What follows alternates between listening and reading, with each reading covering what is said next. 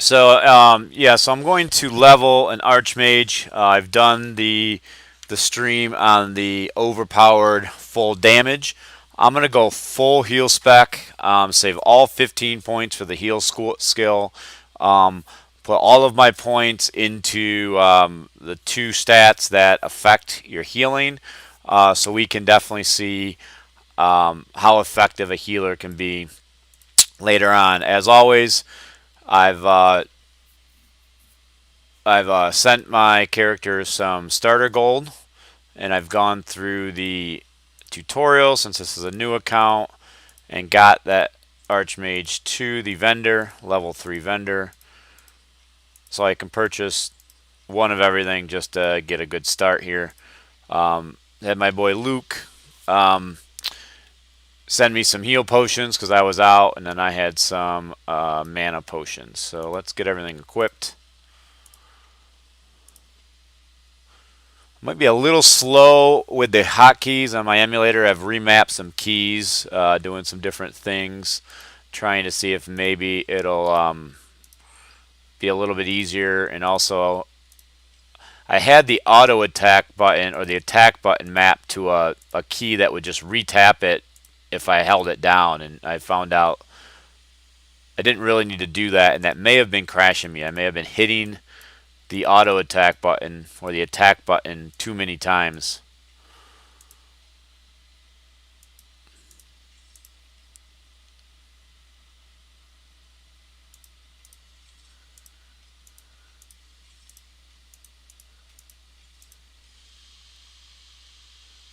Yep, didn't I get the staff? I think I got the staff, right? Blessed.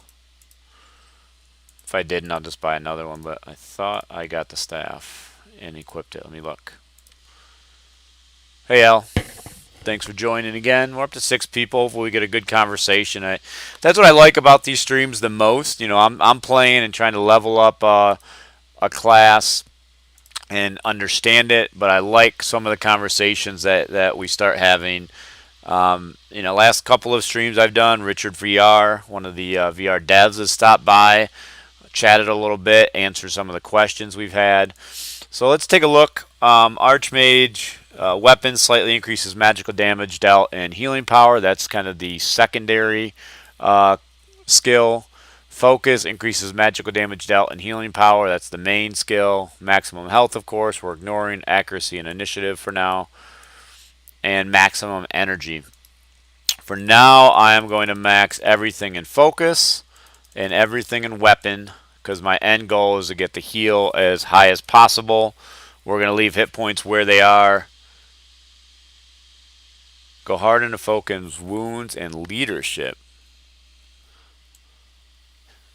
I don't. Long term, Luke, I would say you're going to need probably need more energy. But have you found that with the healer you do need more energy, or are potions enough?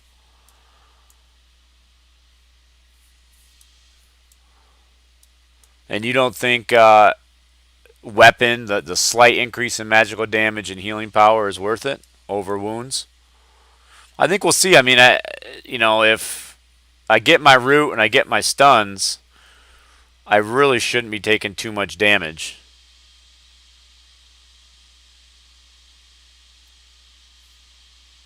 Max focus, wounds, energy, and weapon. Well, you can't max all of them.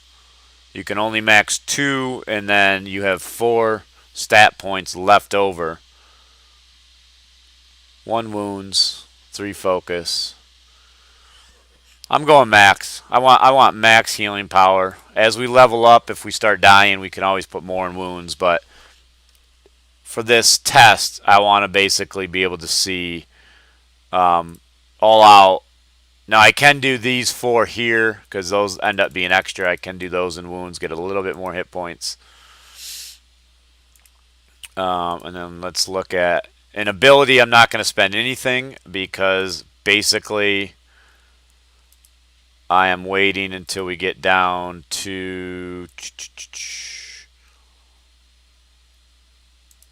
Master of Life.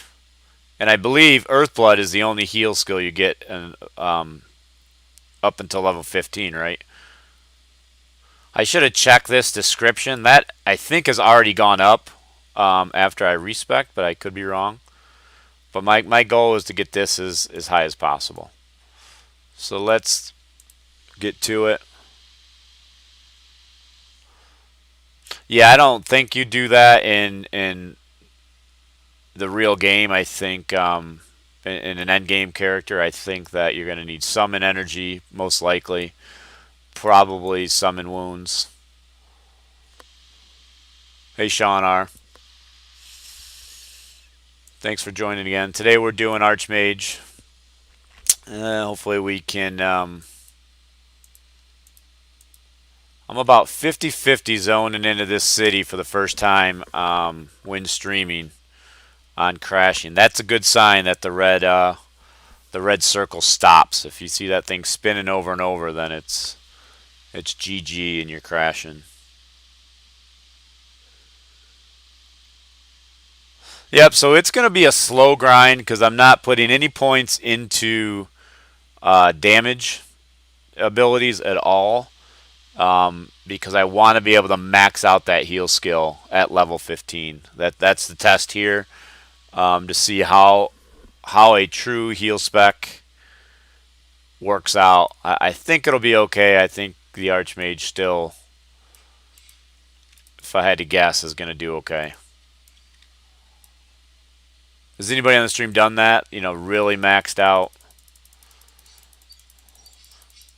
I mean, the fact that I have root already tells me I can just... I already got this guy chasing rats around, not even able to get him before I already kill him. Poor Trowner. Oh, that's Trown. Hey, I didn't realize that was you. Maybe you're just waiting for me.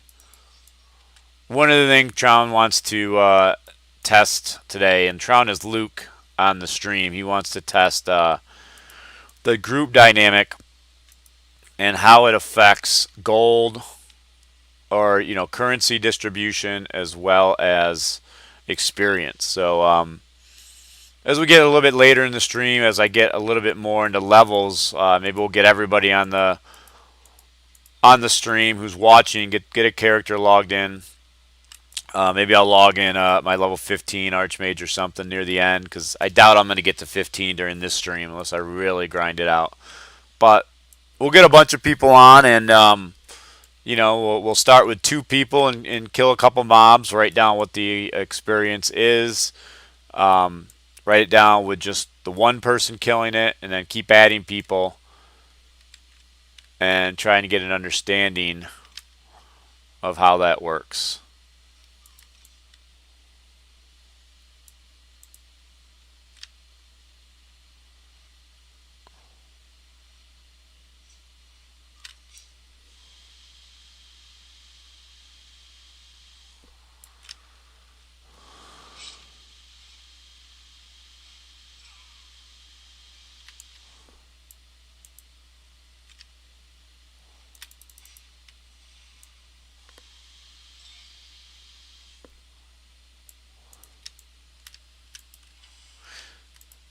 There was a really interesting discussion in the main game discussion on Discord earlier around PvP. We talked a lot about different PvP modes that people have played in different games. You guys have any opinions on PvP? Are you guys PvPers in other games, or you try to shy away from PvP? Kind of get that discussion going here while I'm grinding it out just to keep things interesting.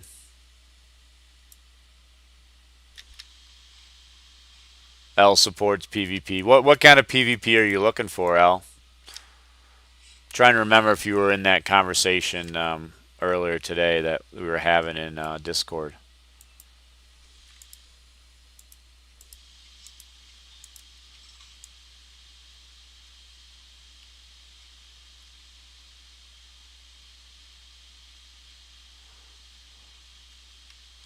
Witchblade, so do you mean in regards to PvP, you've tried games with PvP and just didn't like it? It really has to be implemented correctly. I mean, some of the things they really have to watch out for is if you're just allowing people to zone into a PvP zone, let's say that you're doing battlegrounds, right? So typically battlegrounds would be things like capture the flag. You might have group versus group, 6 versus 6 in this case. You might have 12 versus 12, a couple different options. Each side, a lot of times they'll do 2 or 3 different maps, but each side will have a flag. The idea is, you're trying to go get the enemy flag, get it back to your base, and they're trying to get the enemy flag and get it back to your base, and you play up to like 3, for example. And that would be one example of a battleground, and there's typically other modes, like I'll call it tower defense. You have 4 different locations, 4 or 5 different locations on the map, and let's see, I don't really need to go this way. 4 to 5 different locations on the map where basically if you stand by a flag, you can click on it and then capture that flag. And then for every flag you have captured or tower you have captured, your side is earning points. And so it's all about balancing, making sure nobody reverses that and takes that flag for themselves and starts earning points, and you play up to a certain number of points. Biggest problem with battlegrounds in every game I've played that has battlegrounds is that at some point you're going to have endgame people who are doing the endgame because they're in an endgame clan, and people who are not in an endgame clan.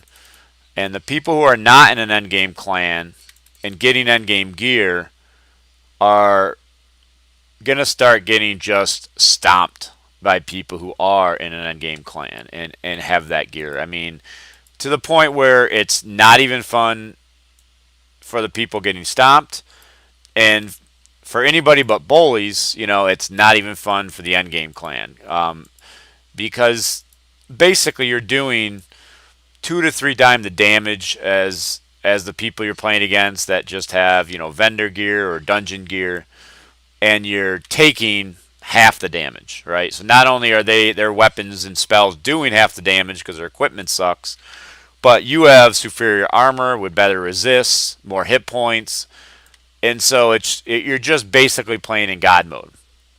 So let me just catch up on what some of the comments are. PvP is something at endgame when PvE content runs out or goes stale. PvP is always an unknown where PvE is coded, path timed.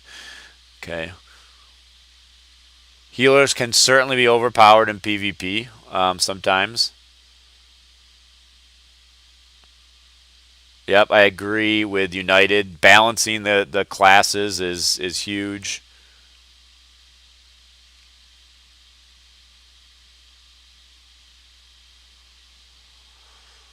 Most recommended for PvP. If we base it on the first 15 levels, you got to go with Archmage. They're going to get that stun off, and you're dead. It comes down to classes who have a stun and whoever gets it off first. And that's why duels are pretty lame. Other classes, like even Shadow Warriors and even Witch Hunters, will be pretty cool in actual PvP, especially the Witch Hunter. No, Shadow Warrior with their stealth ability, because they'll be able to, sneak attack you, where they can't really do that in a duel. I don't know if Shadow Warrior, though, will be the best later on. They're going to be good, but I think a lot of times tank classes, once they start getting geared, and their hit points far outweigh every other class, and their armor and resistances start to just really outshine other classes, they tend to start to really dominate PvP later. What am I looking for here?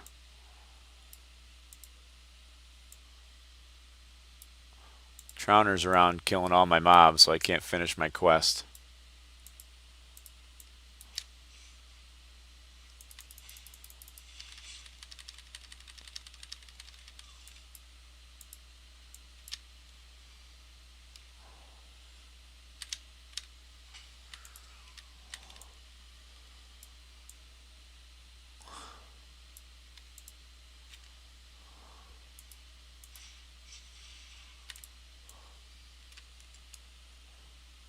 feel like I'm forgetting to do something here. Subdue 5 rebel rousers.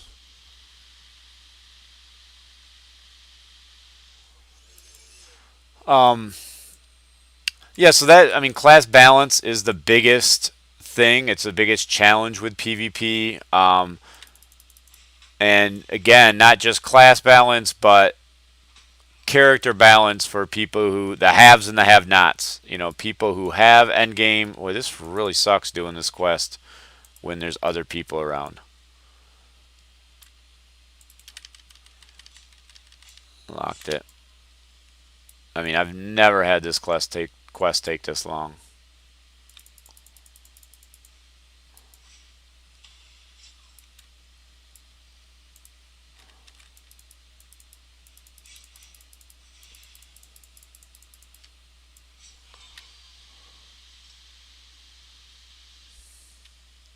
Alright, finally found 5 rebel rousers. That was painful.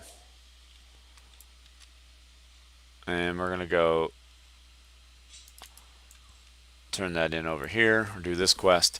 And that's why I think they should, I think they can implement PvP a couple of different ways, and make it fun right off the bat and not worry too much about class balance, right? So duels are kind of cool.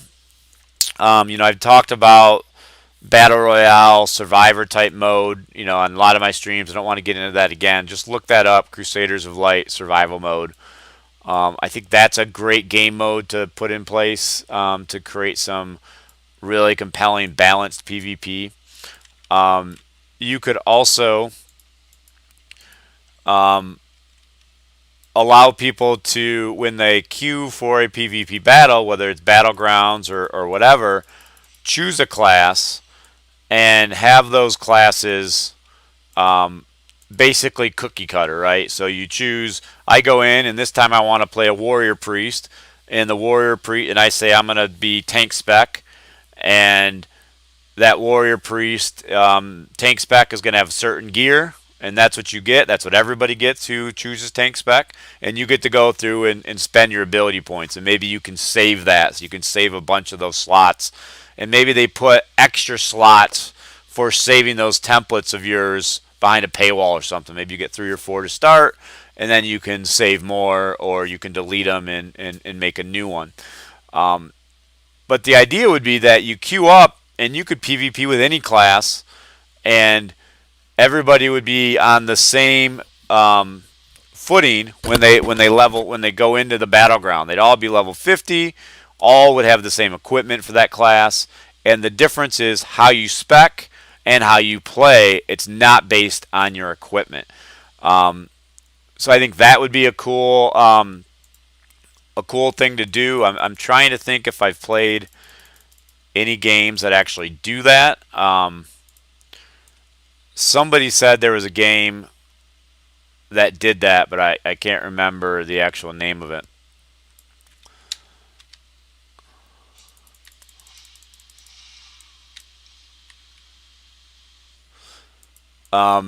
The other thing that you could do is, you know, back in the EverQuest days, they had, and a lot of games do this, and I know World of Warcraft Classic had this. You have PvP servers, so people who are just diehard PvP and say, you know what, I just want to hit the PvP hard, I want it always on, and I'm going to run the risk, and that's what excites me about the game. So you do that, and again, PvP is just always on, and you know what? You don't worry about balance if there becomes a, you know, a goat class and a goat build. I guess meta now is the term for that. Sometimes people just flock to it, and it becomes just a server full of that class. But you can't have the whole server full of that class because they're not going to be able to do any dungeons, right? So you've got to people will have to adapt to some of the other classes.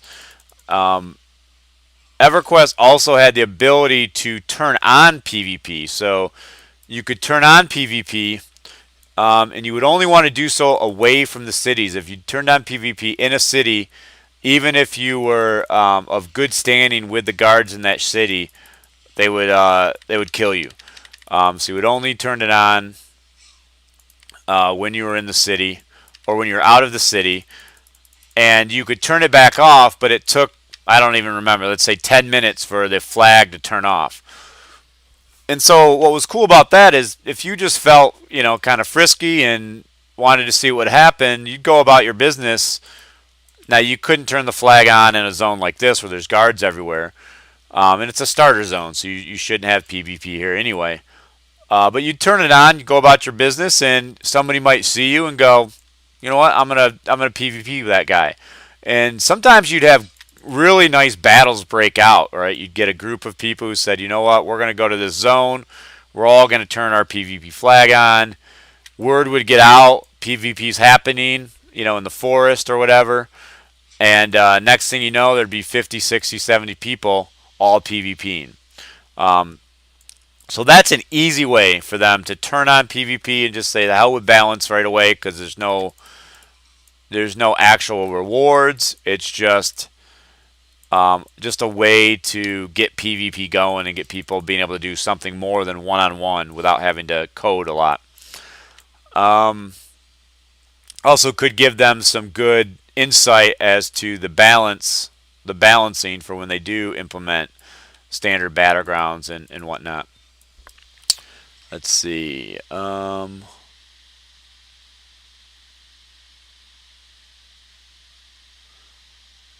Just catching up on, let's see. Aim is supposed to have knockback and root, but stun is a bug.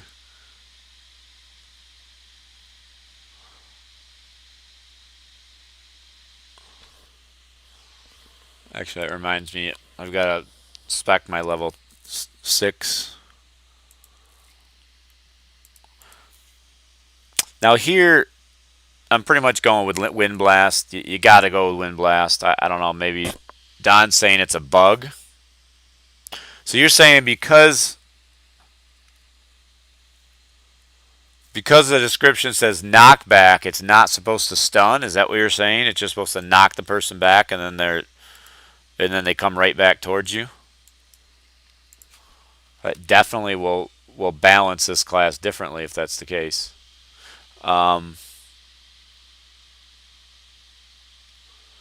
Engineer full DPS spec, no turret class. It might be good. I don't know why you would do it. To me, the turrets are the fun part of the engineer class. But Luke, if you're still on, I thought you did a full DPS engineer, so maybe you can comment on that unless you already have. I'm just still scrolling down. It's funny, Don, thank you for putting the definition of meta. I had never heard that until the last few days watching Discord, and I actually had to look that up today. What the hell is meta?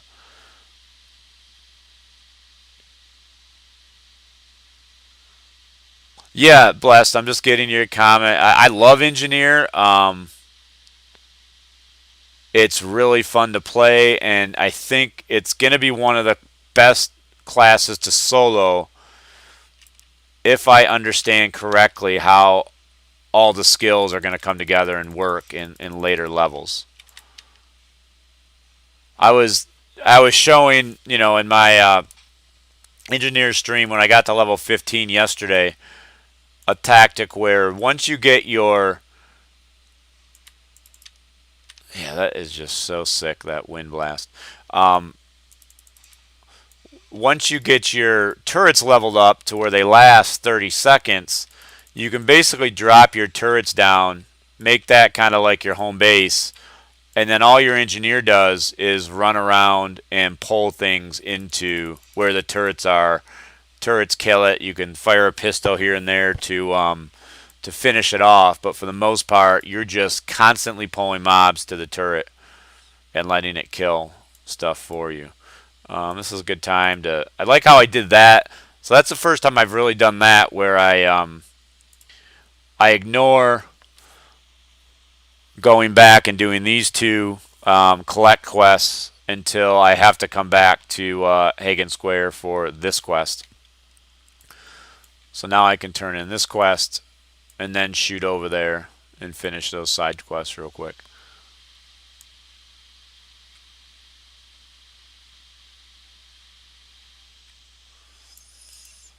You know, I never played a mage in EverQuest, and I'm trying to remember. They had a pet, right? They were able to have either like an ice pet, a fire pet. I think they had one of every elemental pet, and they could have one up at a time. And they were good for different. Now I could be thinking of WoW mages, so let me know if I am. But I'm pretty sure they had pets. Mages and necromancers, if I remember right, had pets in EverQuest. Oh, you could get two later on. That's sick. I don't even know if I kept playing that long. I was trying the other day to remember which expansion I quit EverQuest on. I know it was a super buggy one, as the later expansions really became super buggy. Um, but it's when I got into my whole clan. I played on the Zagani is always how I pronounced it, in a clan called Inner Circle back then. And we were some of the we did some firsts in the game, first kills, but we were definitely tops on that server for pretty much the entire duration of the server's lifespan. Um, and we all got into the WoW beta, and a bunch of us, left EverQuest at the time.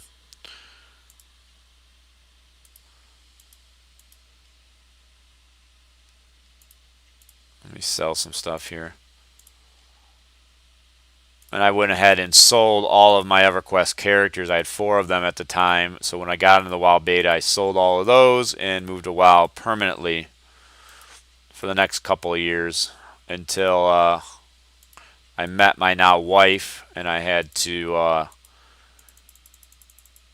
call it quits on MMOs for quite a few years, just because I was spending too much time on them, not enough time with the wife, or soon to be wife at the time. I don't need these.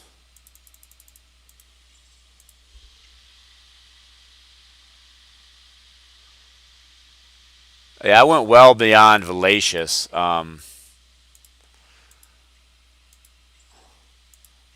beyond, and I don't remember the order.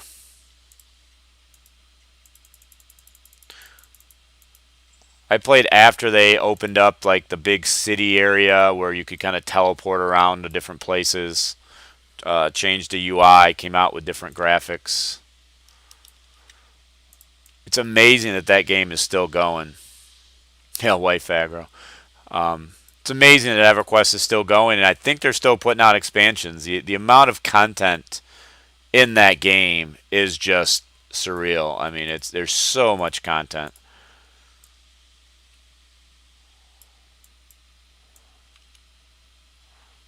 The funniest thing about EverQuest was always that it had the word quest in it, and it really wasn't a quest heavy game. And what quests there were, this is long before WoW. So World of Warcraft was the first game that I can recall that started to put all the yellow icons on people's heads that were going to give you a quest. In EverQuest, you really had to find the quest. You had to walk up to every NPC you saw and start a conversation. And in that conversation text, they would have sometimes have words in brackets, and then you had to keep talking to that person and use that word or in a phrase. And if you got it right, or you got somewhere close, then it would reveal the next phrase to you, and then you just keep talking to them until they gave you a quest.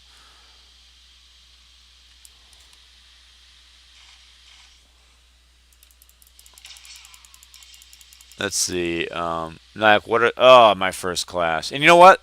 That happened when I was, for some reason, clicking a lot on the auto attack. So maybe that's what all my crashes have been from. I had my keyboard mapped to every time I held it down to continuously tap the attack button, which I don't think I need to do. I definitely don't need to do. And I think I was doing that just now with my mouse. So, Blessed, when you say what are the difference when the game official launches them between DPS Slayer, DPS Engineer, Is that where you're asking what the differences are, Blessed? I mean, besides they're two completely different classes and play styles. Yeah, Noodles, I went and I downloaded EverQuest probably a month ago. And yeah, I just couldn't get back into it. I mean, it's just as fun as that game is, it's just, or as fun as it was when it was out, it's just a little too outdated. I mean, I could barely figure out how to move, how to cast spells. It was it was really rough trying to get back into it.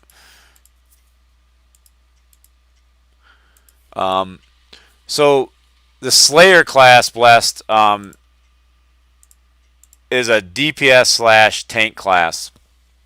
And really they're in the middle of the fight and they're just pounding away and taking damage. And they have a skill called Doom, which we talked a little bit about on my video, my stream last night. I think it was last night, maybe 2 nights ago, where I finished that off. It's the Slayer levels 13 through 15 stream. And we're trying to get an understanding how that skill works. But it needs some updates to the UI, as Richard was telling us yesterday. But what the engineer is more of a support class, and they drop turrets, and that's where things get really fun. It's really fun to play it different ways. I think they're going to be able to solo really well through all of the levels, if I understand most of the descriptions, because they're going to be able to have their turrets take damage and taunt from them. So they are a really compelling class, but definitely totally different play styles between the two. If you like to be right in the mix, Slayer's a good choice and taking damage. If you like to be using, some really good tactics and be kind of at range, then using a rifle, turrets, and an engineer might be the class for you. I would say play them both. You're better off playing a few classes up to level 15, even in live, before you go crazy and grind away to level 15. Well, you can drop multiple turrets, and with all the skills, you end up. What did we count yesterday? I think, guys, we counted. I think you can have 9 when you get to level 5, or when you get to level 15. I think you have something like 9 skills. Now that doesn't mean and that means all of them are at level 1, so you can use all of them. And for the engineer, that can be like 4 to 5 different turrets. I'd have to really look again. Some that do AoE damage, some that group heal, or one that group heals and gives resistances. One DPS, one taunt, and one shielding turret. What we weren't sure on the stream yesterday, because can't get it yet, is with the taunt turret, is it a completely new turret, or is it just an upgrade of the shielding turret? I believe it's a new turret. Sir Celio, I think that's a very good choice.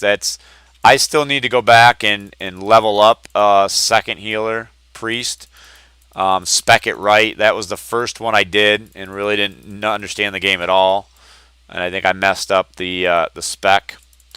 So I'm gonna go back and probably re-level another one of those.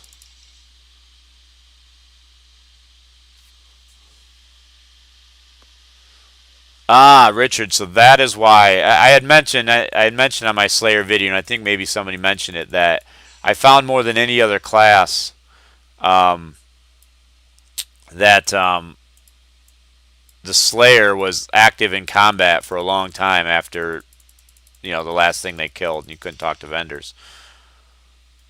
So that's a great bug that'll be fixed.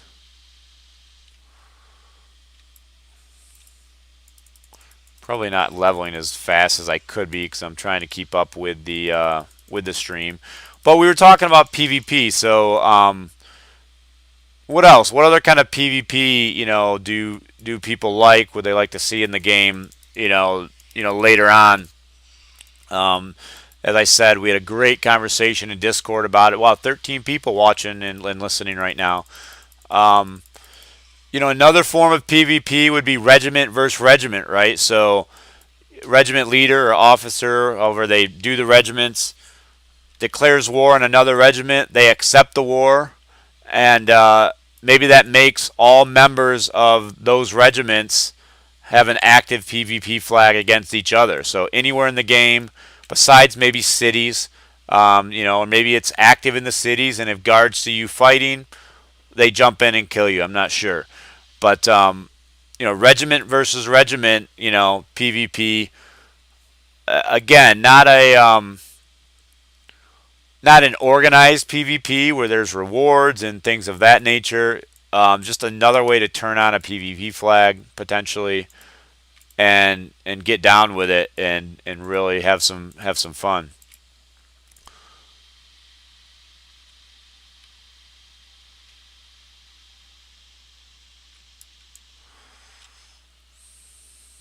Richard, has there been any thought of making a PvP server where and maybe you guys don't have PvP built into the game at all besides just duels, but a lot of games make PvP servers, and there's a certain segment of people who will play on that server where PvP is basically active everywhere, and they just dig that kind of gameplay. Have there been any thought to that at all?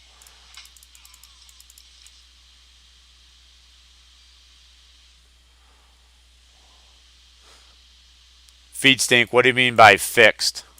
So we did notice yesterday that it does go up as you level, as far as the amount it regens, but I will say it's still a little bit weak for my taste. So we're gonna root that guy, stun this guy.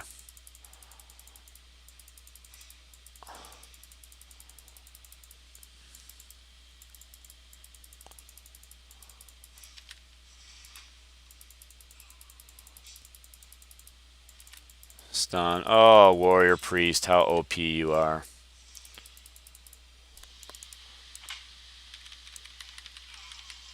Oh, I did not even realize that. I always saw the icon on, but I'd never realized. Well, that's a pretty big bug if that's the case.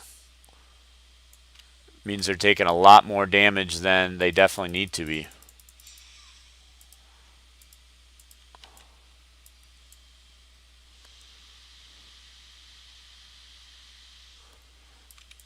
Yeah, so on this, I'm doing pure healer, so I'm not going to spend any points at all. So as I get later in levels, um, I think my leveling will probably slow down a little bit. And I'm really not optimizing my movement through the game right now either, because I'm getting sidetracked by watching chat. But yeah, I'm going to save all 15 AP to put it into the heal spec.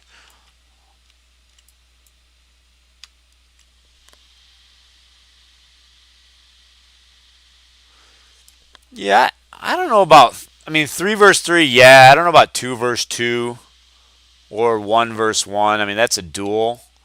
Um, eventually I love the idea of battlegrounds, capture the flag, tower defense, those kind of things.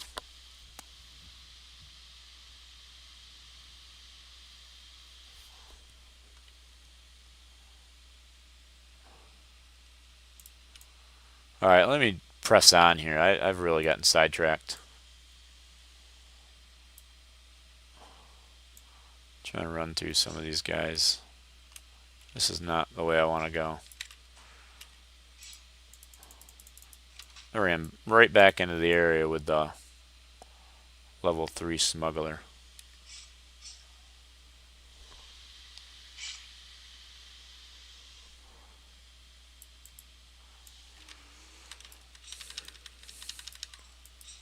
server strength, I mean, server strength really should not be any kind of an issue in today's world. I assume, and I really hope I'm correct here, that they are building their infrastructure on one of the major cloud platforms, whether it be Google Cloud Services, Azure, or Amazon with auto scaling.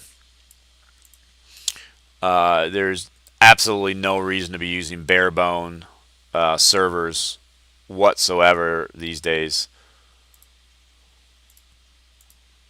Interesting fact, back in the EverQuest days, I think they had at their peak about 100,000, plus, subscribers, which, when you look at something like a World of Warcraft, that's nothing, right? But back then, there was no other game that even came close, and I don't think any genre, and definitely not the MMORPG genre, because it was almost non-existent, very small back then. But right about 6 months before World of Warcraft hit beta, they were starting to lose subscribers to some other games, Anarchy Online. I think Dark Age of Camelot might have been out by then, but I could be wrong. That might have come out after a while.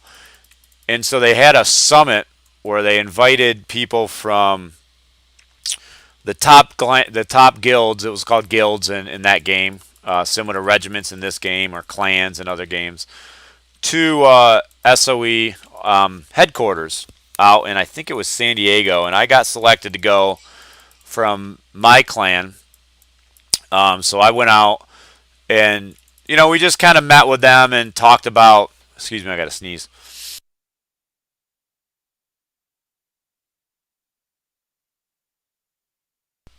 All right, a sneeze hasn't come yet. It's probably going to hit me when I least expect it. But and talk about the game and what we felt like they can improve on.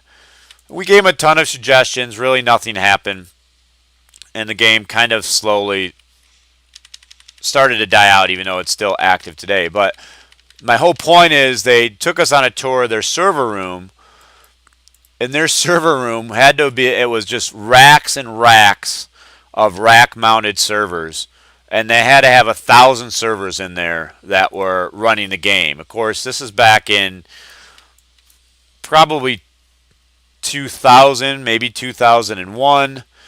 So everybody's probably running, like, I'd have to look back at the history of CPUs, Pentium 200s or something like that on their servers.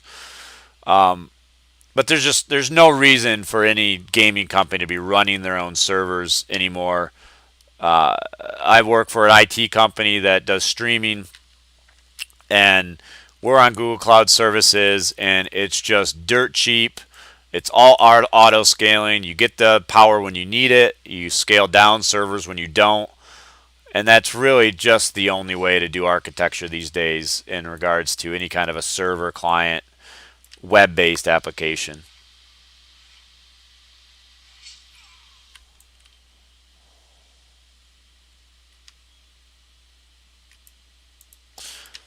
Just curious, if you guys looked on YouTube, we talk about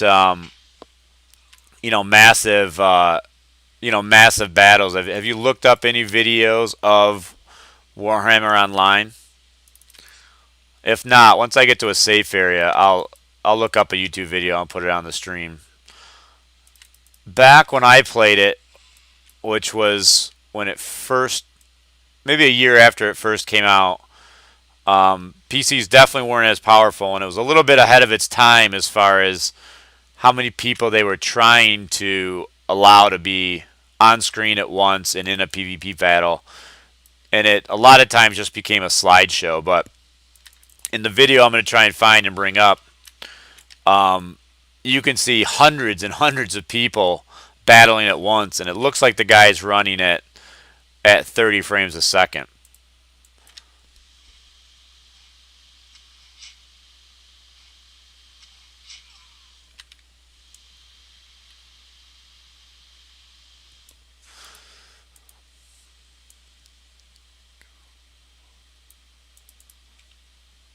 Hold on, let me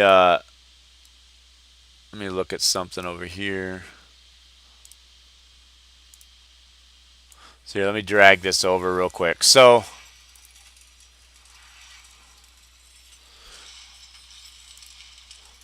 this is Warhammer Online: Age of Reckoning. So when they shut down the actual game, which I think was made by Mythic and published by maybe EA or somebody, they shut down the actual game. Somebody actually kind of created their own server, from the client code base, their own server architecture, and it's still running, called Warhammer Age of Reckoning, all based on the original code base, and I guess they've made their own content.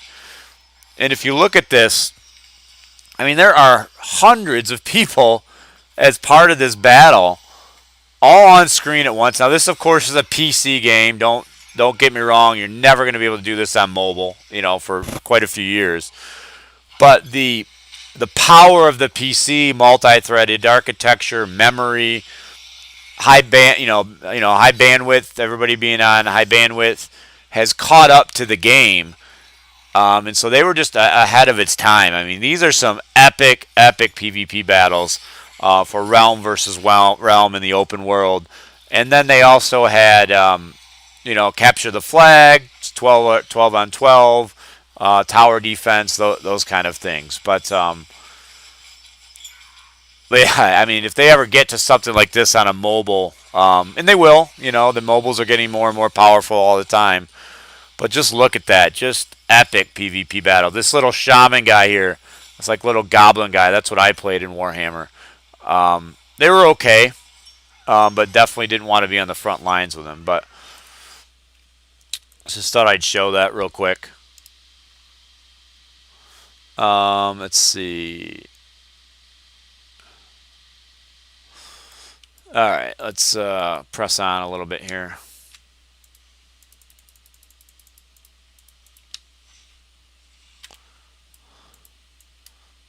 So I think I might have found. I'm not going to test it out now. I'll test it out after this stream and then submit it if it's a bug. But I think I might have found out why I kept crashing so often. And it's because on my emulator, Sandro the Wire. Do I know that guy? Have I ever? Have I killed this guy? Go back. Get away from me.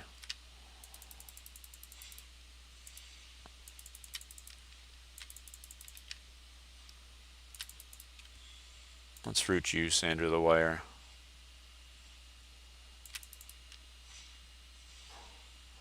And of course, now any other class, no way they're killing this guy at this level. Now we just stun him. Oh, crash! Get out of here. I can't believe I just crashed right when I killed him. But again, I think I started double clicking on attack again rather than just, because when you have a mouse, you tend to click a lot.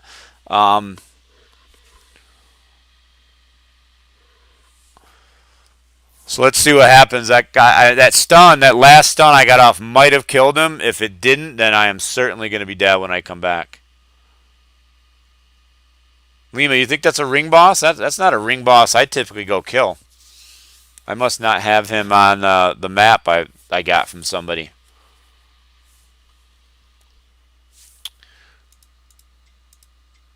After this stream, maybe tomorrow, I'm really going to test and try and find out why I'm crashing so much. If it has to do with clicking too much with my mouse or with my keyboard.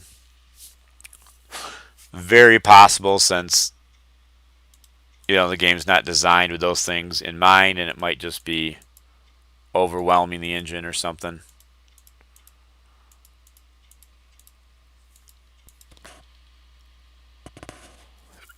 Well, maybe I'll log back on and it'll be in my inventory.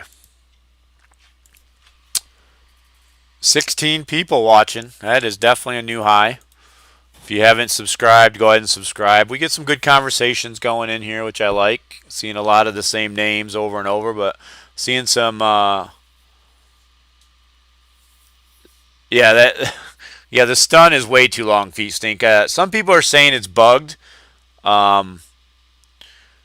that it's just supposed to be a knockback and not necessarily a stun, because the fact that you can lead with a stun, when that's gone, hit them with a root, and by the time the root's gone, hit them with another stun, you I don't think you can keep people perma away from you, or a single person, but it's darn close.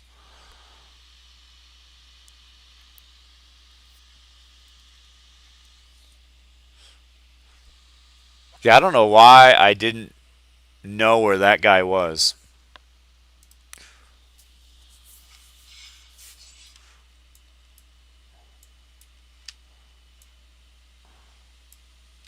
I don't think that guy's actually alive. So where am I on the map here? Let me take a quick screenshot. Okay. Let's take a look. I think I have to stat up anyway. Yep. Weapon skill. Sure. That's a nice bonus. So for those joining, I'm going max heal. So anything that adjusts my heal is what I'm going with, and then I'm saving all my action points to put into the heal skill. I just want to see, with overcast and everything, how high we can get a heal on a heal spec priest, and also how much it really affects their leveling.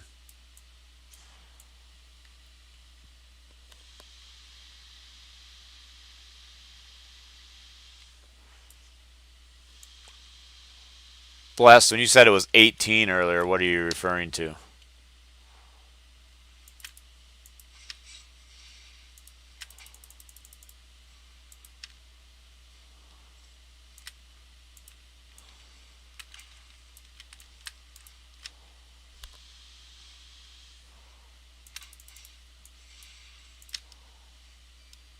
And that, folks, that right there is the power of the Archmage. Engineer is able to do that as well, take on multiple mobs pretty easily.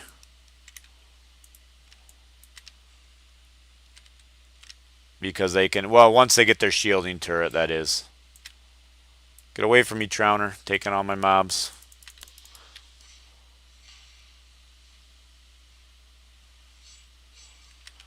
See, Trowner's already level 9 because he, I don't know, he's able to pay more attention to me, I guess, and still watch the stream chat. Trowner is Luke in the YouTube chat.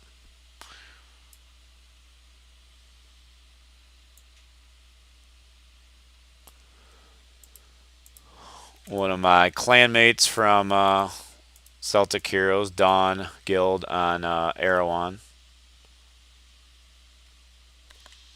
A few Dawners watching right now, I think. Witchblade, I think, right? You're, can't remember. Nobody uses the same names. I'm Nylak and everything. I was Nylak in EverQuest 20 years ago, 22 years ago now. Made my first character on every game since Nylak. If I make a second character, I typically just spell it backwards. I did flub when I made an alt mage in Celtic Heroes and somehow misspelled Nylak backwards, which was unfortunate.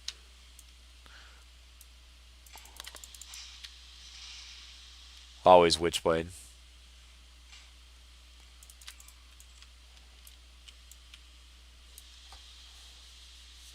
Oh, 18 amount of viewers. Okay, gotcha.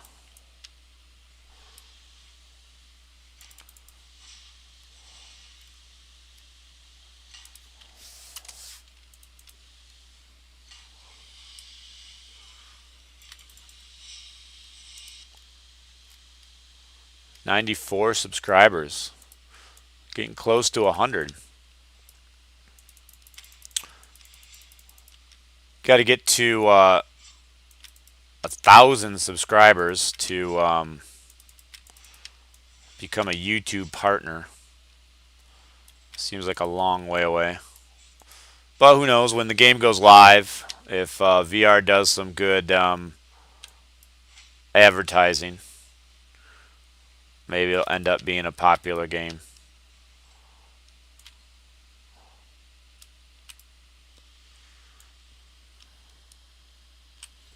I should probably start streaming. I could start streaming on Twitch as well and just see if I can pick up some people. I have the capability of streaming to multiple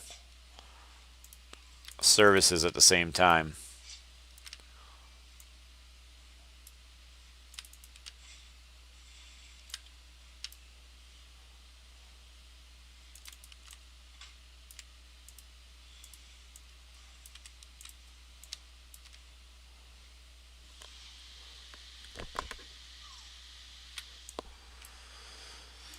Yeah, it's hard to tell. I mean, tons of competition in the MMO space on mobile, but not a lot of competition with. We're gonna go turn this quest in real quick. Not a lot of competition with this type of a game, the classic MMO. I mean, really, you've got Orders of Chaos. I guess you'd put in this. But the last time I played that game, it was just one of those games where it's just every paywall you can think of hitting you in the face constantly.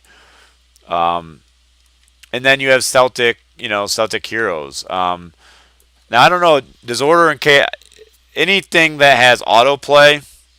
I immediately dismiss. If the game is playing for you, it's not for me. It's not a classic MMO. Does anybody know Order of Chaos? Did that have autoplay? Or Order of Chaos 2? I only played it for a short time. I never got into it because it seemed like pay to win.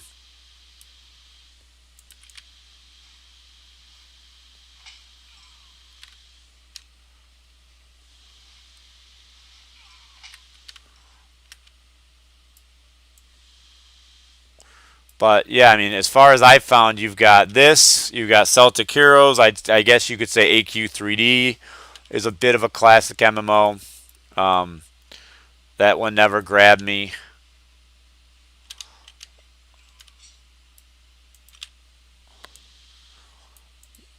You've got Desert Mobile, which I never got into. I don't know why I never got into that one. Graphic wise, it looks cool.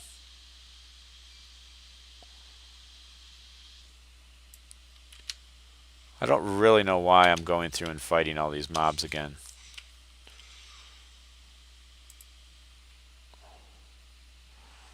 Really not optimizing my leveling at all.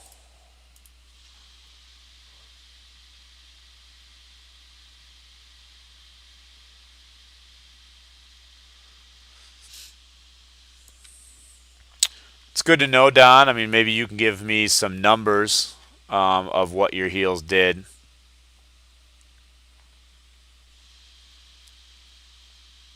Yeah, same Witchblade. I try to keep them straight, but it can be difficult for sure.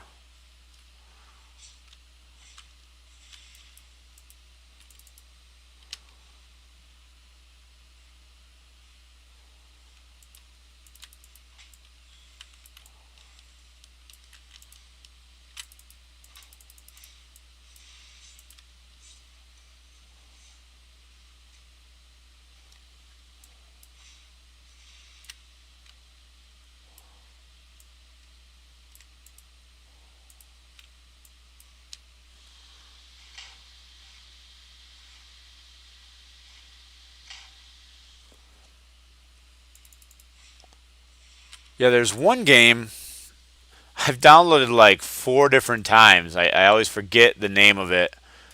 Um, it really is like a WoW clone. It looks really good. Man, let me look it up. No, let me kill this guy first. Something Villagers, I want to say.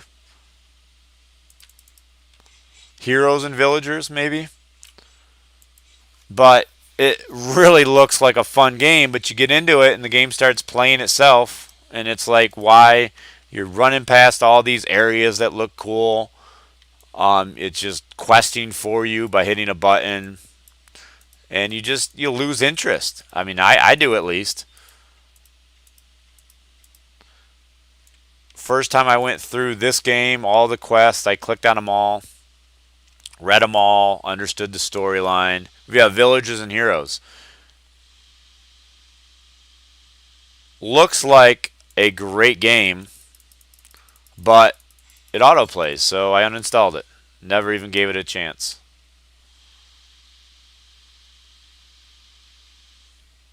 Are you sure it's not auto? I swear you just had to keep clicking on the quest and it just kept going to the next quest guy for you. No, World of Kings. I played World of Kings, and I played Crusaders of Light.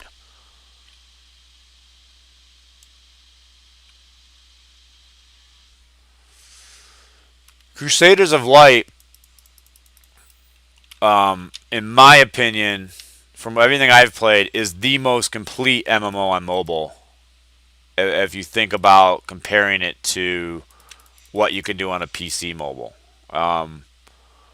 I mean, that game really had everything. My problem, I mean, they had, right from the get, they had endgame, they had the ability to respec and have multiple skill trees, different ways to advance once you reach max level.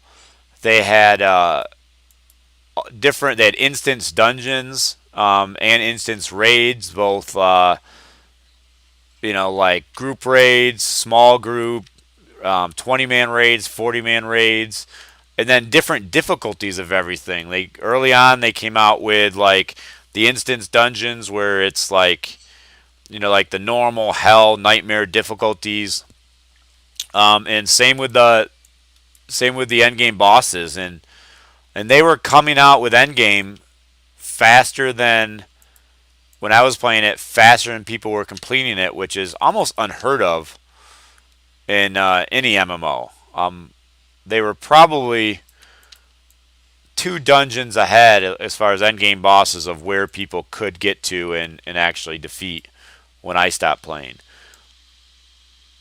But the reason I stopped playing, I mean, what else did Crusaders of Light have? I mean, they had factions, PvP, all kinds of great PvP battle zones, tons of different classes to play, and they've even added more now.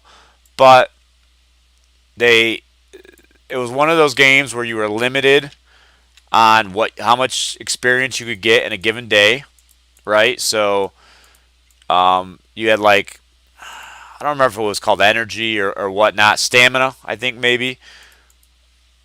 Whoops.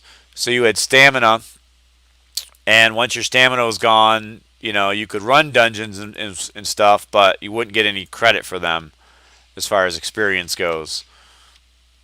And that's a turnoff, right? Because if you miss a day, you can never get that experience back. So you felt like you had to log in every single day and do the grind and do all the daily quests.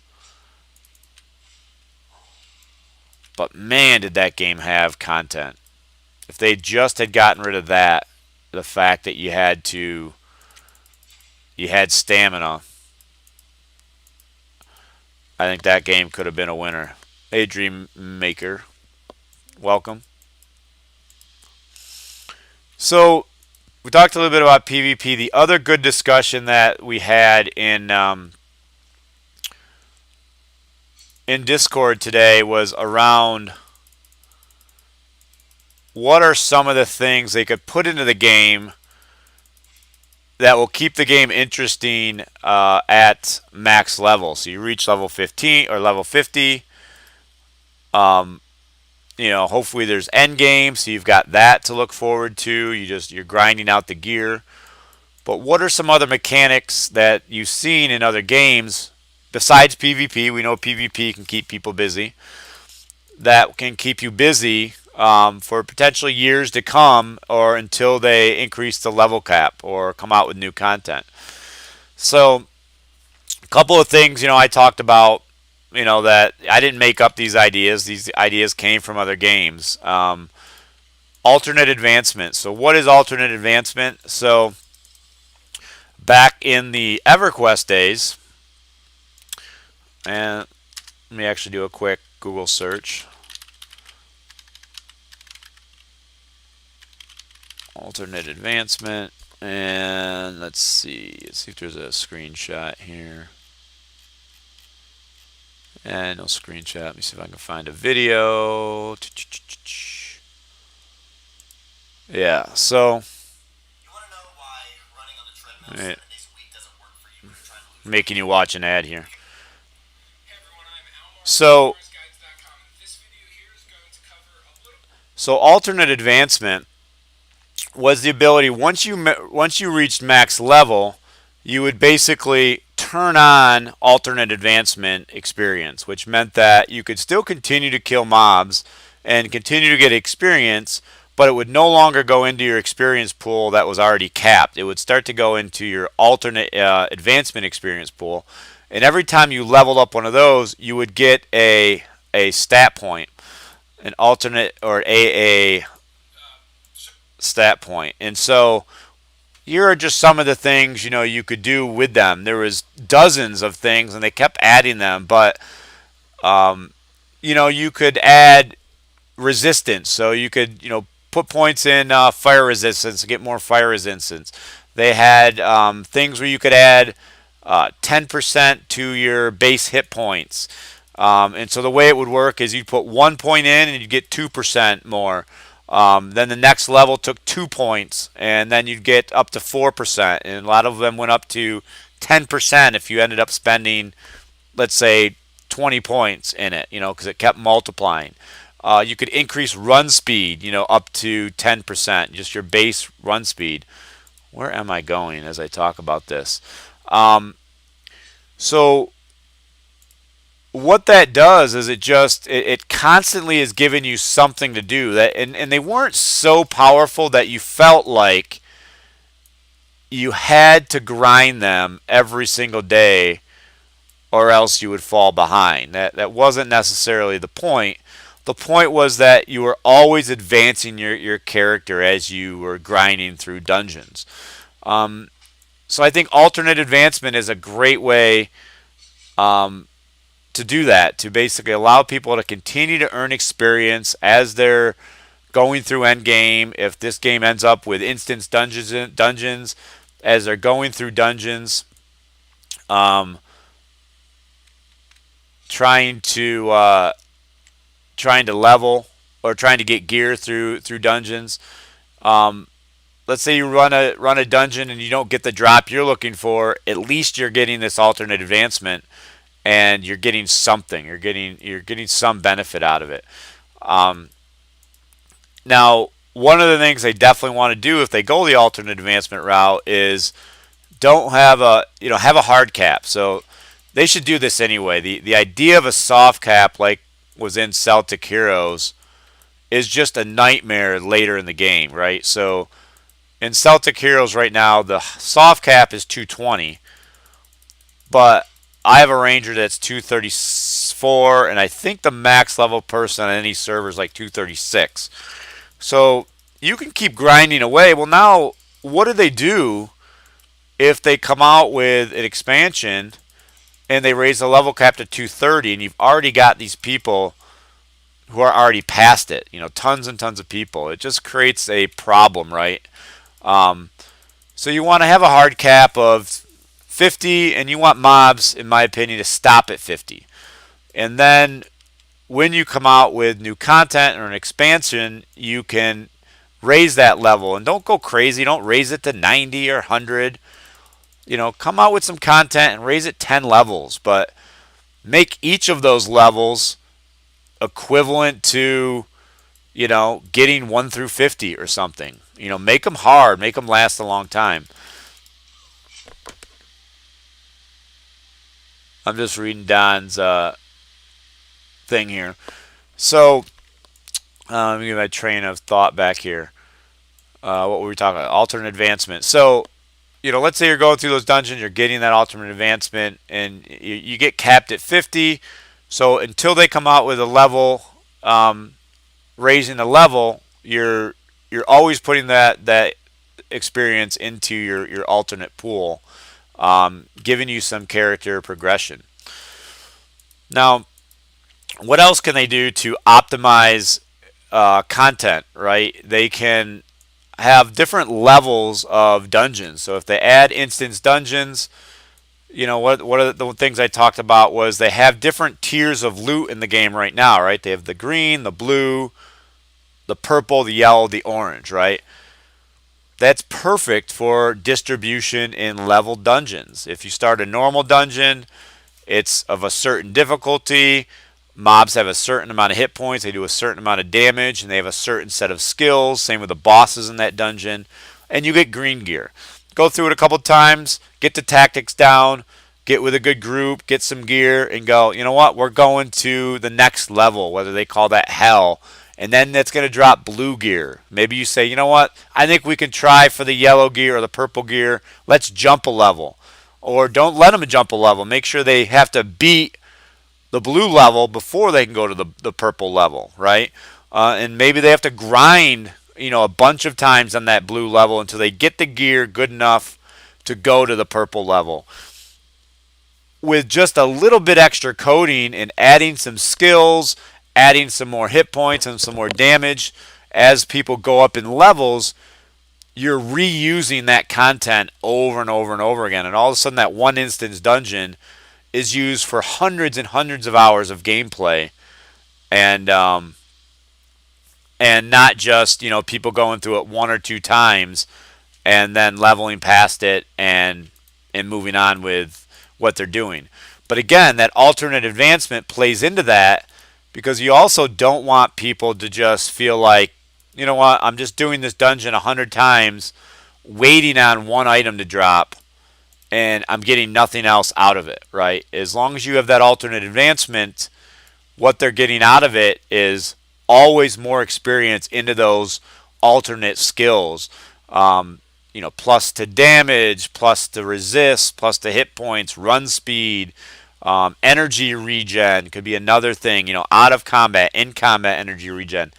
There's just dozens, if not hundreds, of things you can come up with in order to allow people to keep progressing their character.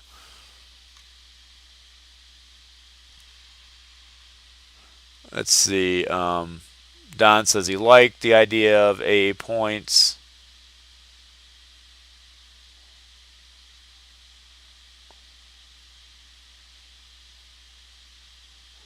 Like Era of Legends, you played the first dungeon like 3 times. Yeah, and even in WoW, I can remember, they had they had dungeons.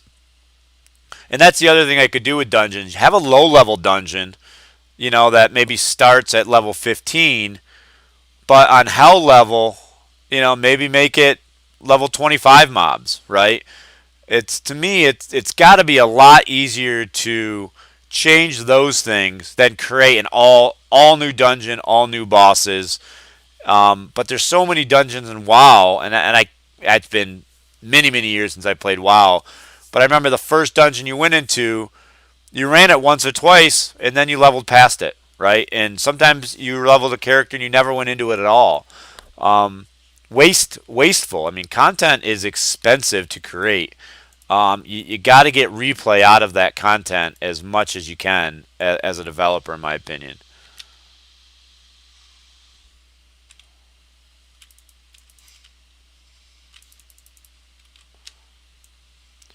Still learning my remapped keys. I'm really leveling this guy slow, guys. Sorry about that, but I'm keep getting distracted. I'm liking the conversation. So Don was doing with Overcast 700 to 720 with 80 regen. Focus is 45 and only 5 in weapons. So, and that's with you're maxed out with Overcast, right?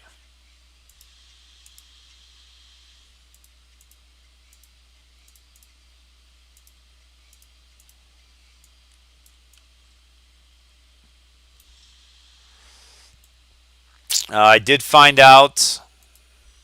I don't know if I'm supposed to say this or not, but I won't. I won't give up my source. I did find out that the sewers, when the final game comes out, are going to be like a level 40 to 50 zone.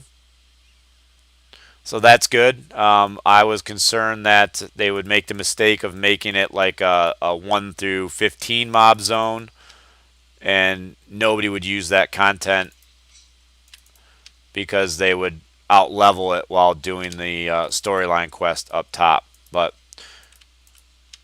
that does not seem to be the plan.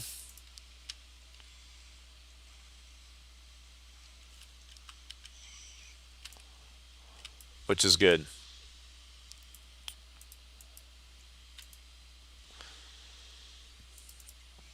How about anybody else? Any other ideas? Games that you've played that had cool mechanics or cool things you did once you met or got to the max level in order to keep you engaged in the game? Not counting PvP, because we talked about that, unless there's some kind of PvP we haven't talked about. And not counting endgame, right? We all know endgame bosses.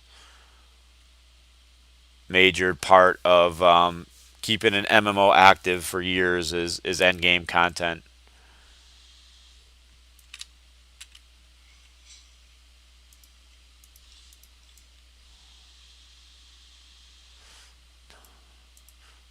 Don, what were the first two dragons in EverQuest called?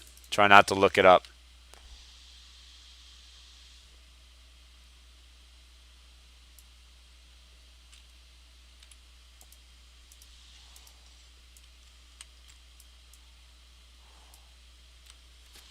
I seem to always get into the sewers when I'm overburdened, running turtle speed. See if Don knows once the stream catches up. Let's see if he knows. Yep. Hey, Richard. Nice. Nice, Richard. I can remember. It's amazing when a game is so good that I can remember vividly the first time I was part of a group that killed both of those dragons.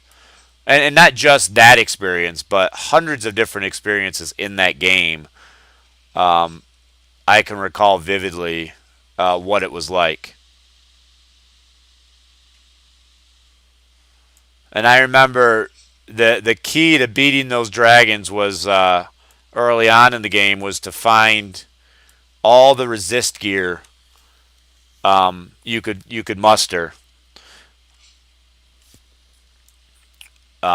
For Lady Vox, it was an ice dragon, so you had to find as much cold resist as you could, and for Nagafin, which was a fire dragon, you had to find as much fire resist as you could.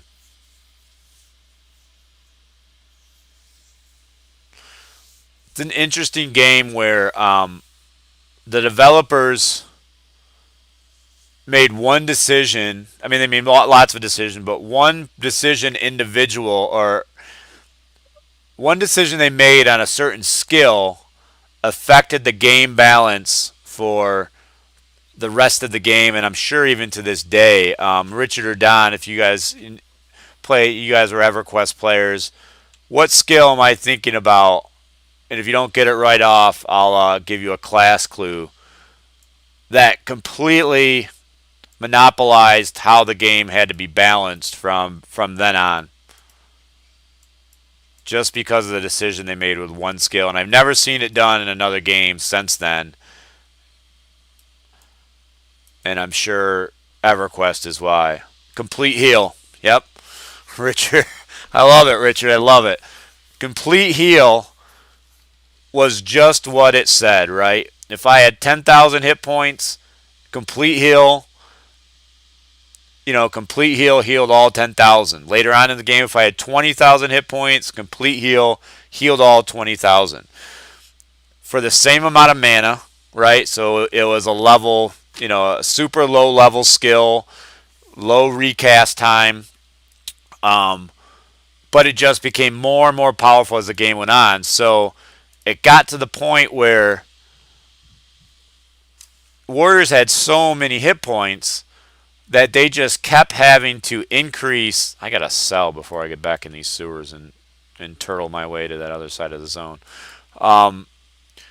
They had to make the mobs so powerful that you had to start doing a heal chain. So you'd have, depending on the mob, you'd have 4 to 5 healers who would basically just be chain casting it 2 seconds apart, so that a complete heal was landing.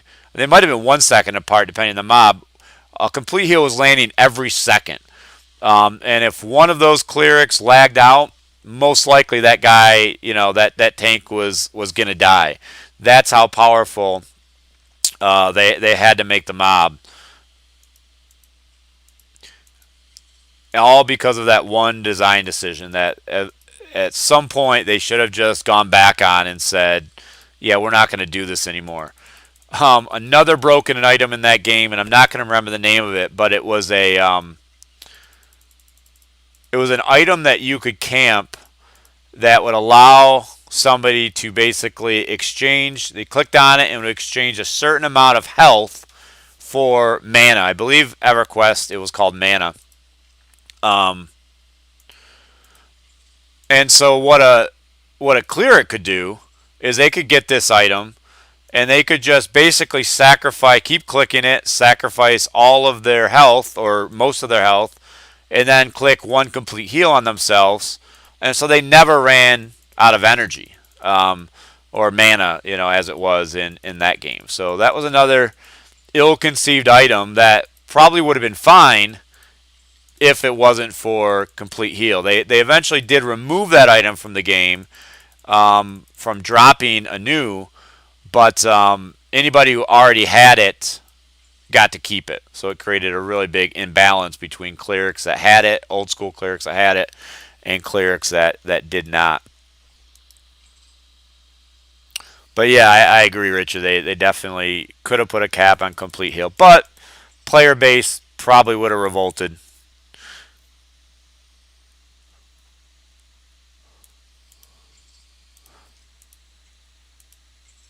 And let's see, I don't need this.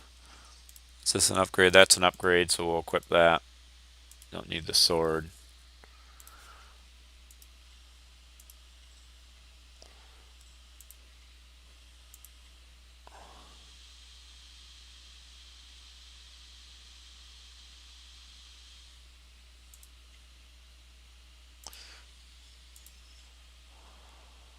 Richard, were you still playing EverQuest when they put alternate advancement in?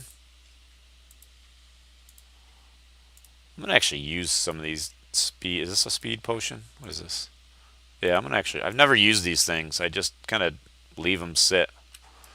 We're going to get into this dungeon and use one to try and pick up the pace. I don't even think I've learned. I didn't even learn the level 8 skill yet.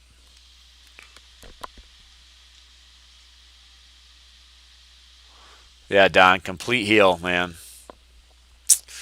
As Richard said in 2 words or 3 words, broke the game. It didn't break the game in regards to the developers just had to balance the end game mobs around it. But it made it to where you had to have it in any end game. You had to have 4 to 5 clerics who were just on the main tank at all times. So what's this? This thing only lasts for 30 seconds.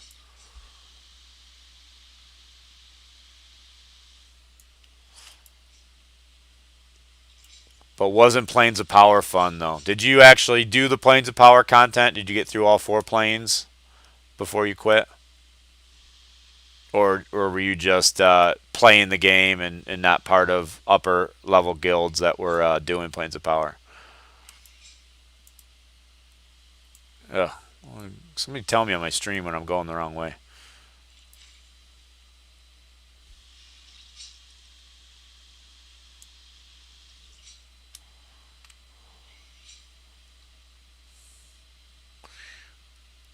The Plane of Fear was an incredibly challenging zone, and all they really had to do to make that zone better, or make that zone less frustrating, is move the way, it's similar to this game, right? EverQuest was, where it was broken up into zones, and when you loaded into a zone, the game had to load. It's downloading all the textures and all that stuff, loading them into memory. And you got to think, internet speed was slower back then. Computers were slower back then. So servers were slower back then. So it could take a long time to zone in. Of course, texture sizes and all that were lower as well. So it was kind of relative. But they put this zone in point in the middle of the zone. And I'd say at least 70% of the time, by the time you were done loading, you were dead. And in EverQuest, when you died, all your gear was on your body. And also, you would zone in with invisibility on. And all it took was one person's invisibility to pop. And so you would zone in with invisibility. You would run to a corner. Some of the mobs in this Plane of Fear had huge aggro range. So even when you got to the corner, a mob could path to you and see through your invisibility, or it could run off and aggro 2 to 3 other things and wipe the entire raid. And then instead of spending the night clearing the Plane of Fear and beating the boss, which I think was Khazak-Zul or Thul, if memory serves, you'd spend the entire evening just trying to recover all your corpses and your gear. And I know I've talked about it in other streams. Every time you died in EverQuest, you would lose experience. And not only would you lose experience, but you could de-level. So people would go from the max level, which I believe was level 50 at that time, maybe 40. And you could de-level. Sometimes you hear nightmare stories of people going all the way down to level 45. And leveling in EverQuest was not easy. It was a grind. But there was really no other choices as far as MMORPGs in that day. So they kept their player base for that reason. But also, it was fun. As challenging as it was fun. Yep, Mana Stone. Thank you, Don. Mana Stone. And yes, yeah,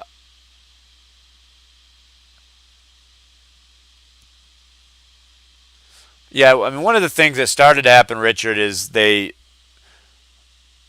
started to play that, we got to try and keep content up.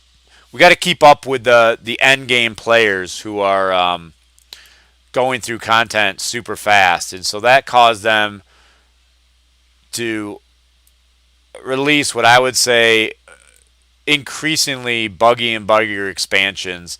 And I'm sure part of it was just, their publisher saying, hey, we need more revenue. Subscriptions working pretty good, but every expansion cost, another $40. So it was a big, with 100,000 subscribers, every expansion you release is another $1 million, if not more, or $4 million, on top of the subscription fees. But they just started to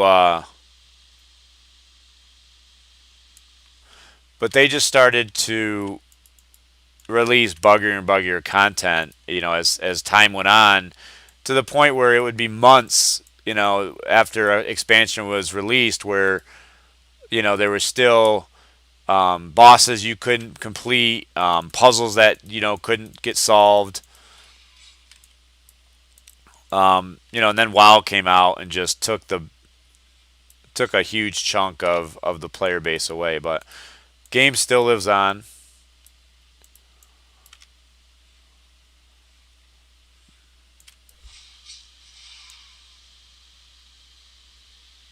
Just looking at some chat here. I'm sure they will have items in the shop for repairs and stuff. Yeah, I'm not going to talk about durability anymore because they've said they're going to revamp it, so I'm just waiting. I think let's give them a chance. They've heard the feedback. Give them a chance to rebalance that and then let's see what they come up with.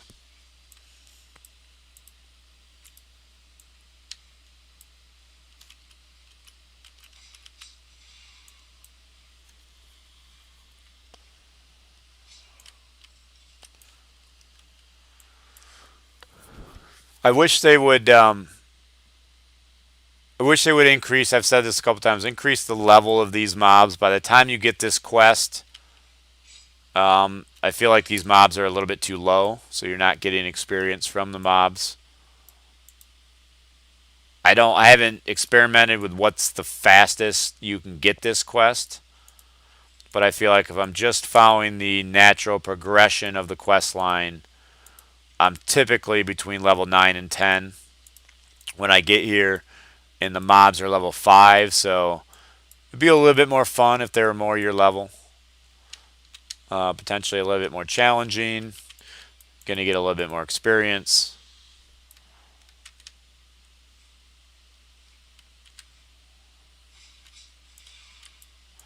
Even if they were like level 8, that way if somebody got here a little bit earlier, they're still not fighting things that are well past their level. But they're not fighting things that are 4 to 5 levels lower than them either.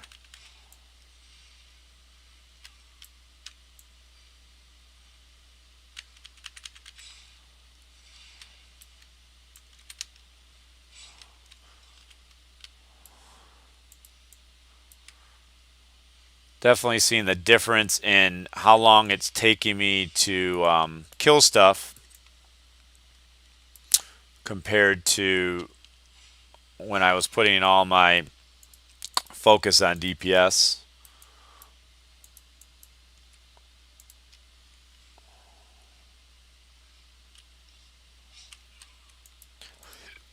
I might have gotten a better weapon early on with the mage as well. And I probably could have went with the orb and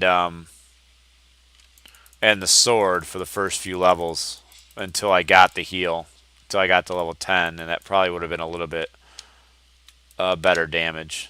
No reason to really be using the sword at this point.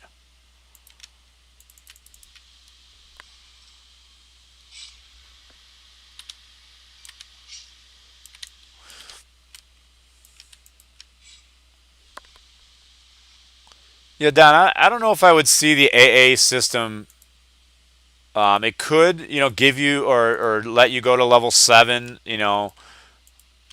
but, again, I'm thinking about it being a little bit more passive stuff where they don't have to balance it too much. Added percentage to your hit point pool, added percentage to your energy pool. In EverQuest, if you remember, oh, we got a crash there. I might die on that one because I just engaged some mobs. Probably will die even though they're level 5, which will probably make me go repair. But what was my train of thought? Maybe you've got one AA, skill tree that gives you more action points. So, you put 1 point in, you get 1 action point. You put 2 points in, you get another action point. And it multiplies like that. Then you have to get a third, you have to put 4 points in. Up to, a certain amount, up to where you can put 10 points in, and maybe you can get 10 total action points, from that skill level. But to get that last one, you have to put 10 points in it, kind of thing. Which would take you a long time, right? I think an EQ in EverQuest, to get 1 action point to fill up that bar was about a tenth of what it would take to level from 49 to 50 at that time, or whatever the max level was. I think alternate advancement came after they had raised the level cap a couple times. So it shouldn't be on par with what it takes to level, because you're not getting as much benefit out of it as you would when you're leveling. Yeah, I know I could, Luke. I'm hardly paying attention as it is, so that's why it's taking me so long. You're probably level 15 by now.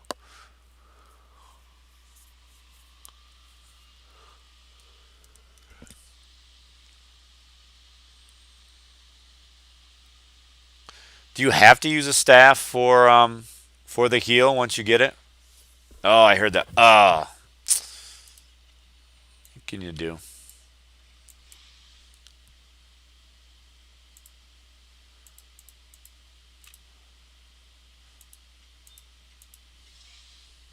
I shouldn't have sold my sword and orb. And you don't get to the vendor for quite a while on the Archmage. That's another thing I wish they would do, honestly, is move all of the vendors. They should definitely move all of the vendors to the same location, maybe in Ricksport. Um, it's not quite right that the Archmage you've got to run all the way to the north to visit your class vendor, where other ones get it much sooner.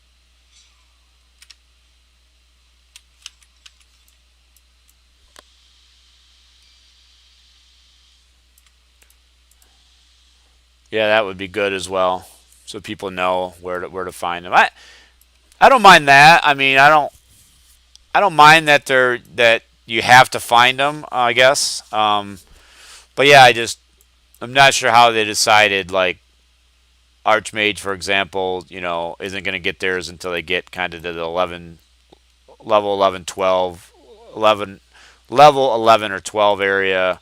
Witch hunters way back at the beginning, so they can go visit them right away.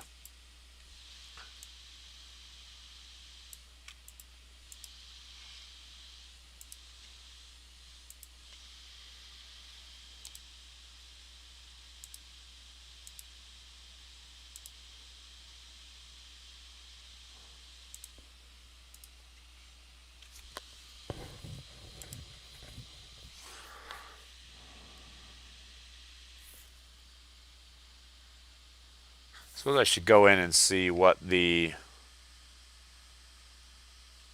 level 8 skill is.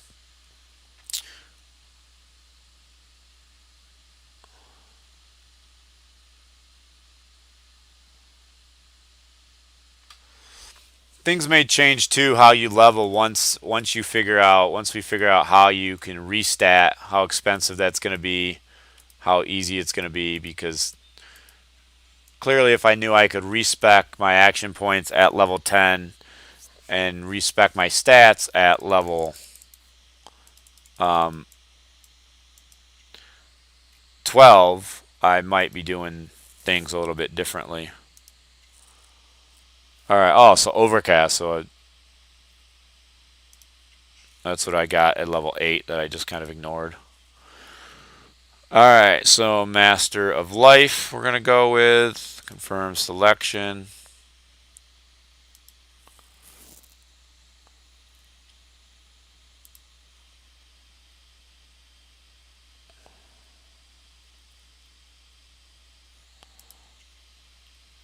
And we're going to unlock that at level 12. We've got our 10 AP to spend. Let's see. I guess guy doesn't want to talk to me. Let's get back on track here.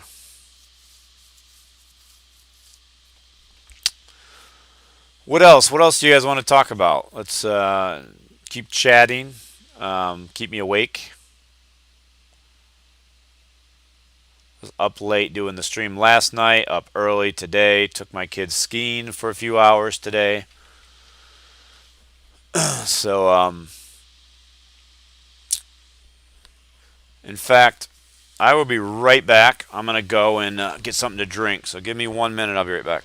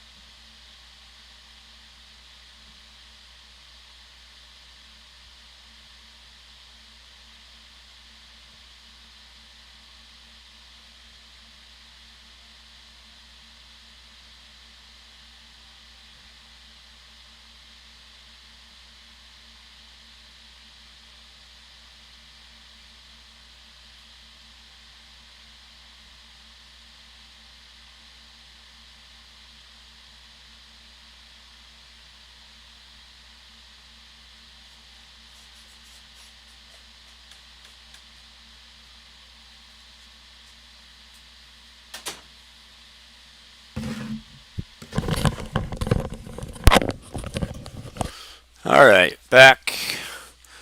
Let's hit up a vendor. Sell all of our junk.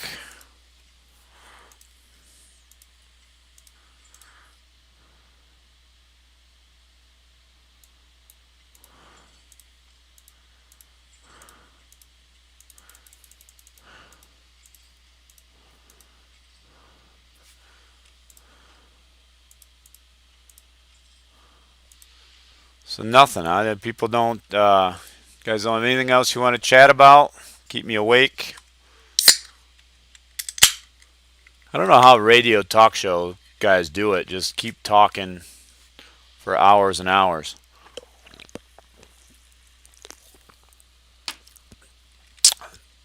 I guess that's why they normally aren't doing it solo. Have a partner that can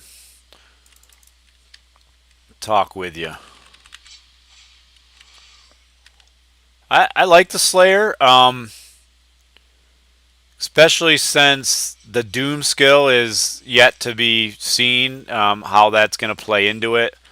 I think that's going to really change the class. I mean, it might be working, but because you can't see Doom on the UI yet, or I was informed by Richard, they're working on that. In the next update, the UI will display Doom, and then I think it's going to be a lot easier to understand how that mechanic works.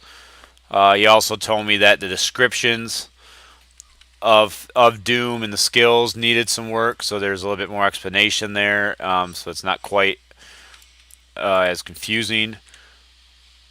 But yeah, I think the Slayer could be really devastating. The way that I understand Doom to work. 1 second. Oh, I should probably hotbar overcast, huh? Oh no, that's not a hotbar. That's just a hold down. Should start using it though. Let's see. Every time you get hit or you take damage, a percentage of that damage starts to go into your Doom bar. You know what? Let me bring up my conversation.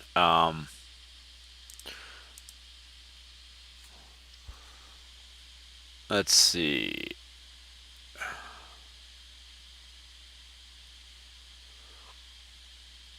Yep, some of the damage you take goes into a Doom bar instead of your main health. Every few seconds, some of the Doom is removed and is applied as damage to your main health. But if I understand correctly, only 10% of the damage that goes into your Doom bar is then every 4 seconds applied as damage to you. So it's almost like a permanent damage absorption, but not absorbing everything. And then you can use that doom to do other things later on down the line, like increase your damage. So it looks like a really fun dynamic. Yeah, Lima, that's part of it, and it's like I said that it's the actual Doom bar is not shown on the UI yet, so it's really hard to, in my opinion, to understand how it works. And a lot of the Doom related skills come later on, so you are right in that regard for sure.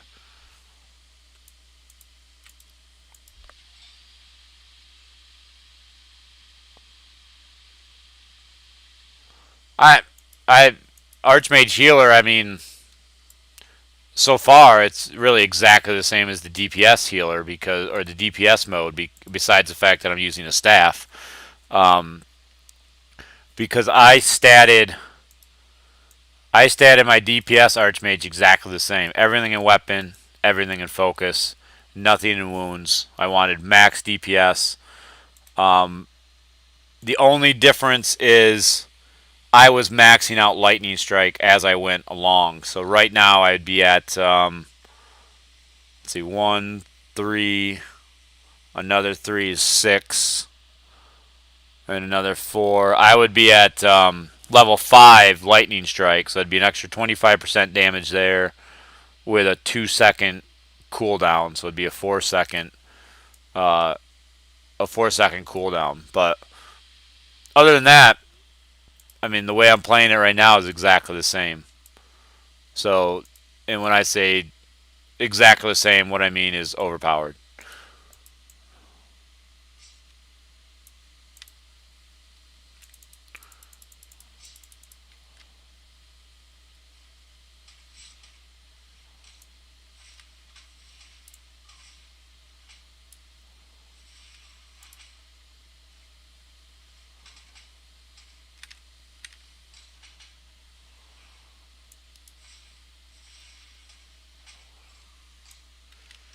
Let's get over here and kind of finish this quest here.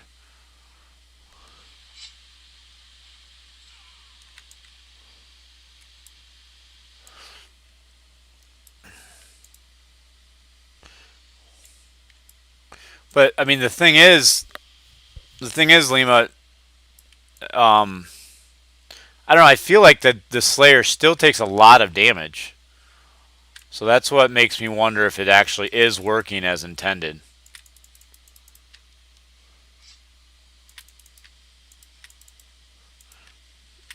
Now, somebody was saying Lima, and it might have been you, but I think it also might have been I don't know, Feet Stink maybe saying that the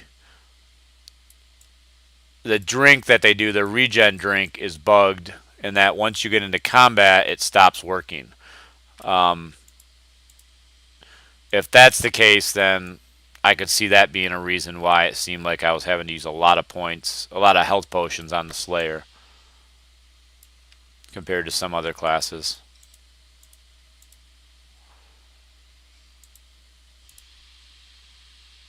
Yep, broken. So, gotta reserve judgment on a lot of these classes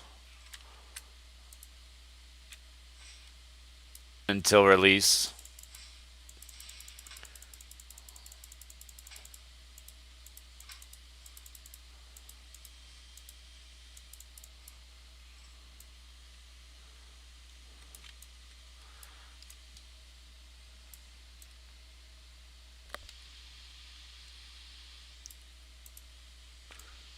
Yeah, that's a big difference. And it does we did find yesterday on my Slayer stream, it does level as you level, gets a little bit better.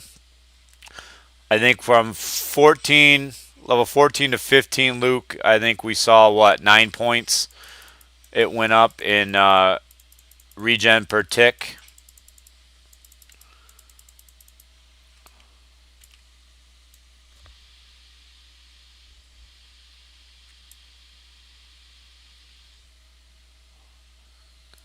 No, I don't really want to group slow down my leveling.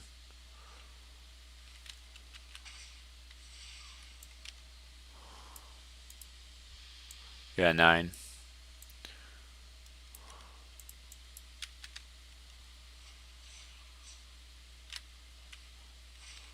Keep forgetting to start out with an overcast.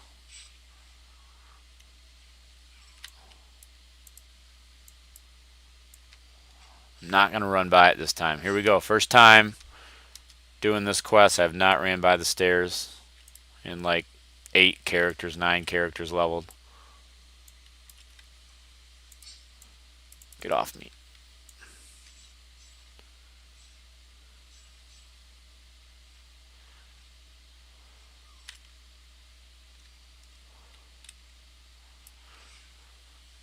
So if that stun is...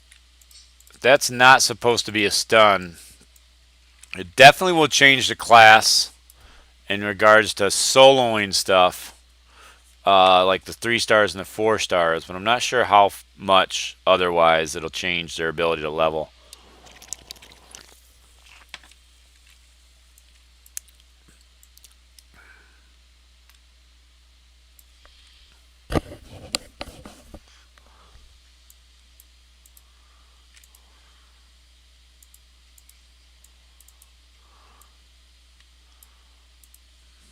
Silly little quest here, this guy.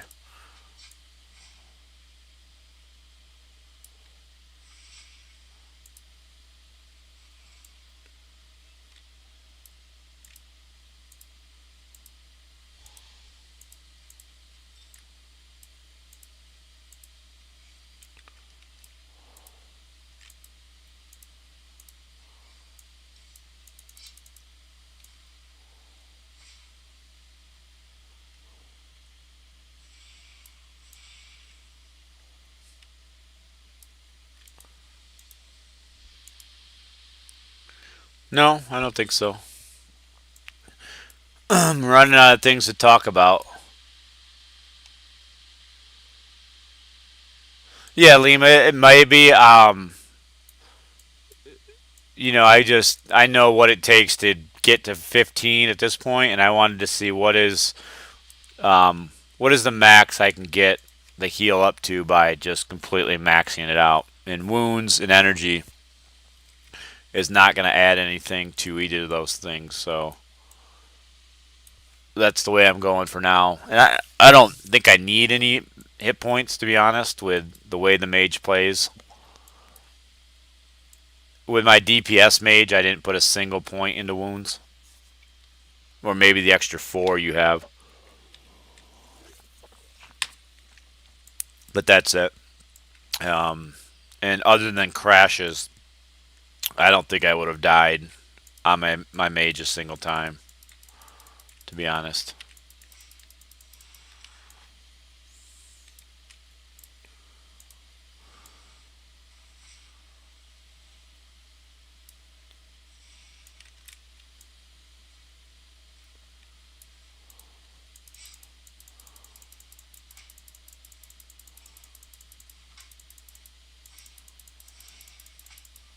Probably should have finished that first guy.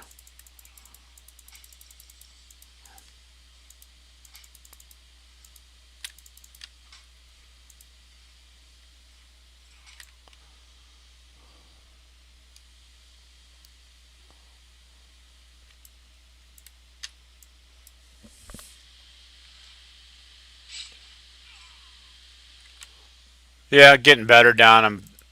I'm talking less. You guys are chatting less, so it's making me focus. But I'm really still not really concentrating, to be honest. I find myself wandering off in the wrong direction a lot of times.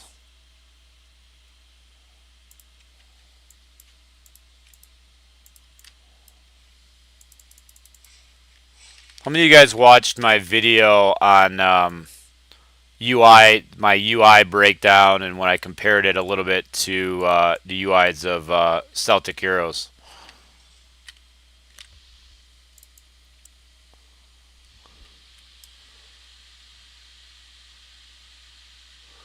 It's a good idea, Lima. I know that Luke wanted to do one, and maybe we'll do that tomorrow.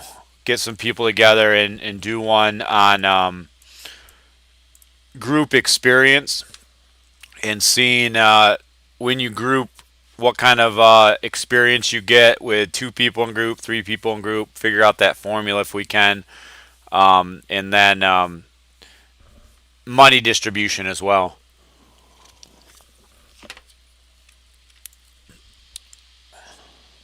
Hey Ashton, I don't think I've seen you on the stream before. Nice to meet you.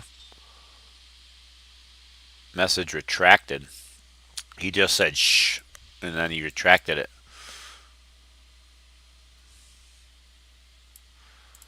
Sell off some junk here before we press on.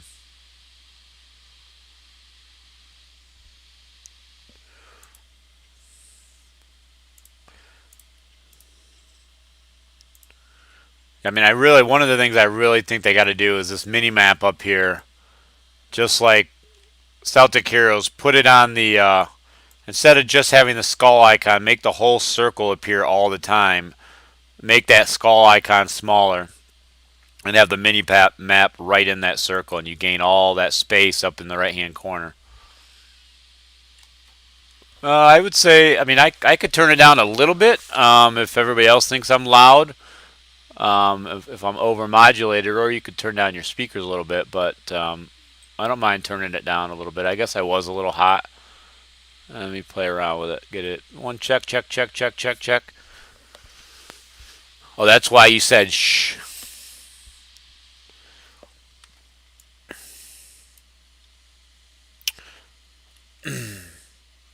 Yeah, the haze effect. I don't get it.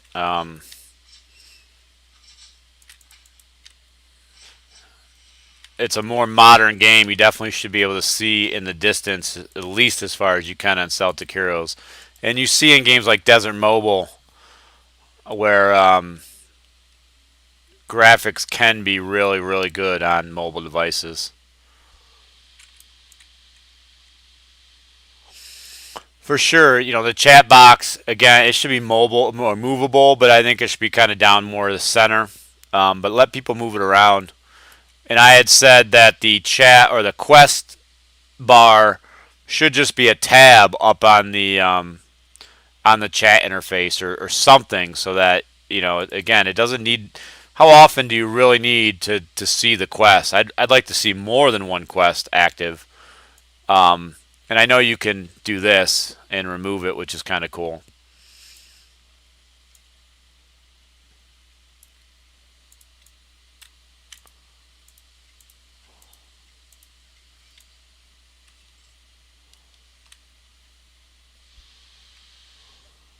I did turn down the mic about 15%, and as I looked at it, it was getting a little hot in my encoder. I use some encoding software called Wirecast. It's a software encoder. It's pretty nice.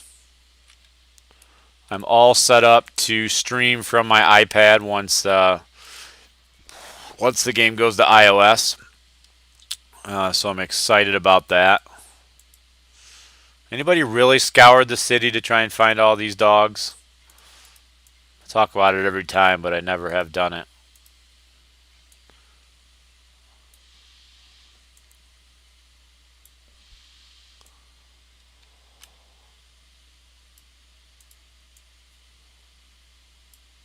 There's a ring boss around here, isn't there?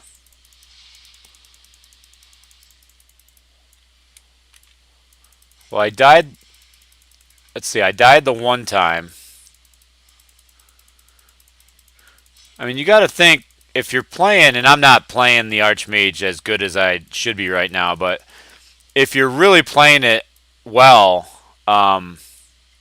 you're not getting hit a lot, and you're changing weapons enough, because you get the weapon at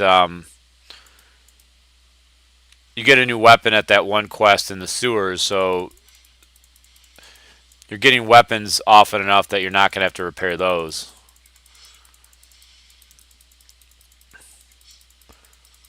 But even like there, I could have waited for the stun. Starting to take a little bit more damage now. And I could be starting with Overcast, and I'm not. Just being lazy, I guess.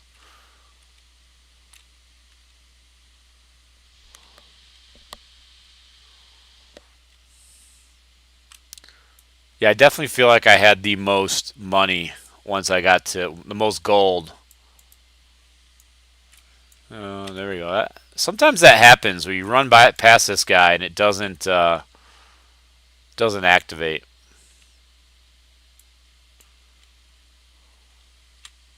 So now what do I have to do? Wait for this guy to respawn and kill him again?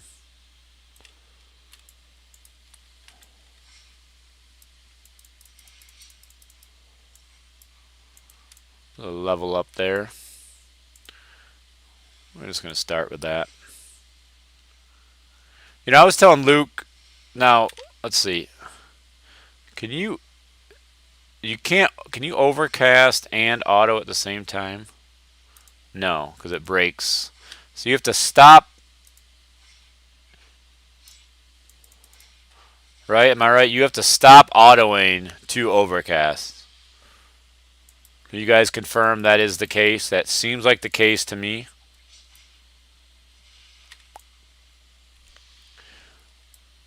And so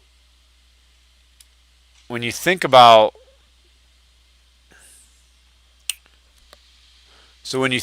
how powerful overcast is, you have to take into account why. Oh, that's just a normal mob. I just have to kill more of them. You have to take into account how many autos are you losing, right? So if we look at, let's do a little experimentation here as we look for some of these mobs. That paladin's going around, call them a paladin. Warrior priest is going around killing everything I need. Come on, give me something. Oh, is this a ring boss? Nope. It is a boss.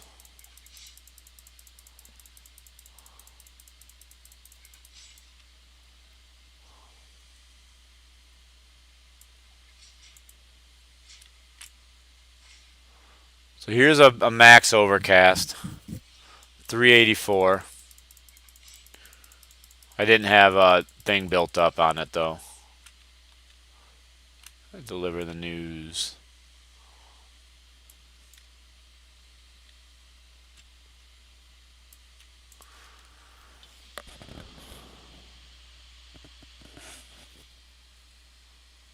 I hadn't heard that, Luke, about elixirs. I could see it.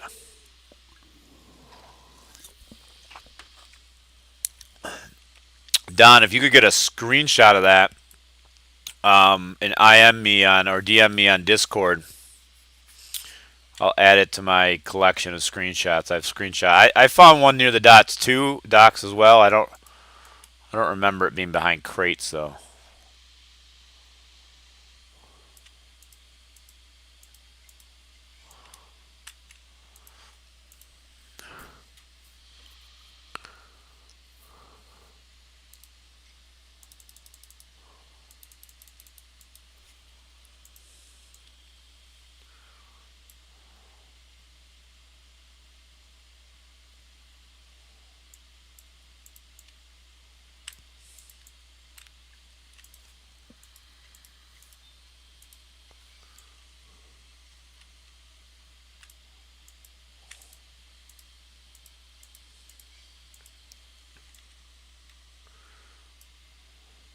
Anybody got any high-level mage gear, weapons, or armor?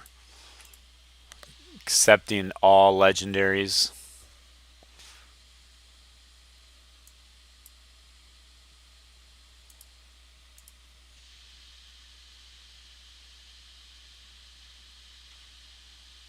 Let me check that out real quick. In which band? In the Warhammer band or like an announcement or something?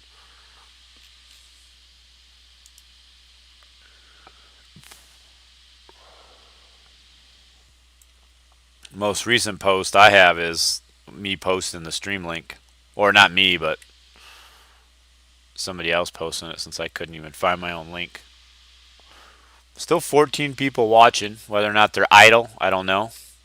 Which I don't care. If people are idle, it still gets the viewer hours up, which is good.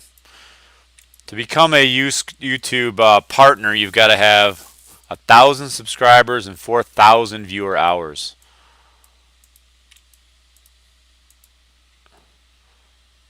both of which could come very quickly on release if the game becomes popular.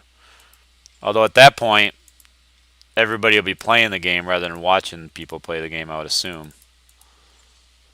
At least that's what I'd be doing. But then again, my children, I have a 6-year-old and a 10-year-old, and they will sit, if I let them, and watch people play video games all day long. Whether it be Fortcraft or Fortnite, Minecraft, Roblox. They will watch people play video games all day long. It just seems like the most absurd thing to me. In this case, I think that and they're doing it and they're not talking to each other, they're not talking to people, they're just watching them play.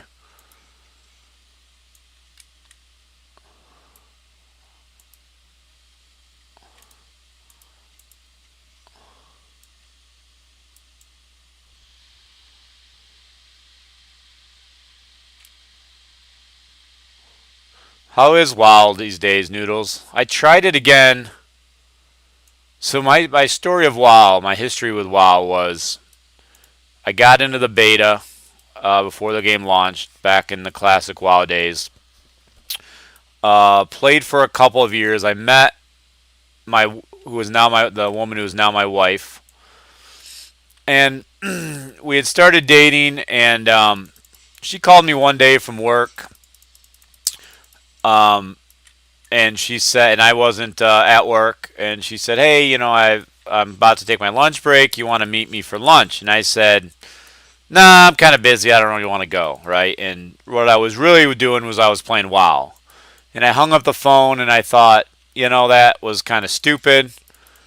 And I called her back and I said, "Yeah, let's meet for lunch. I'm not really that busy." And before I went and met her for lunch, I broke all the WoW CDs in half, or DVDs, whatever they were at the time, and I uninstalled the game. I don't remember if I deleted my characters or not, but I uninstalled the game. And I actually, after that day, I didn't touch another MMO probably for 3 years. My wife and I had gotten married, and we had our first kid, who is now 10. And the way that we did things was she would go to bed early, and I would stay up with the baby until 2 or 3 in the morning, or maybe 1 in the morning. And then, what do I got to do here? Do I have to go back here? And then she would get up and stay up with the baby while I went to sleep, and then I would get up and go to work. And so that time when I was up, I just kept getting bored, and so I started looking for MMOs again. I didn't get back into WoW, but I did start playing Warhammer Online during that time and played that for a couple years. At one point, I did try World of Warcraft again. Didn't like it. I didn't like doing dungeons. You got with people. It wasn't challenging. They were just speed running everything with the random groups.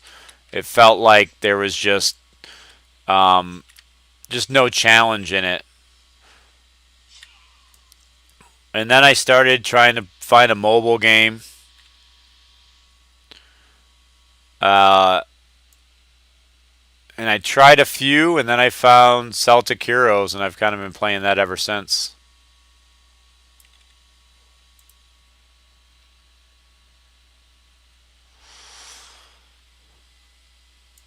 That was kind of dumb. I went all the way back here and didn't even turn in the quest.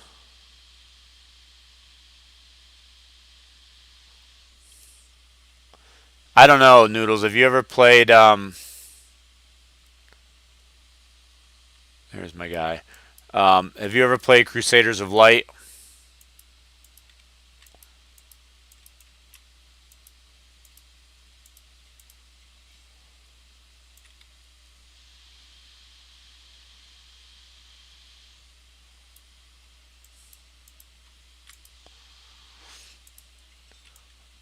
Yeah, that game has some pretty awesome dungeons, and really hard dungeons, and the mechanics in that game as far as how you fight bosses are pretty amazing. I mean, location is everything. They're throwing AoE things on the ground, and you have to dodge them.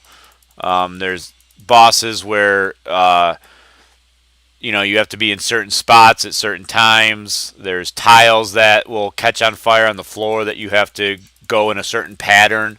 So a lot of puzzles to solve as you're fighting the boss. And if a person dies, that's it. They're out until after that boss is dead or the entire party wipes. So a lot of times you might be able to lose one person on a raid, on like a 8-man or 12-man raid, whatever they are in that game. But if you're really doing a new difficulty level and you lose one person, the whole raid has to wipe and start over on that boss. You just don't have enough DPS to finish it a lot of times.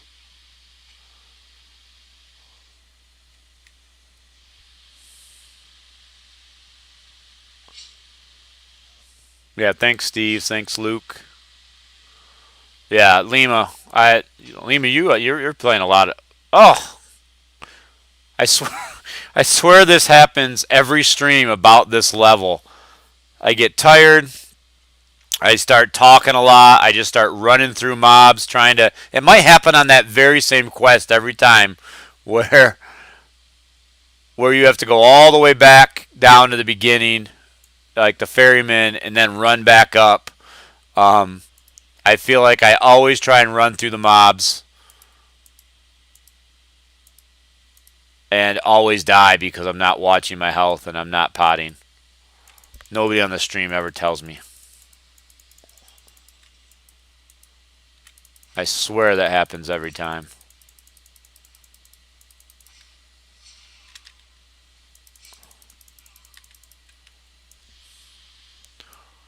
But yeah, Crusaders, man, those raids and those dungeons are challenging and fun. Frustrating. They can be frustrating because if you're not with people that know what they're doing, you are just wasting your time. Nicely. I mean, not quite as long as me, but longer than a lot of people playing them have been alive.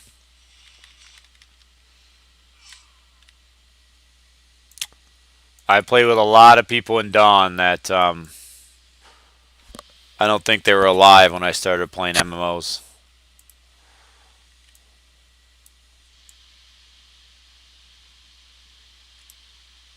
Yep, Noodles. They do that in Crusaders as well, but that's cool.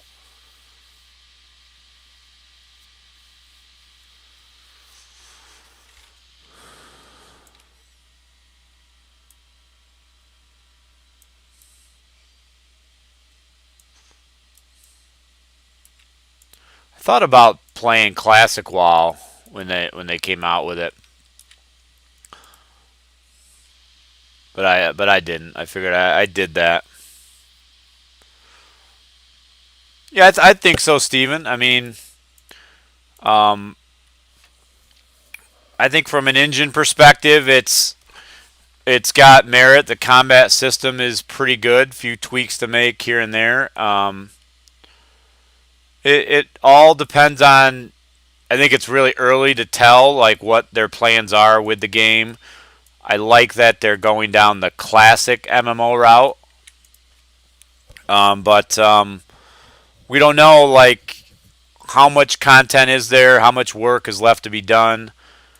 How polished is it? After this zone, clearly they've got an update coming. Hopefully in a week, maybe this week. We don't know. Once they get back from vacation, they said early January. A lot's going to depend on how quick are they with updates. How on time are they with updates that they're promising, I think, is important to keep the community engaged. How much are they able to listen to community? Now, they can't listen to everybody and every idea, of course. They just need to listen to my ideas. No, I'm just playing. I think it's got a lot of promise, but it's really early.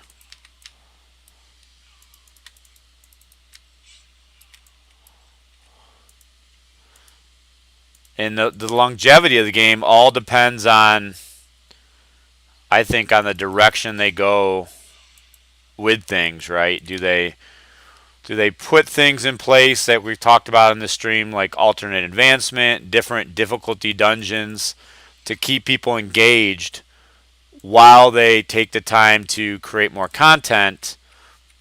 Or do they not focus on that and people get bored and they run out of things to do?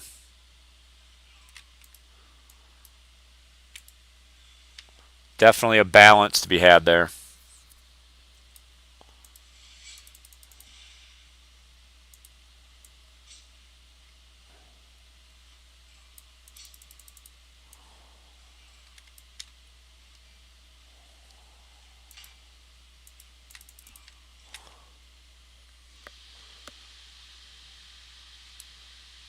Yeah, Peyton, that's the same one. If you look at my channel, some of my uh, the only live stream I've done from Celtic Heroes was yesterday during my Slayer live stream. We had a Galabron raid, and I decided, hey, let's swap over and stream that. But I've got some recordings from my Ranger up on this same channel. But yeah, same person.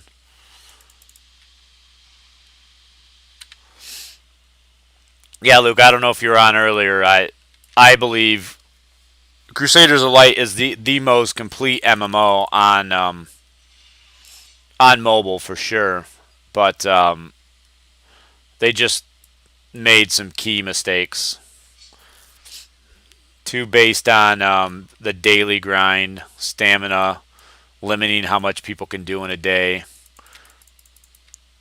So you miss some days or weeks because you're on vacation, or just take some time off from the game.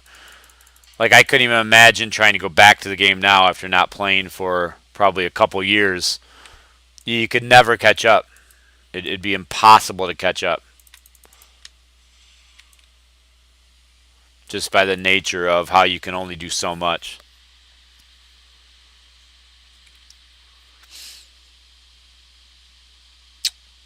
I think so. Were you a rogue stealer?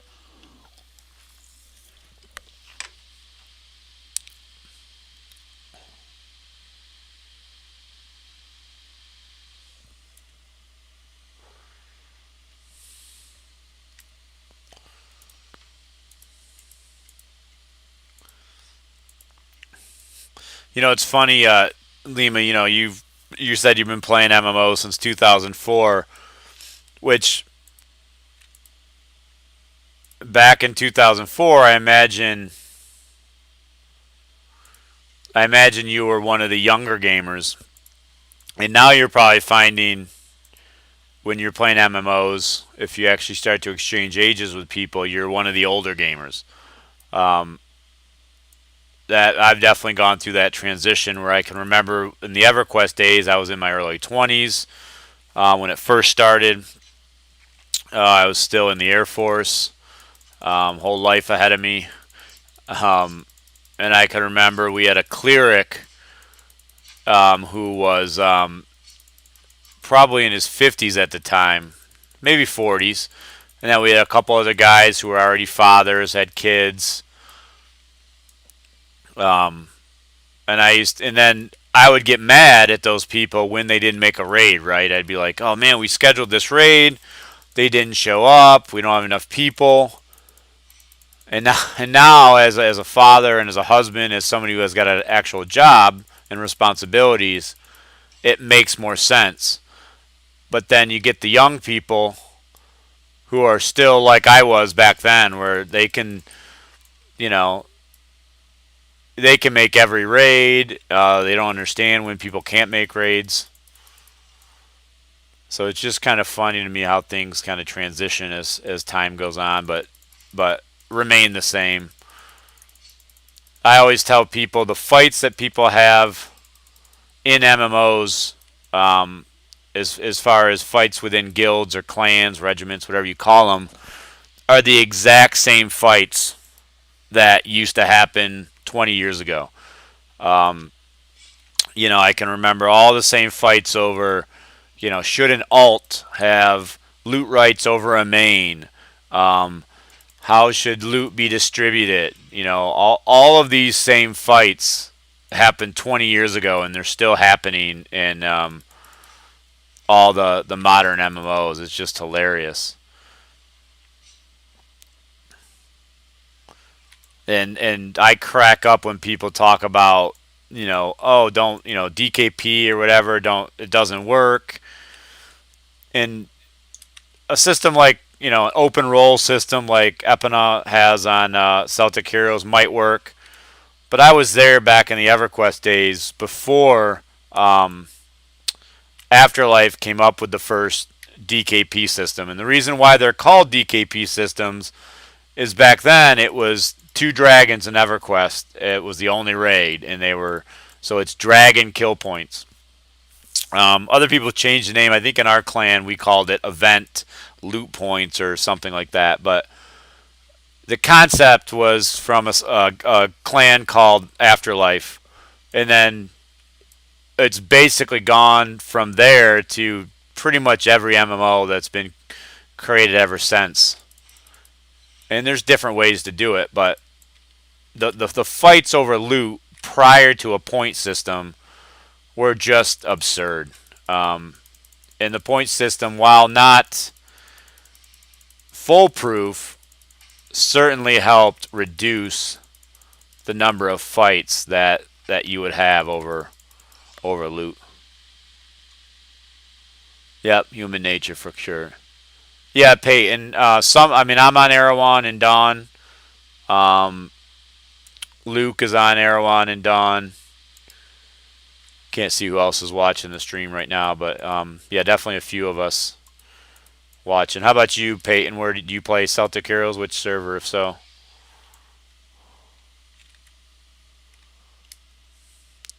This boss is never up.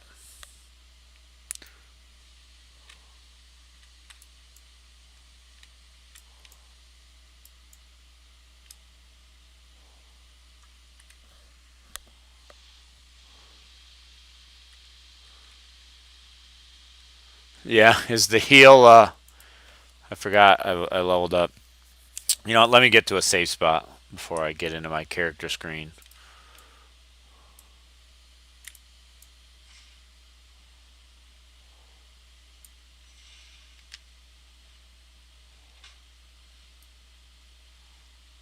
Could have sworn I threw it. Yeah, autos are definitely not. I'm gonna have to get a sword and an orb to test out the difference in autos.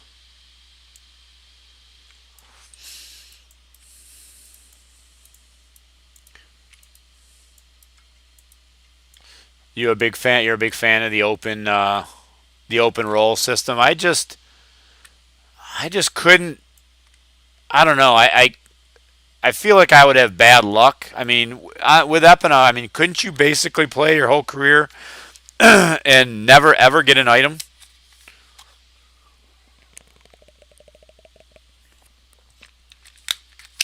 Like, I couldn't imagine playing and doing 100 rage and rolling crap every time and never getting an item. That just seems ludicrous to me. Does that happen to people, or is it just it never happens?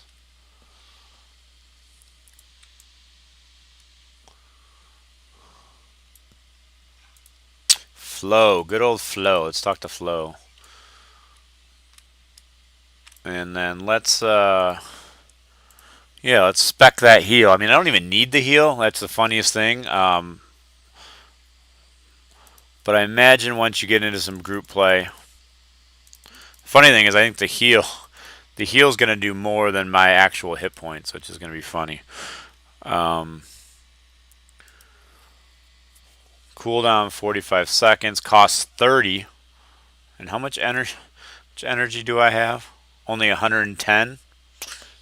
Lima, you might be right. I may start having to put points into leadership. We'll see.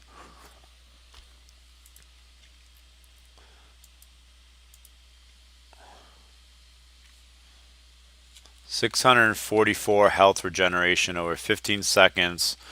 One reserve increases it by 15%, and overcast heals it by 50%. I could do a combination of leveling this up and overcast.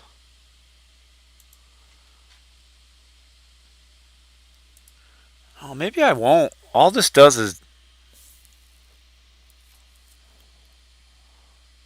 Oh, increases healing. See, I don't know. These first few levels are okay. 20 seconds, 18, 21 seconds. So reduces the cooldown by 21 seconds. So gets it down to a 24-second cooldown. But really what you're after is this level 6. No, I'm leveling it. Because, you know, people have already done the overcast spec. I want to get up to this 50%. Let me just look. Overcast. Now this says, all this says is increases overcast damage. Does this actually affect your heal?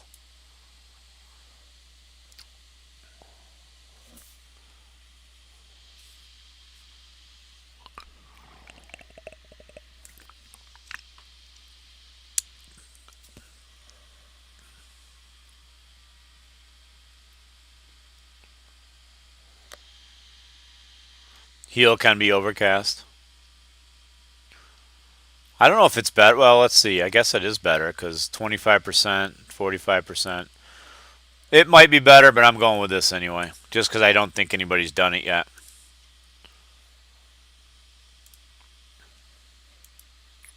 Everybody's done the tons of people have done the overcast build.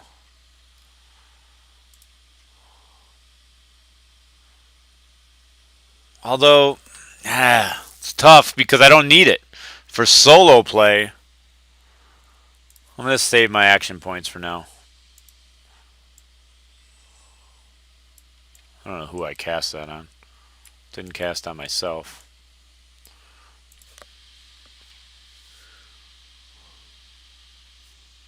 Yeah, somebody back up the stream actually said what? Let's see, here it is. Don said, with my healer at level 15, level 6 overcast, I'm averaging 700 to 720 with 80 regen. Focus is 45. 5 weapons. 45 plus 11 with weapon or items. Only 5 weapons plus 10 items. So I imagine he's got the rest in maybe leadership. So he's at 700 to 720.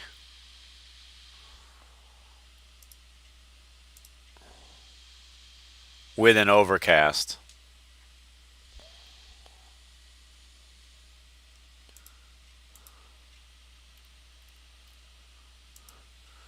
So I'm at 644 without overcast. Maxed.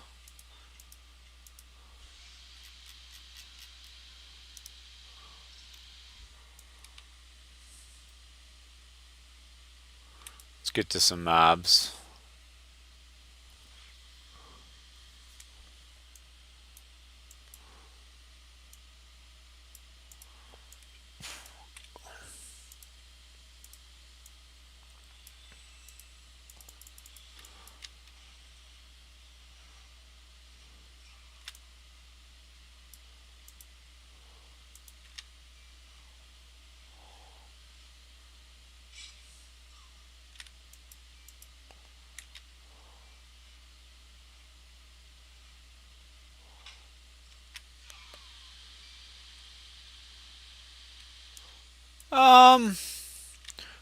I mean, Dawn, the guild that we're in is, or clan that we're in is pretty active. I mean, we're getting on resets, we're getting 50 plus people.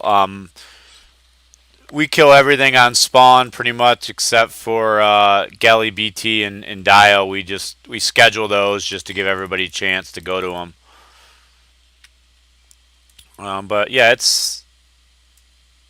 I'd say it's pretty active.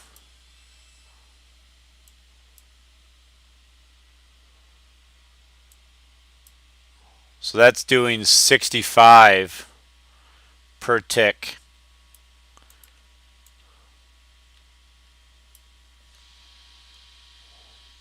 Not yet. It's low. It's going to be broken soon.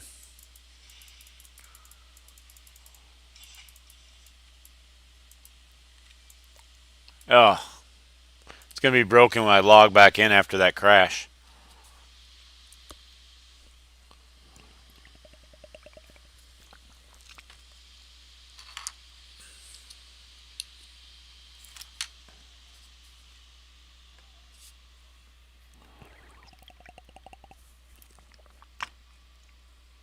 Yeah, all my gear is still level 3. He like farmed the hell out of stuff. I think he's got like all legendary gear.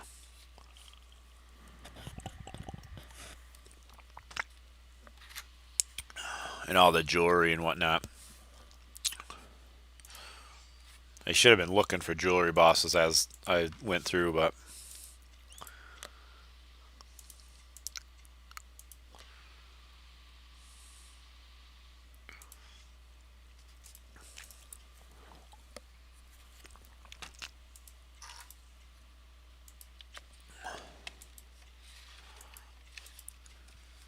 yeah, I mean it seems active enough for me. I mean when you're in the end game guild, I keep calling it a guild.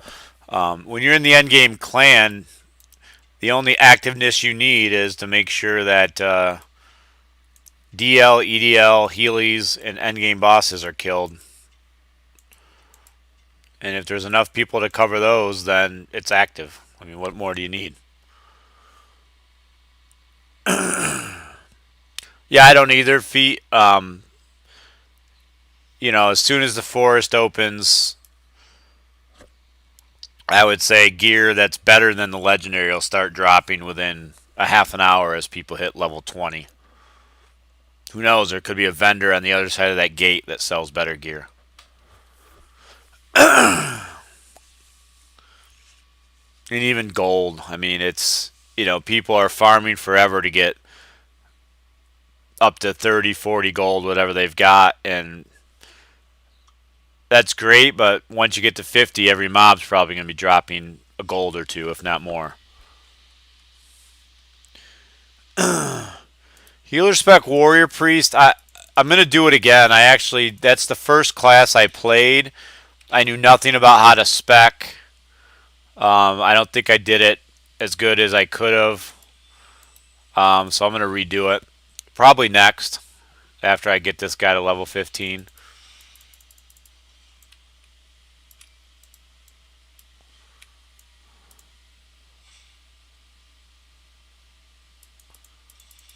And before I started to make new accounts, Gmail accounts, rather than deleting the characters, I respect, or I deleted it so that I can't even play with them now. So I've got to redo another one because Warrior Priest is one that I'm looking at to play in endgame or in the live game.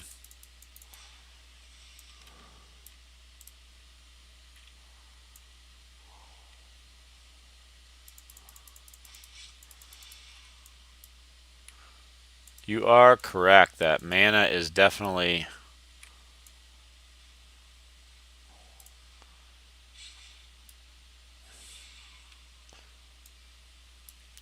Does overcasting cost more mana?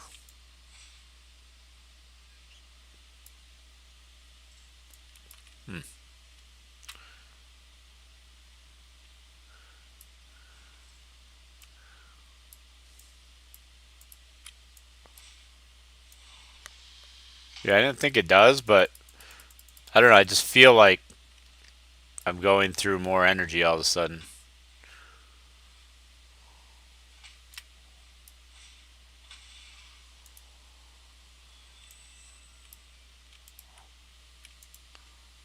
Considering that uses half of my mana.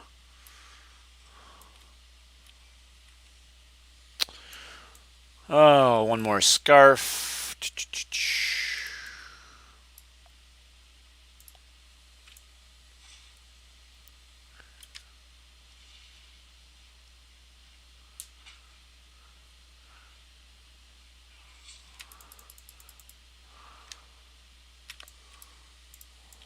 Oh no, I don't want to be in here.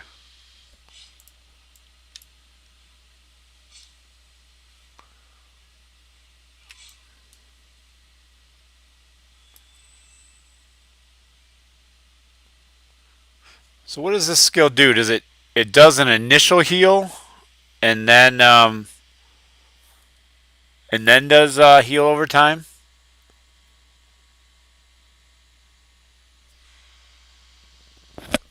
Or is it just heal over time? No, it's got to be initial heal, right? Because it's only healing.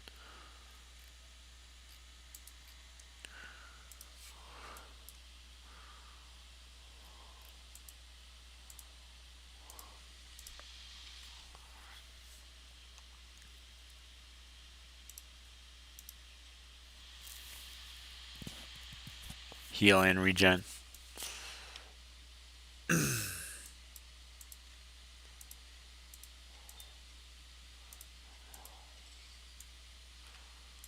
I want to check something real quick.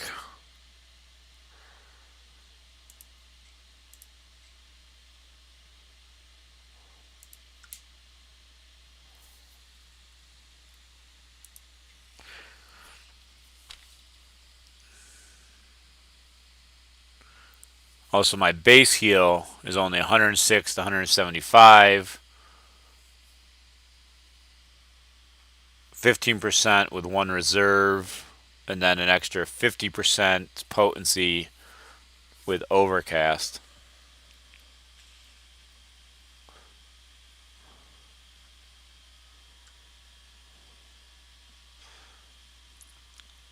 So if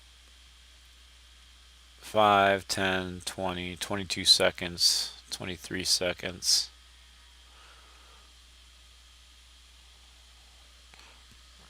So I'll be able to keep that on, that regen on, and keep recasting this with only a 7-second gap between the cooldowns. But I'll basically be eating energy potions constantly.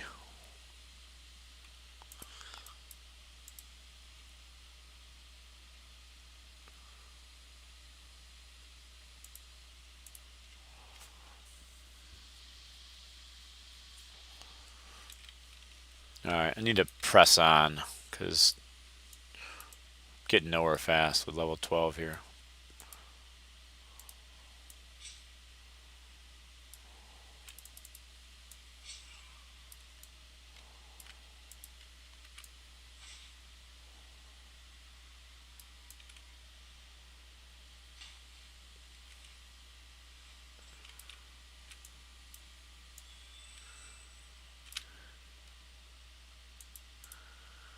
Go see if this guy is up. Get lucky.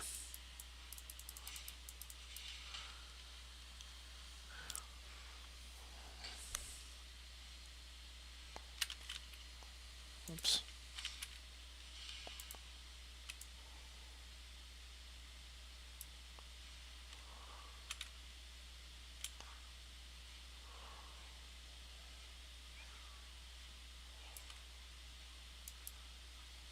I tell you, I think going this path and upgrading Lightning Strike could be a really viable build. Because you certainly don't need, at least until you get into grouping, you certainly don't need all of that heal. It's just enough to top you off and not have to use a healing potion. I mean, that thing, even without the regen, is... Oh, that guy ran past me. I hope he dies. We're going to... What level is he? Engineers are pretty tough. Oh, his shield is down. He got him. He snuck by me and got him. Son of a bitch.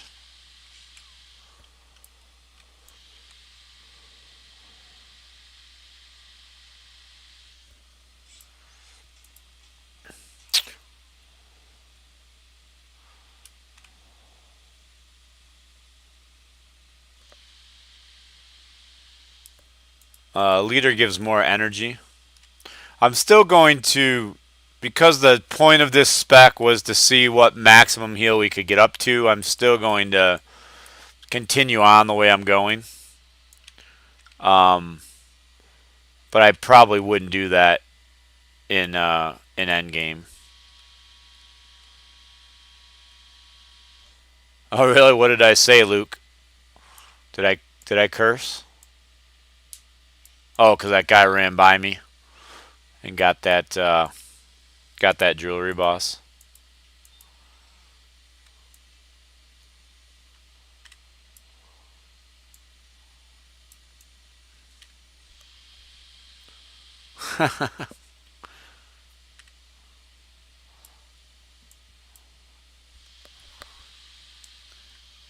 Like to keep it kid friendly, you know, for the most part.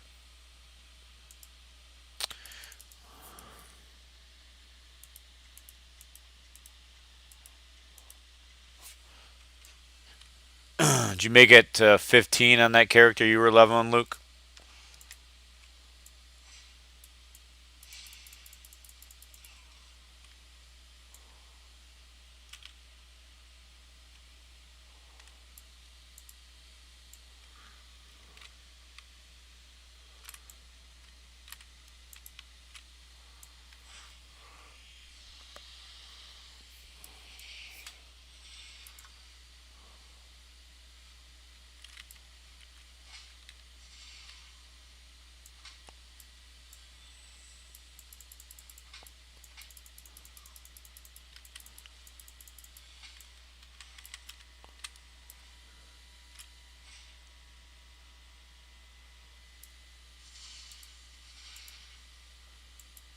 That's not the potion I wanted to use.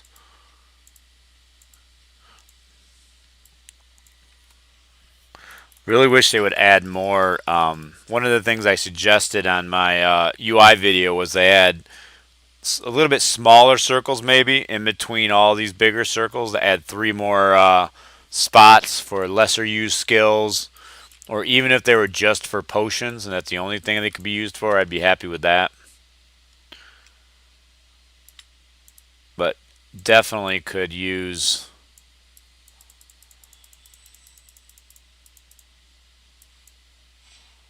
some more spots without having to swap areas or swap pot bars.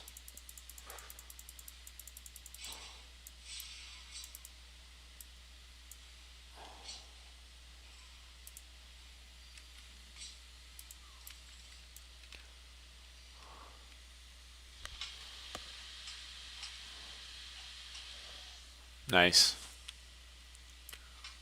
Uh-oh.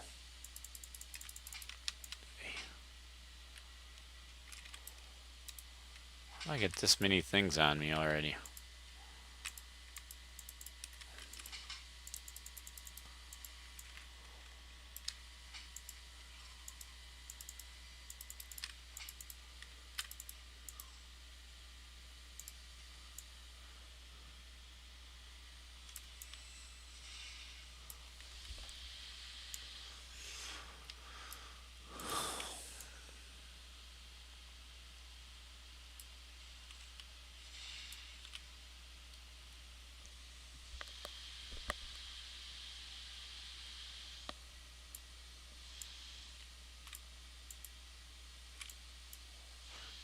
Which one is which Slayer is the is 2 axes versus the single axe?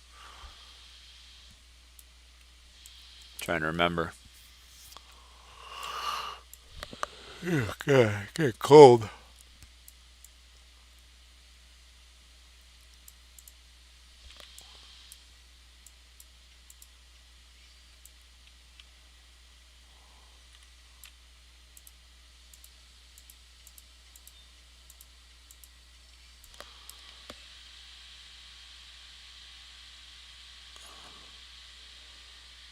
The Witch Hunter? Oh, if Warhammer will have a good potential? Yeah, I think so, Peyton. I think everybody who's been on the stream who's been playing it for a while thinks it has a lot of potential. Um, if you like this kind of gameplay, if you like Celtic Heroes, you like the classic, more static combat feel, not twitchy gameplay. Um, that's what they're going for. But a lot of it really just depends on where it goes from here. What improvements they make to the UIs.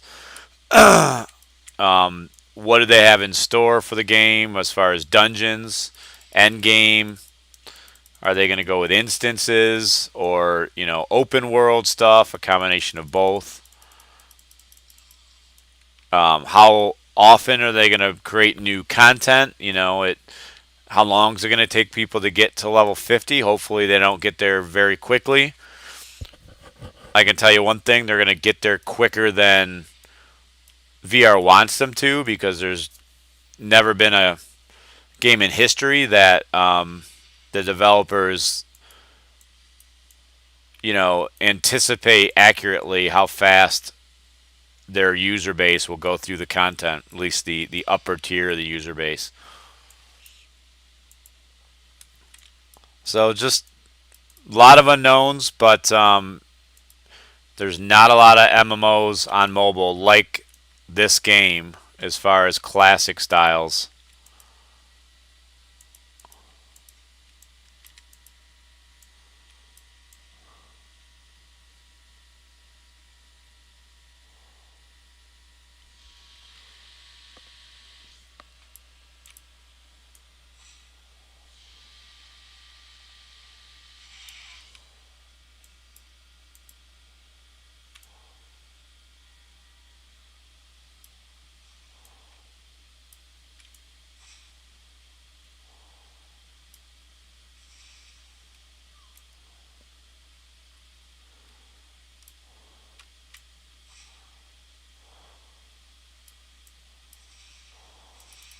I tell you what, I definitely think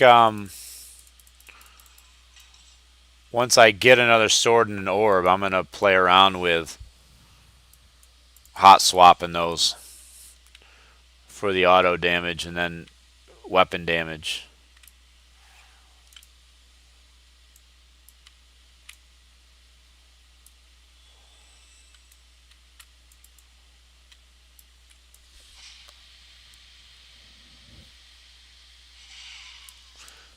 Yeah, I mean, you probably can, Luke. You definitely have the time to play. My playtime is going to go way down. I've been on vacation the last 2 weeks of December.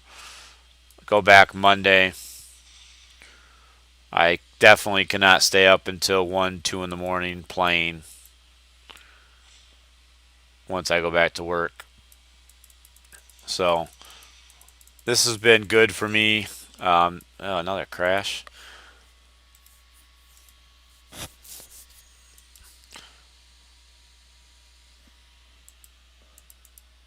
So, I think I might have to relaunch the whole. What is this screen?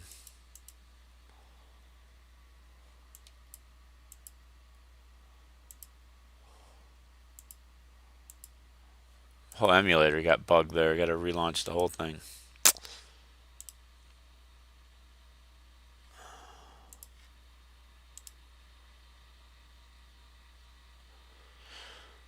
But yeah, I don't think we know yet how fast we'll be able to get to 50. I mean, we don't know what the curve's going to be. I mean, they could be doubling the experience required per level, for all we know.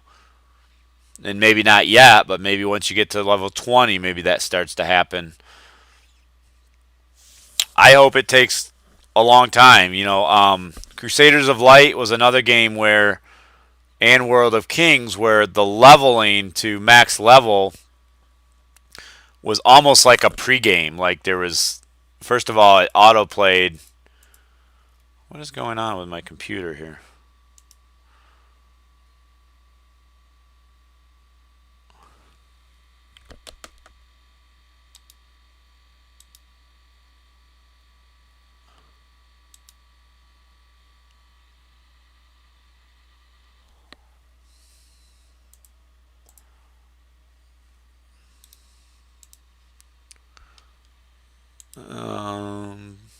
computer is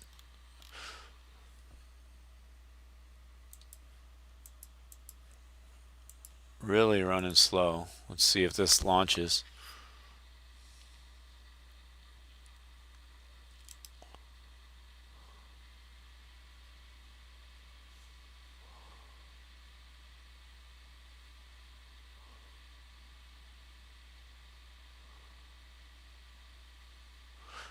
Wait, so Don, you're saying if you cast something on you and then you swap to a worse weapon with less stats, the dot that's already on you or the heal over time that's already on you will go down? If that's the case, I've never seen a game do that. I can't believe they're even tracking that. Wow.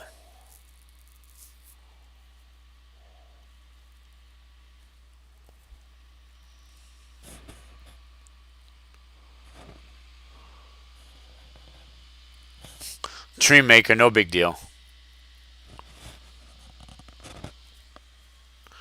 I've really stopped on each of the characters trying to go for the jewelry. I mean, I'll check them as I'm running by, and if I believe that the class I'm on can kill it, I'll kill it. But it's not important to me to max them all out with jewelry because I won't be playing on this server come launch.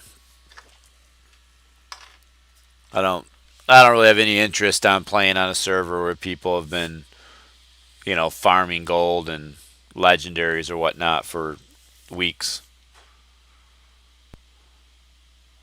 Nah, now we're definitely gonna have to repair equipment.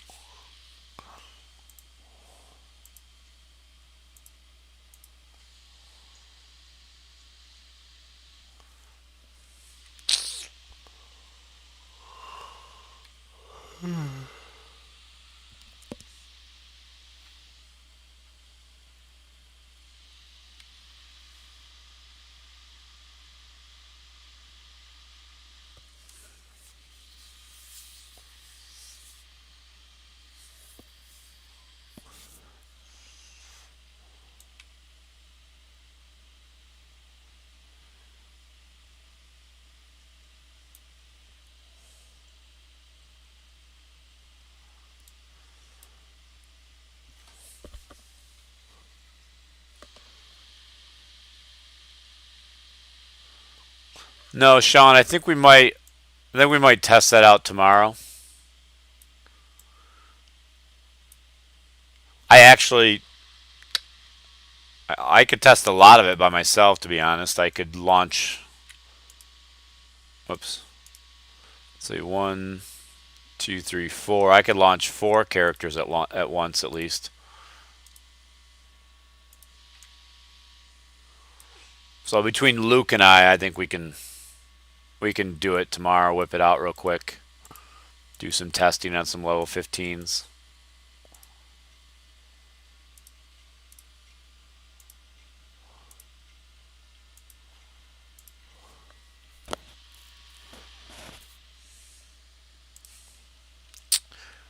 It's my first repair. All my deaths, besides one, were because of crashes.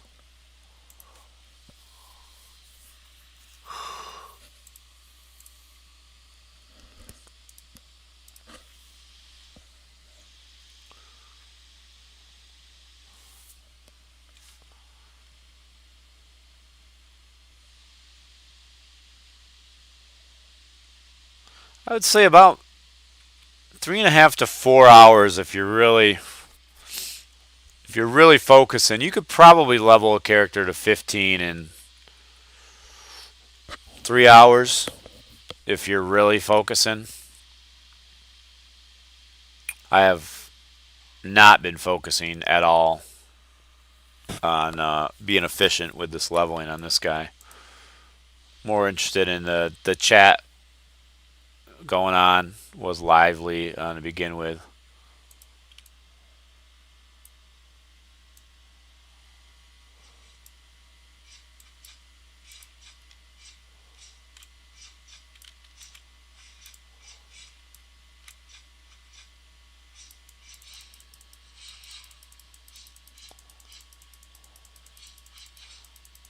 I definitely need to get to the vendor and get a new weapon. This level 3 weapon, not really cutting it anymore with my 85 autos.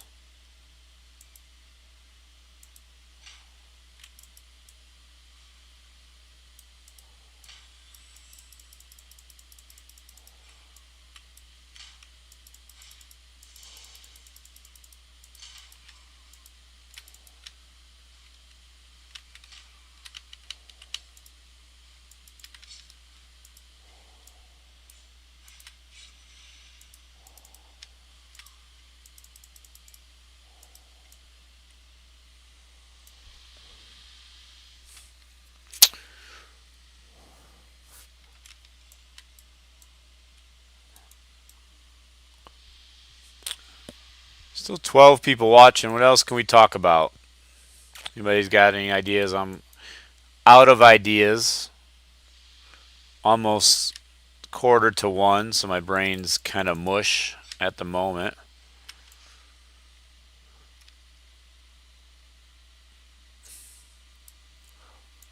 Probably my last long stream for a while since I got to go back to work on Monday.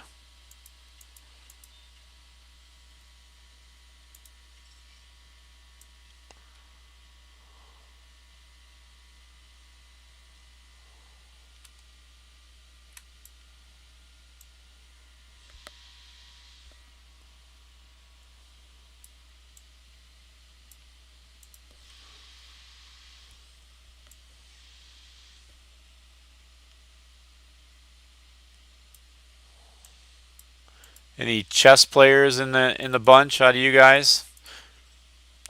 Recently taken up chess again. I used to play it a lot as a kid, and I don't know. I watched that movie, The Queen's Gambit, on Netflix, and it really got me interested in chess again. And been playing on chess.com. Downloaded the app, made an account. If you're interested in chess, chess.com is a great app. A lot of lessons you can take from there, a lot of puzzles, games. Plus, there's just all kinds of different ways to play, always opponents to play. There's a ranking system. It's fun.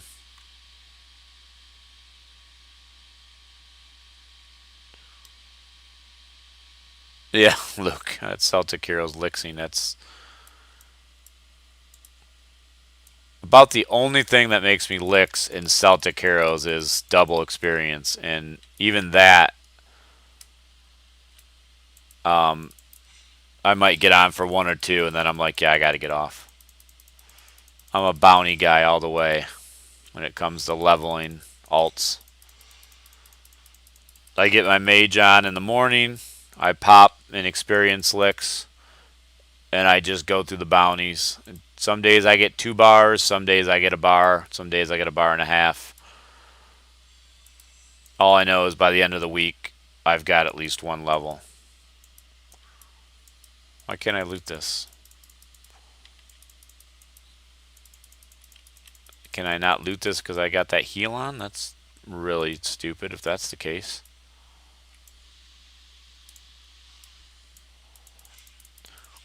Yeah, Regiment Bank would be awesome. How about just the ability to link items in chat? How about that as a standard mechanic? That's in nearly every other MMO I've ever played, besides Celtic Heroes and this.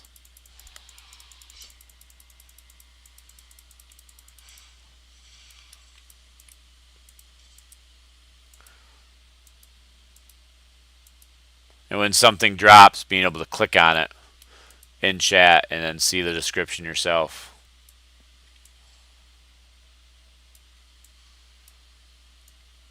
Where'd that guy go?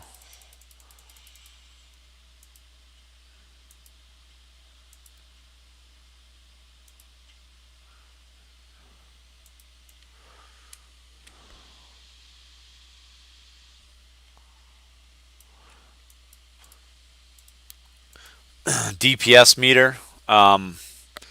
Put that in, please. who's healing the most, what your DPS is, what your heals per second are, and then when you're grouped, showing who's doing the most DPS, who's doing the most heals. They're just, to me, they're easy things to put in, but super fun little mechanics that people want.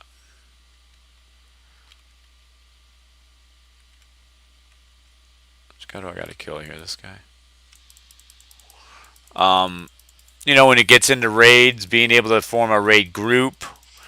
You know, if people say you can't do it on a mobile, just, again, go look at Celtic Heroes. Not Celtic Heroes, sorry. Crusaders of Light. Did it amazingly well. I didn't play. Oh, I'm going to die.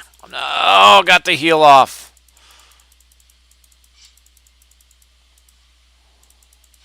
Probably going to crash myself because I keep slamming on the buttons. Please, DPS meter.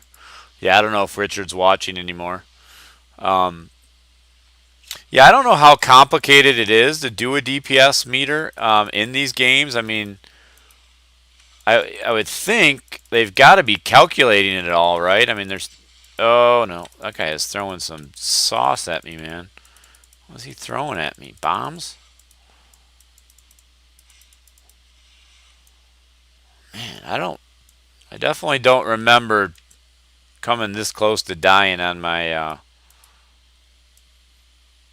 DPS mage. How do I get out of this place?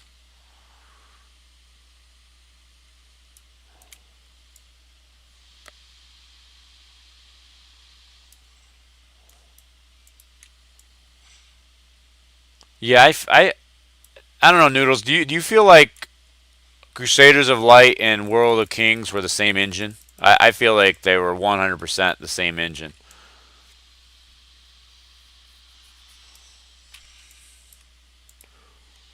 Like they just took the engine from Crusaders of Light and decided to make a new, slightly different game.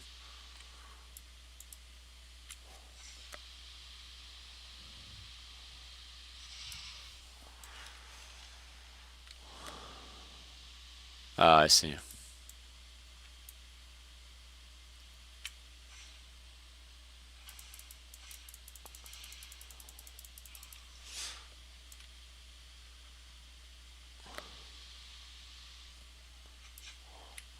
Once I get to a safe area, I'll pull up a couple of Crusaders of Light videos and World of Kings videos.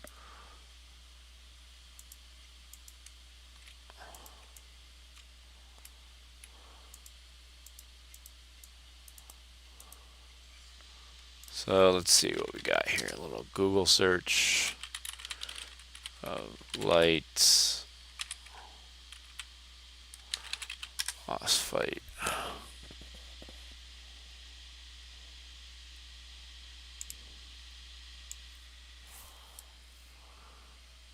So here's what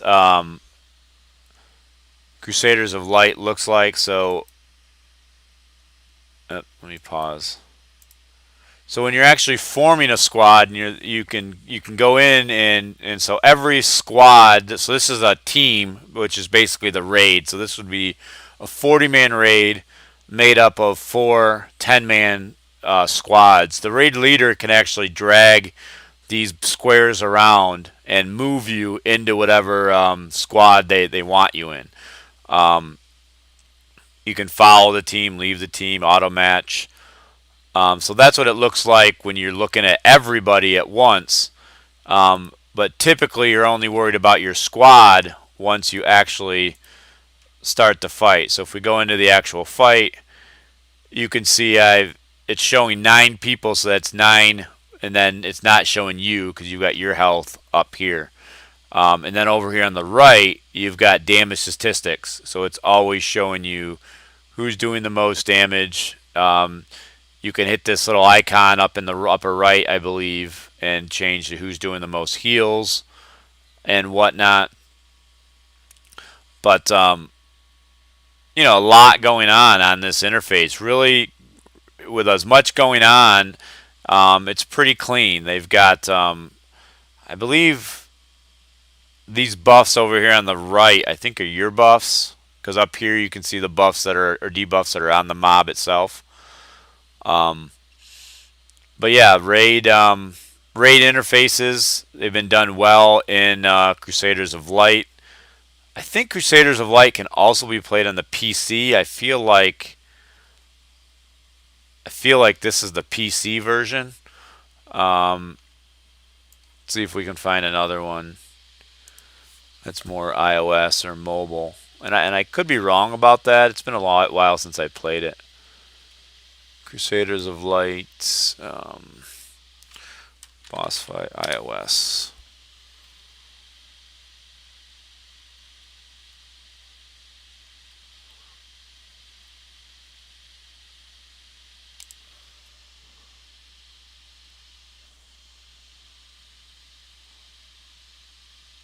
Get to the advertisement here.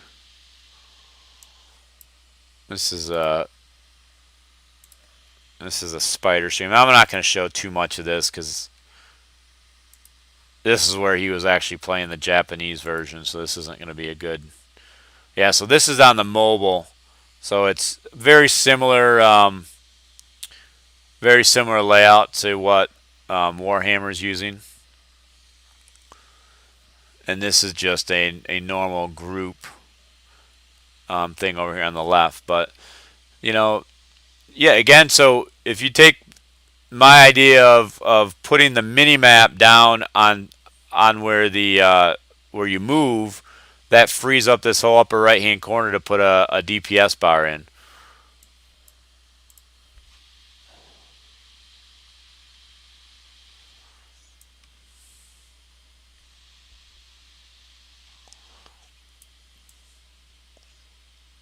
Another cool thing about Crusaders of Light, when you were in a group,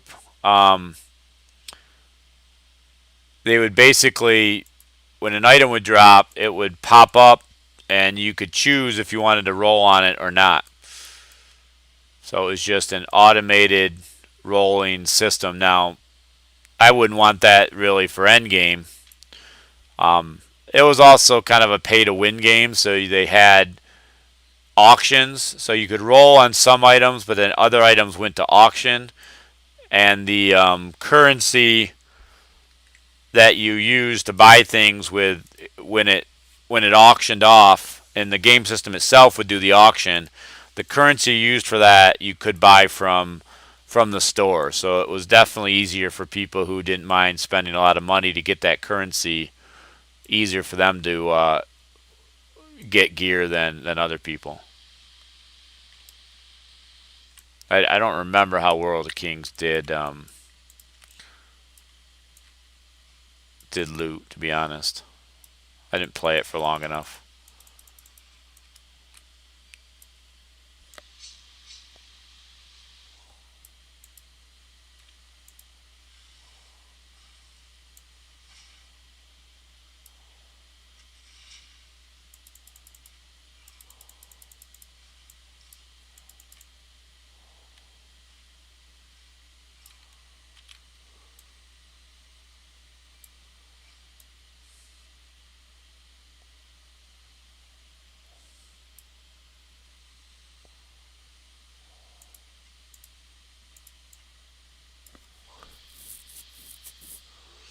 Did you hit 15 yet on that engineer, Luke? You must have.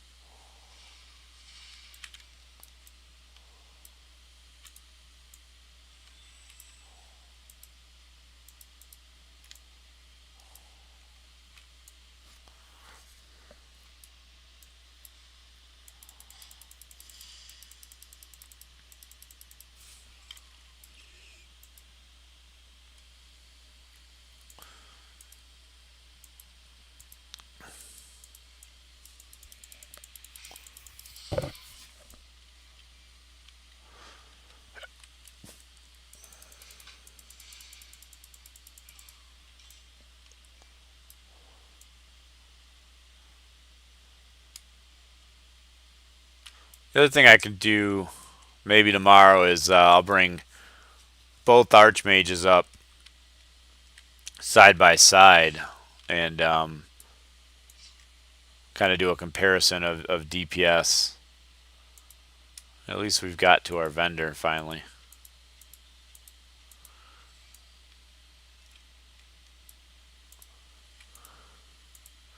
Alright, let's see. A lot of times, honestly, I find most stuff on this vendor is pretty crappy.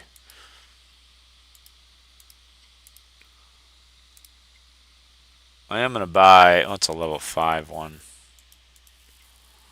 Look at even my staff, level 6, come on. Level 10 orb. Resets in 38 minutes. Let's spend a little bit of money. Let's get rid of some of this crapola.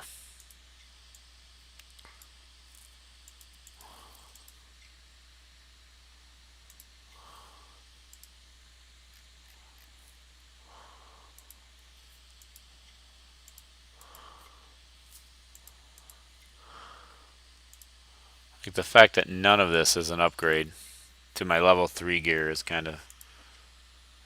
Alright, so I'm going to buy this. And I guess I'll buy the level 10 orb for now.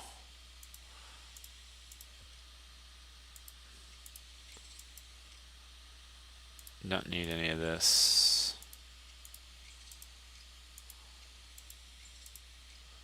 Keep that. Don't need that.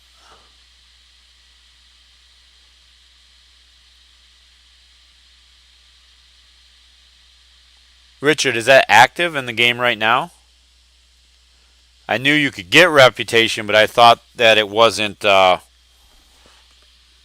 active. Is that actually a thing right now? So you get higher reputation and you start to get better items? Oh, well, that's good to know.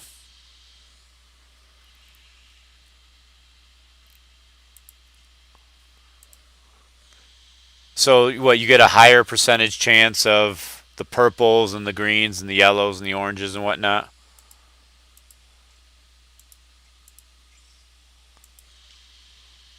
Apparently, Luke. I feel like that is better than the one... Oh, that is the one I bought.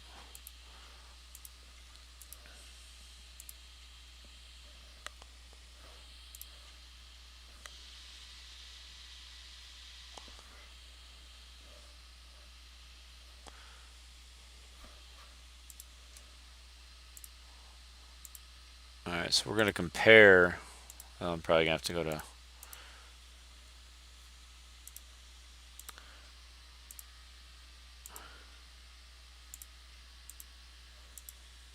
And then... this.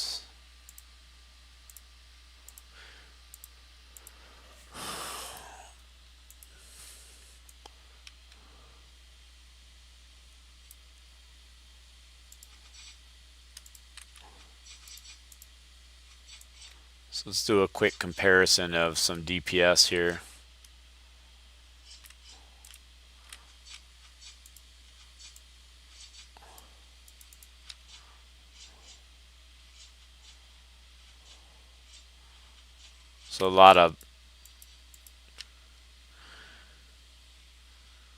So just a lot higher DPS, so I could definitely see...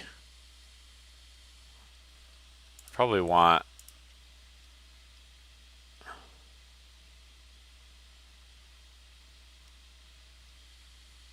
my staff also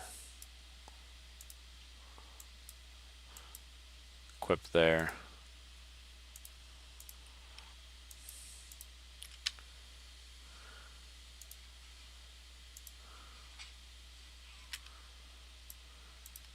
Yeah, that would have made leveling a lot easier. I should have stuck with the sword and orb. And then as soon as I need to heal, swap that in. Cast a heal.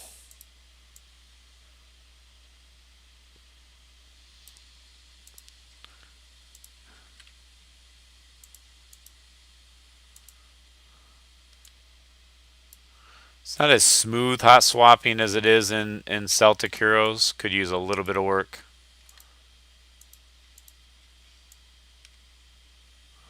But that also could be that I'm on a PC and not a tablet, and I'm, you know, 8 years into playing Celtic Heroes, so pretty familiar with the interface.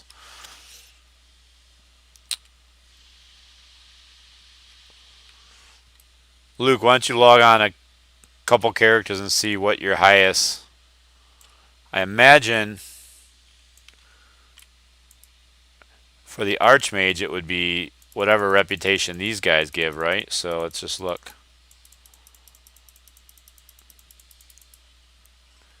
Northgate trade. So see what your reputation is with Northgate trade.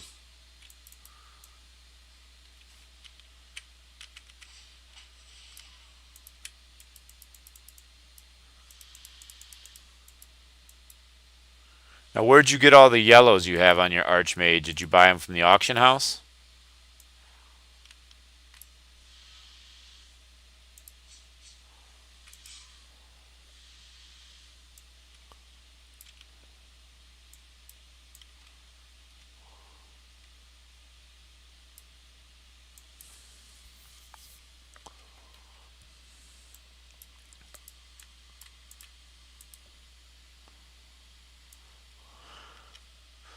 Richard, are you able to talk about, are there other skills available or in the plans, or maybe that are already in the game but aren't exposed in the UI, like that Celtic Heroes has? Like, you have weapon skills, fire magic skills.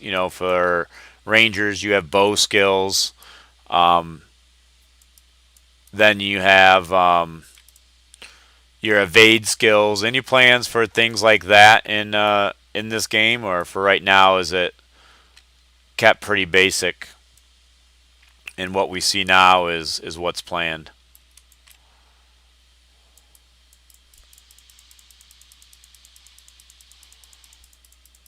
You got all that.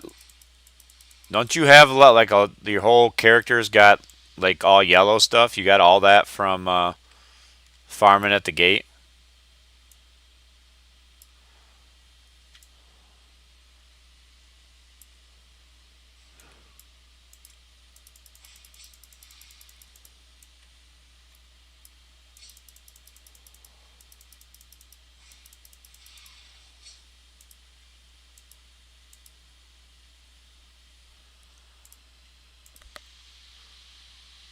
Got it.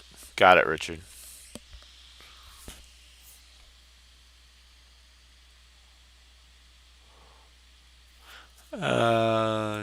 Wanted to sign button. Let's put that there as well.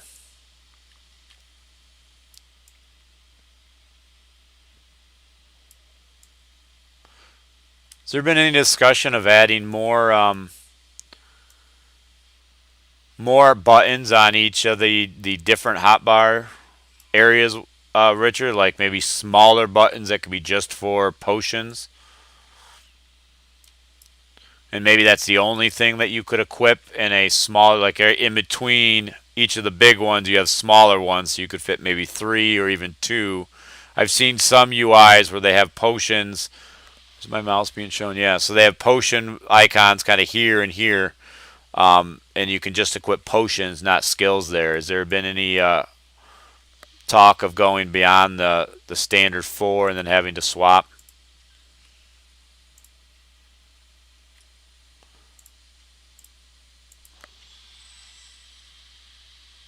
Nothing finalized. Got it. Curious if you could talk about, was there discussion of just going with the Celtic Heroes design? This is clearly the most popular design with MMOs on mobile, but and again, it could be just that I put thousands of hours into Celtic Heroes, but I got to say I like it the best over all games that use this design. That's just personal preference. Just curious if you guys had thought about copying that design, or you guys really like the the lower right hand corner design that I mean, I imagine you do like it. That's why you went with it.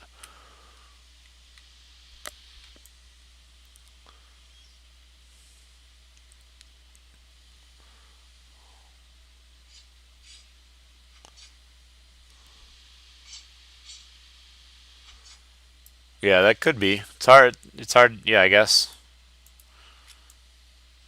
more people are familiar with it. That's for sure, because it's definitely the most prolific in MMOs.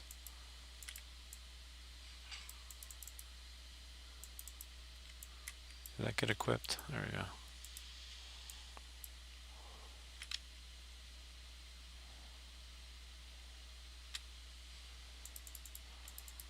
It just will be interesting as what people think of it as they can have. Oh no, have more and more skills available and have to hot swap so often to the next, not hot swap, but move to the next screen so often.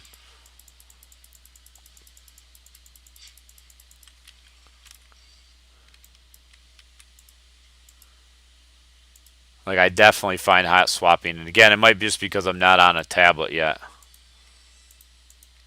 Just not as smooth as the setup in Celtic Heroes.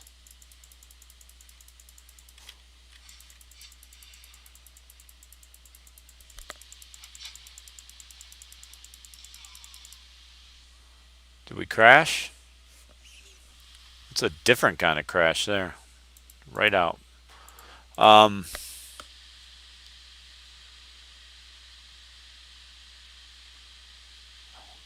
asked Richard that. I don't remember if it was in chat or another stream. He said it's a memory issue right now, so it may be something they can reduce in the future. In regards to your question, Feet Stink.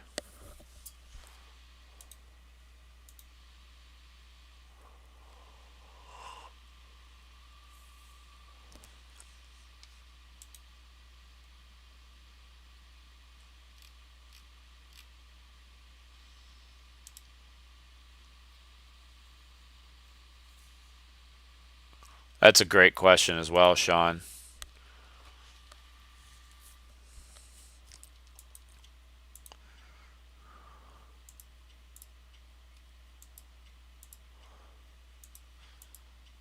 I haven't played on an iOS device yet, but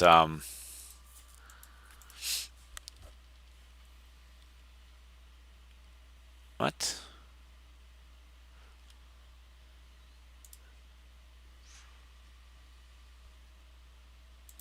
What did I do there?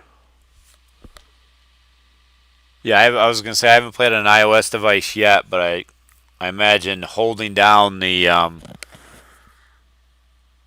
auto tack is gonna be kind of a pain.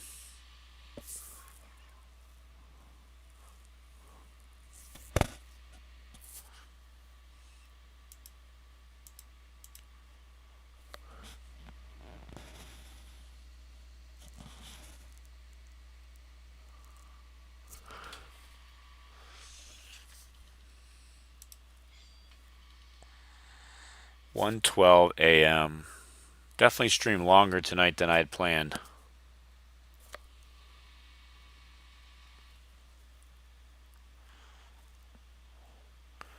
I meant to stream for an hour and then go finish up Cobra Kai. Any Cobra Kai fans watching right now?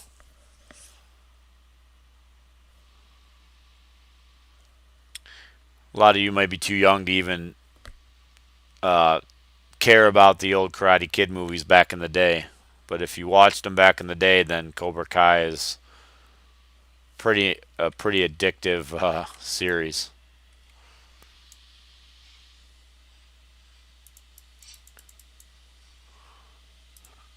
Didn't die on that crash, so that is a positive.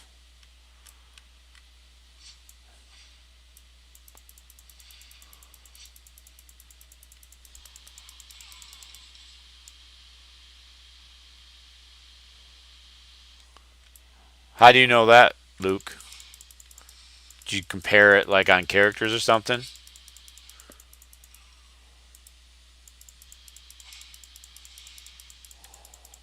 Or had you not gone back to that vendor in a while, and now your rep is sick?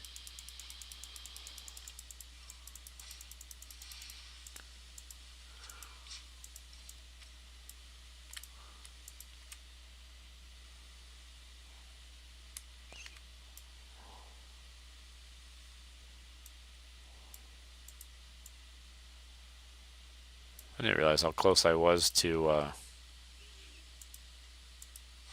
leveling.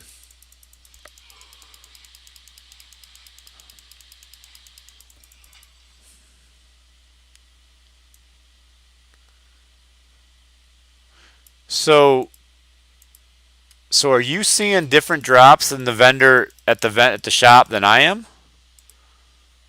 Is that the case? I assume we all saw the same drops.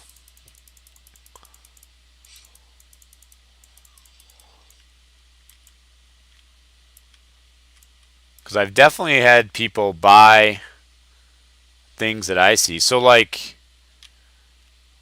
if we all see the same drops, then as you're buying a high level item,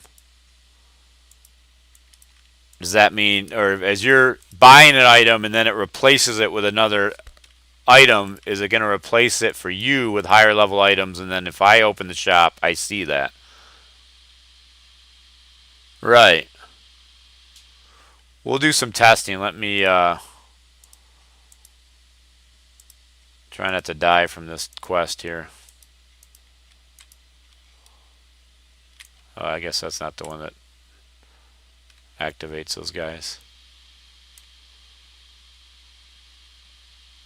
Yeah, that's my big thing, Sean, too, with auto attack is it's hard to keep DPS up and communicate while on a raid. Now, who knows? Maybe the way that they plan to do raids, it's going to be hard to do that. If you look at a game like Crusaders of Light or World of Kings, you pretty much are required to be on Discord or a voice chat when you're doing those raids because they're so heavy on the mechanics that you cannot stop to type. If you stop to type, you're going to miss something and you're going to wipe the raid. So maybe that's the type of gameplay they plan. I don't think we know yet for endgame. If they do, then my concerns with auto attack not being a thing is that you can't chat and still auto attack at the same time are kind of a moot point. One of the things I'm glad they didn't do in Warhammer is trying to enable voice chat.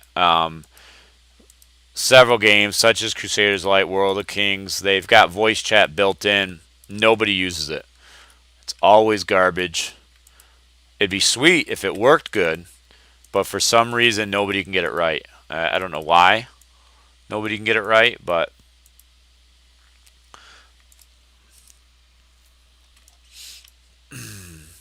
one thing more MMOs and online games in general should do is chat translation.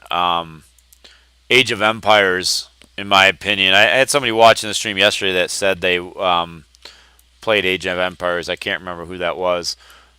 But that game has a sick translation engine to where you can pretty much have conversations with anybody in the world, regardless of language barrier.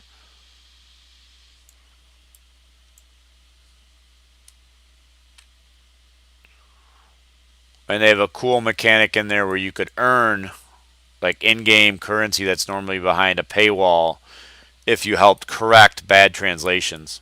So it was like self-improving the translation engine.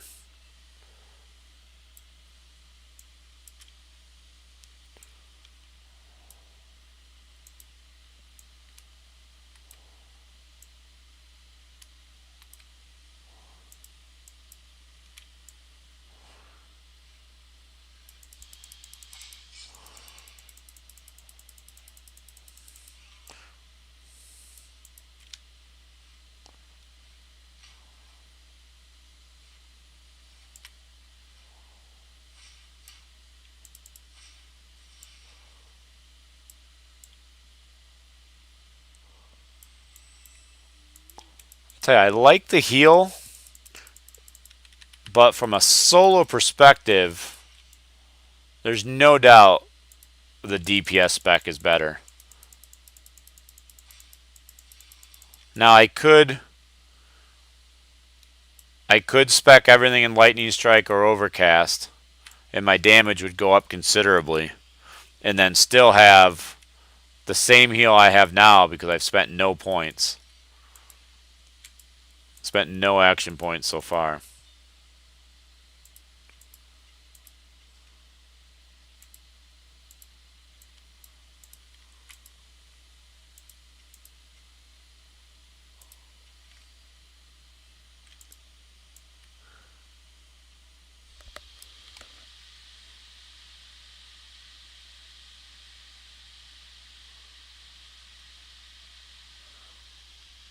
That's what I was thinking, Don, as far as the vendor boss, that the new item is based off of your reputation. Luke, are you getting a ton of like good stuff? Are you getting greens, yellows? What are you getting out of the vendor? Did you buy a bunch out? Getting higher level stuff?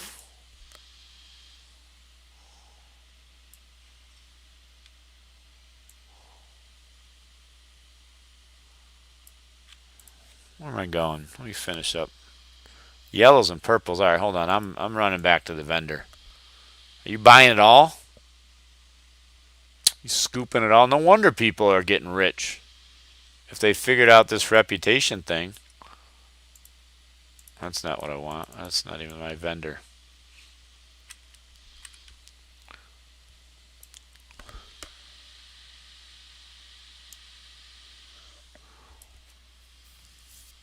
I think it might be already, Sean. I think there's a lot potential. I don't know this. I'm just speculating based on some comments I've seen that there might be a lot more behind the game than is revealed right now in the UI as far as the mechanics of things. What am I doing? Just wandering. I could have taken fast travel many moons ago.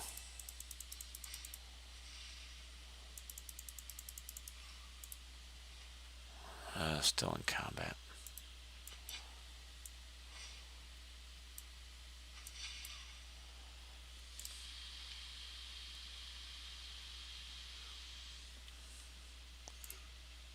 Hook me up, Luke. You know you don't need those.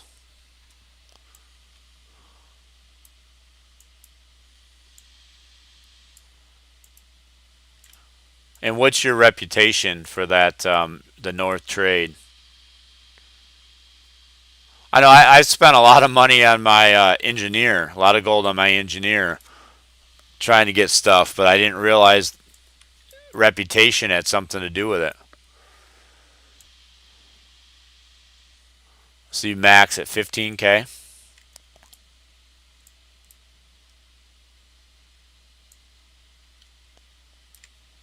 That is really interesting. I haven't heard that said anywhere else. I think that's new information. Is now people like Blaze who have been farming farming those shops may have already known this.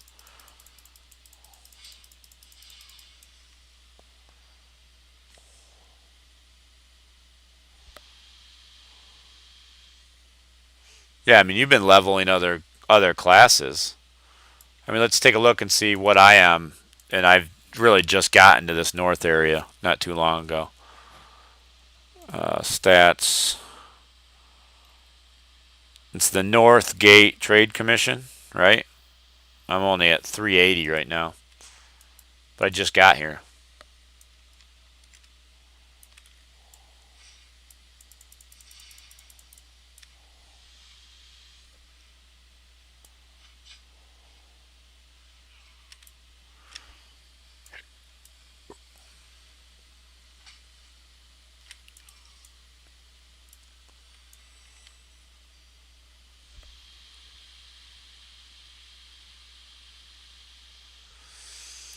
I don't know. I don't know if we know that yet, Sean.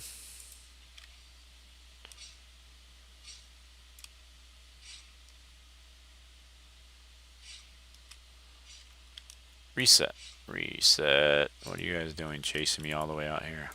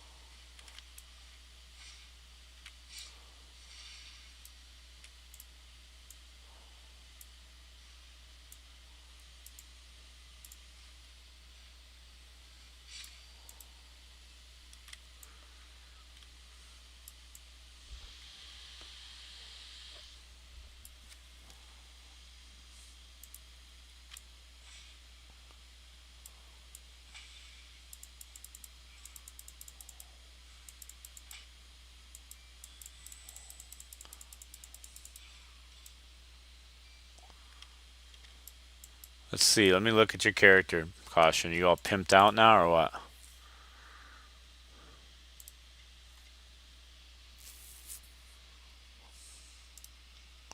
Damn. Holy cow. You just got all that stuff?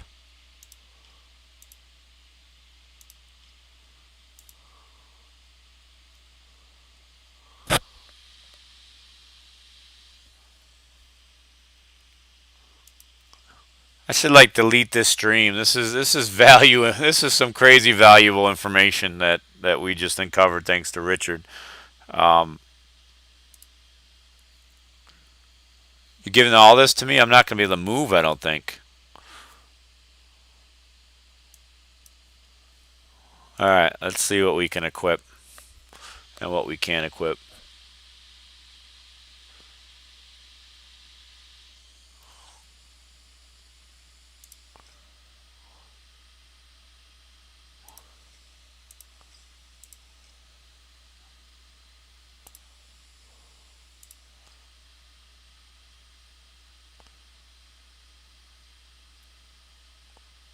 No wonder people are getting rich. You could have made a crap load of gold. Not that you need gold, because you're not really staying on this server.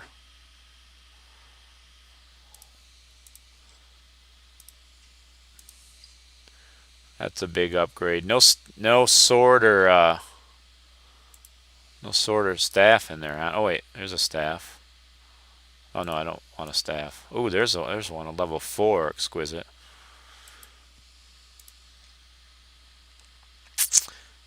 Uh,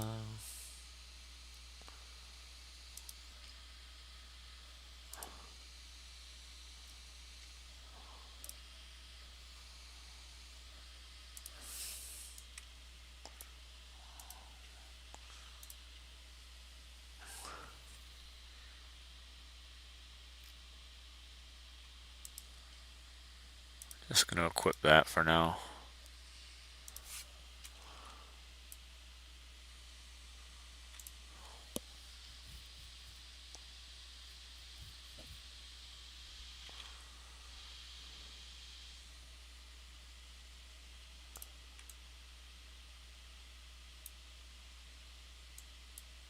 I bet you could get good stuff too in the normal vendor. I wonder if that's tied to reputation. And you go to the level 15 vendor to make sure you're getting, because the problem with the class vendors is they drop stuff at every level. I think the other vendors stick to a little bit higher level stuff if you're in the level 15 area or at the level 15 vendor.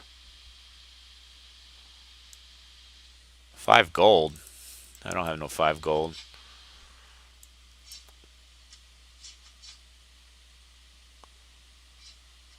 Do I have this quest yet? Let's see.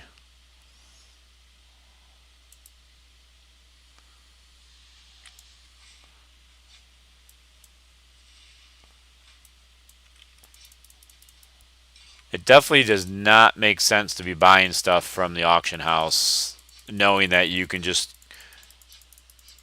come farm reputation. Especially if you group people, if you're not worried about getting the actual drops from all these kills. Although I don't know if you get reputation if you're not in a lock. Probably not. So yeah, if you're in a big group here just killing everything in sight, you're probably going to get reputation pretty quick.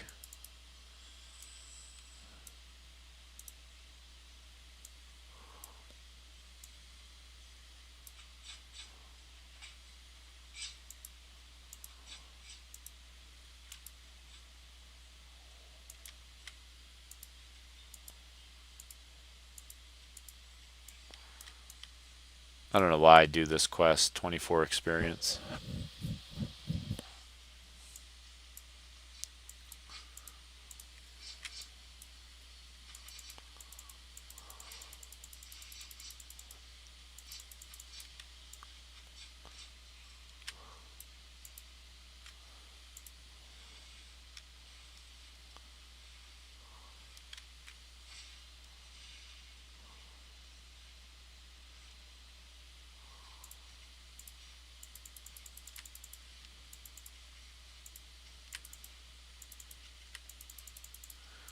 Oh, no you don't.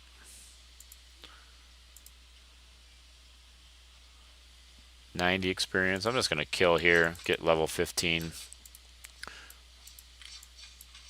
Should not take long.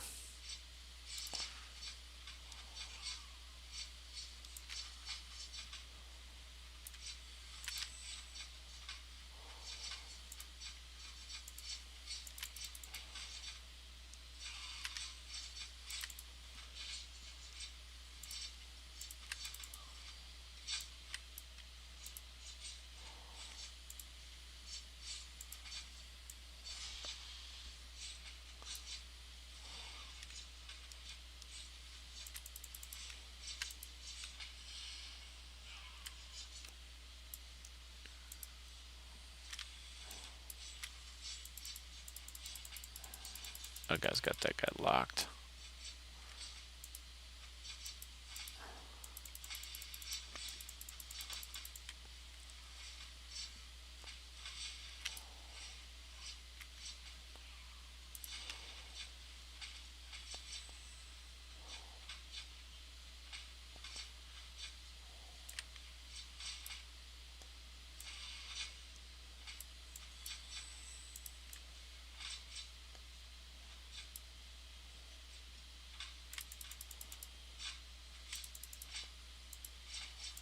Get off me! Aggroing everything in sight. There.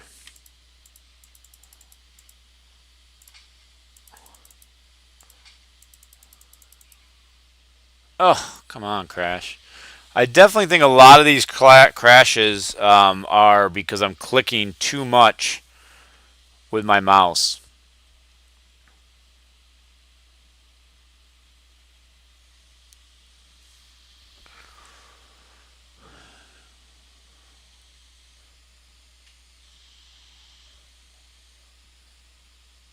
I just find that I can't stop myself from doing that when I'm trying to get a skill to fire off. I just keep clicking it until I see it go gray. Am I dead? I thought I killed the last guy that was on me before I crashed.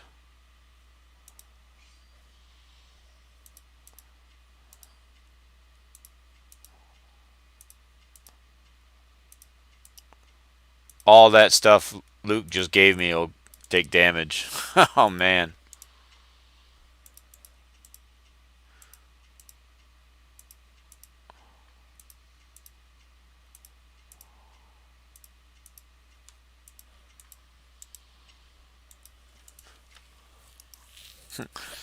Another that reminded me of funny back in the EverQuest days.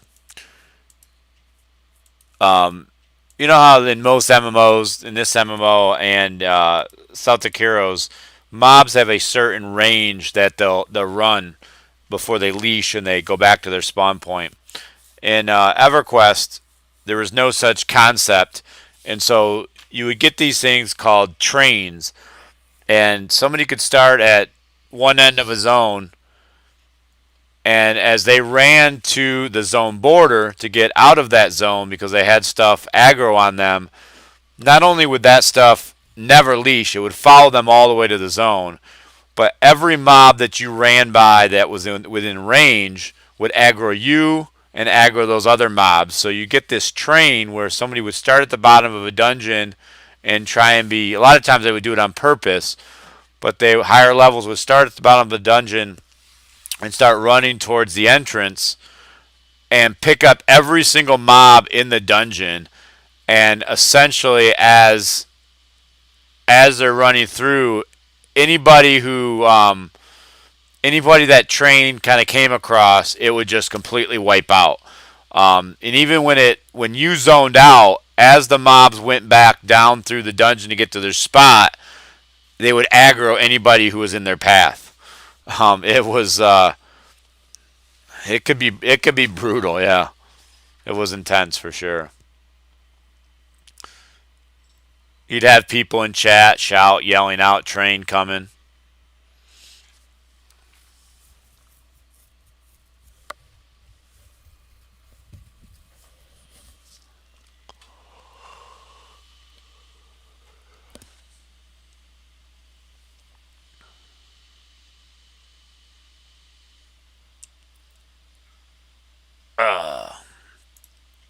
Log in here.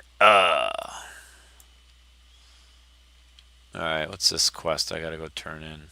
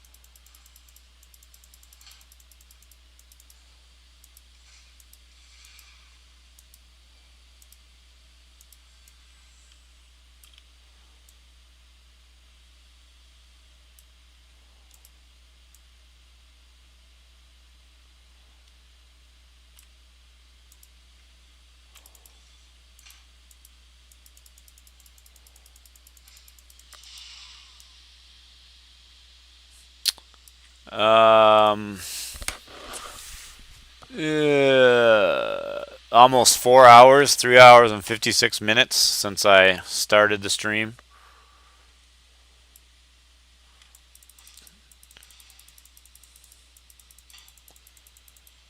Yeah, it should easily be able to level a character, I'd say. Well, I'd say somebody starting out that's not starting out with the gold and the potions. I'd say 4 hours to get to level 15 is probably safe on your first character.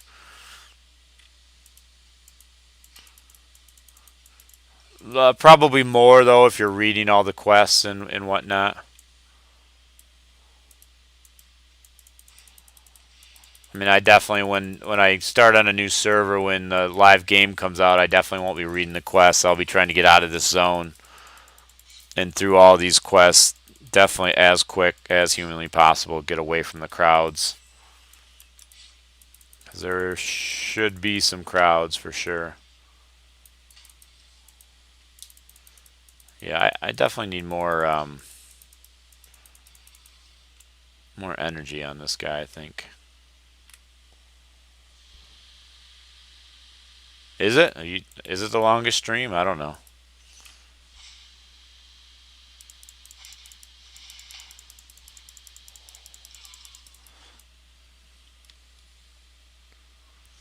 Yeah, it definitely took a lot longer that first time. I think it took me a couple of play sessions over 2 days. I could probably look. I don't actually. Maybe I didn't stream my warrior priest. The first one. I don't remember being set up to stream.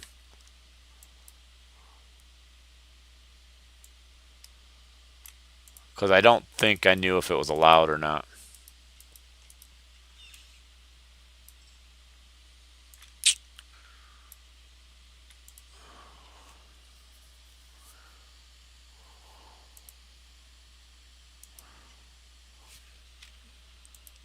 Oh, I don't have the waypoint for that yet to travel. Yeah, I might have. Lost track. Let me look.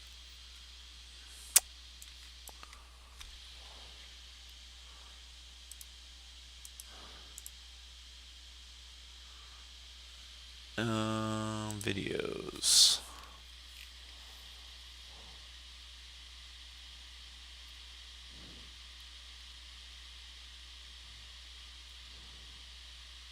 Day 1. What was this one? 2 hours and 25 minutes. And I got to level 10. And then next day, looks like I finished off that. Well, no. I did another 33 minutes, but only got to level 13. I don't know what the heck I was doing there. And then I went right into my Slayer, so I don't think I finished.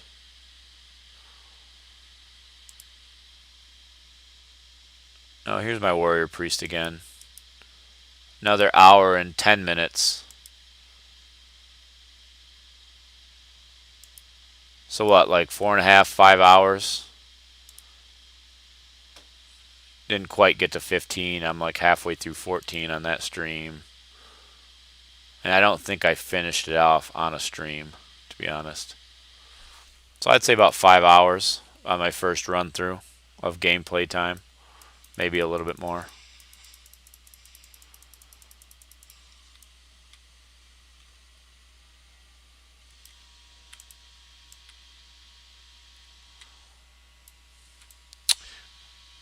Yeah, I had heard, somebody told me that they think that's where the game really starts to get good. So, to hear somebody say that, one of the devs, that's pretty exciting. Because the game's pretty good in starting out. I mean, this level's been great. It's just, I think we're all sick of it. You normally wouldn't spend this much time killing mobs. One thing that is it's a little strange that I guess it's not the main city. I guess Ricksport is the main part of the city, but to have to always run through mobs to get to the vendors, your main vendors, at least in the first 15 levels, is a little strange. Yeah, that reptile thing is a total game changer. But early on, like, I don't see myself grinding out to 15K.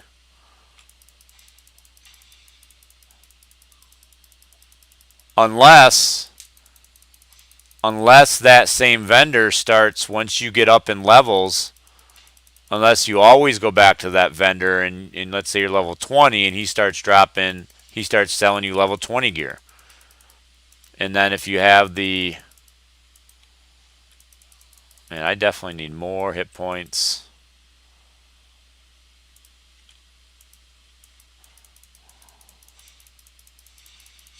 And I would not recommend anybody do a full healer spec without doing any wounds and any leadership. It's just these mobs start to hit way too hard. And your heal is just, it's not getting used as efficiently as it should be.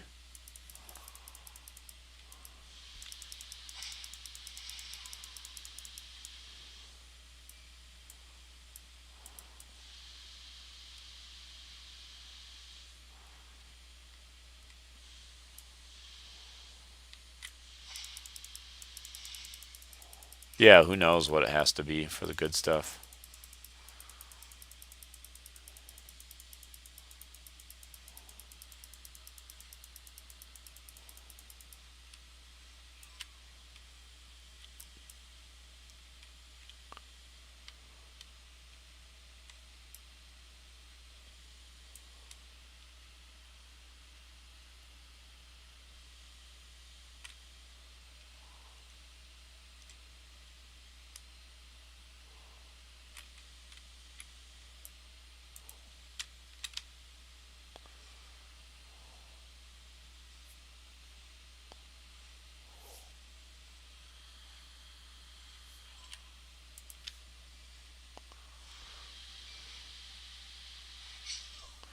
Yeah, I know, but like I said, I wasn't looking to max out efficiency with this character as much as seeing how big we could get the heal. So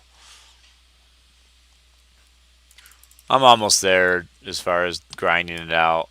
Do I keep going the wrong way here? I'm trying to get to this quest, and I swear I just keep running in a circle.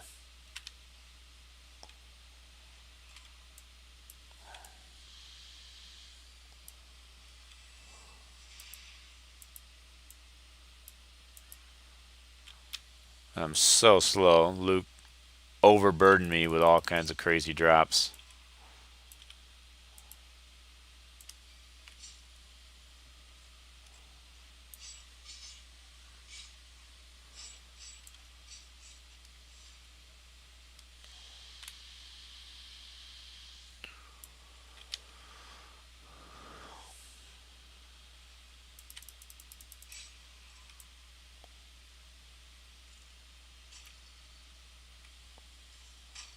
Oh yeah, it's right here. I am like in total zombie mode right now. 94 subscribers. Never did get to the, I don't think at least.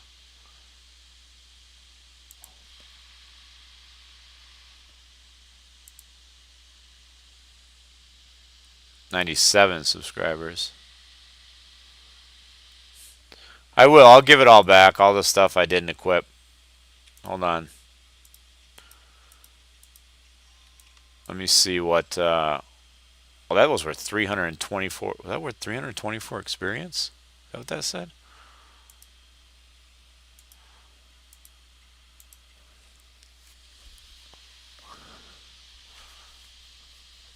Man.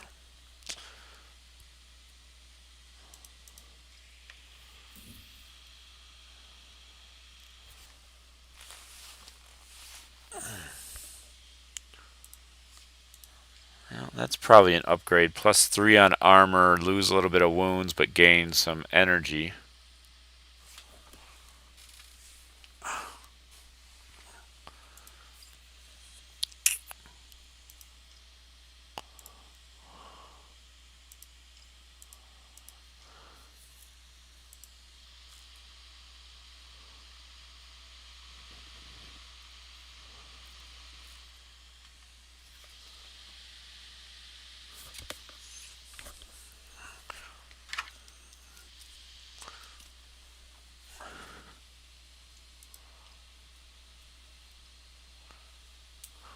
A lot of it I notice has resist on it rather than stats you would actually use. Well, that one's not bad. Oh, I do not meet the requirements.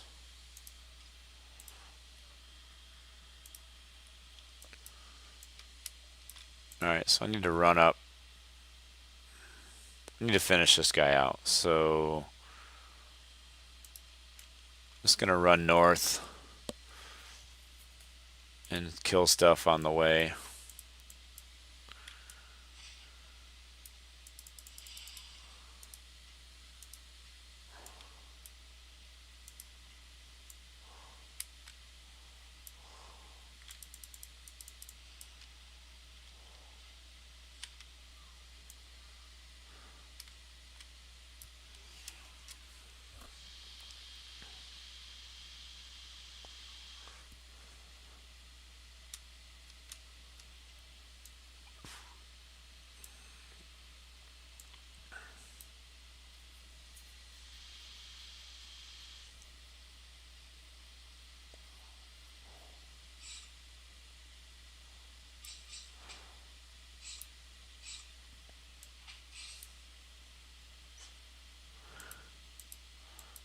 If that is new information and nobody knew about it yet, you're going to log in tomorrow and see tons of people just farming away, standing at the vendors, spending all their gold. I love it as a money sink idea, though. What I don't like is you could be sinking all your money in, and I could be sitting at the same vendor sniping, trying to snipe as fast as you buy, sniping anything that comes up that I like. And it seems like I could snipe faster because every time you buy, you have to scroll down to the bottom, where I could just sit at the bottom. So I feel like everybody's vendor should be personalized to just them, potentially.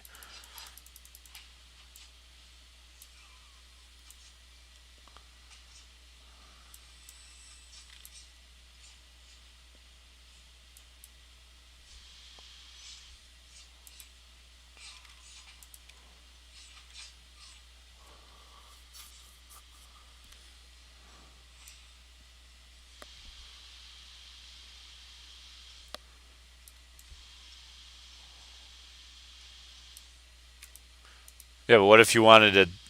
Well, I guess once you've bought all the stuff up top that's cheap. I guess that's true.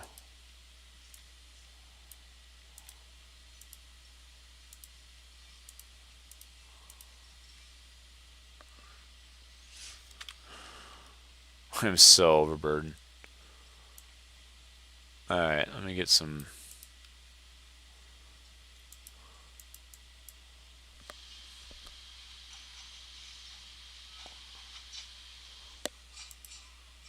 Yeah, for sure.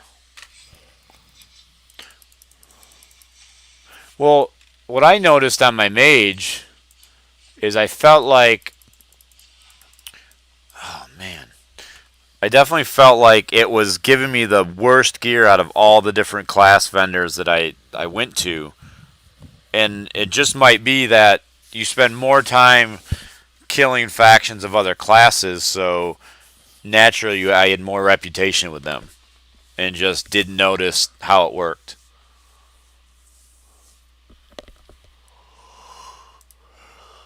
Yeah, a lot of crashes. I am really looking forward to this coming out on iOS and hopefully being stable.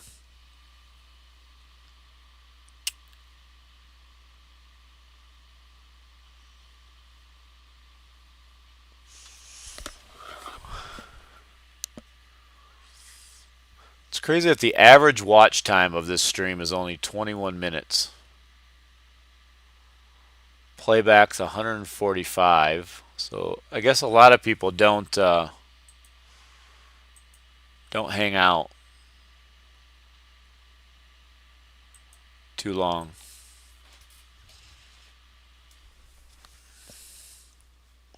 But actually 23 minutes, if you can keep somebody's attention for 23 minutes these days, that's not bad.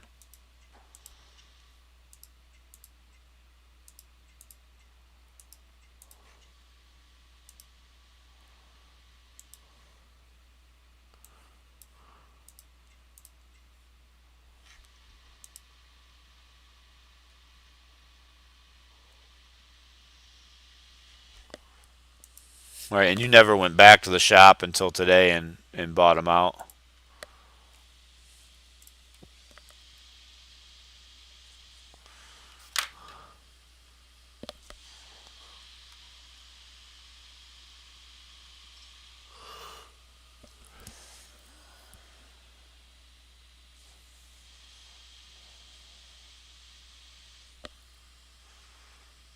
That's going to be a huge gold sink in the game, though. I love it. People get their reputation up and just continuously buy out the shop, trying to get the best gear. Like I saw that one, and then when you see something really good, like that one level 15 bow that was 100 damage, you see something like that, and some people will just keep going for it, spend all their money.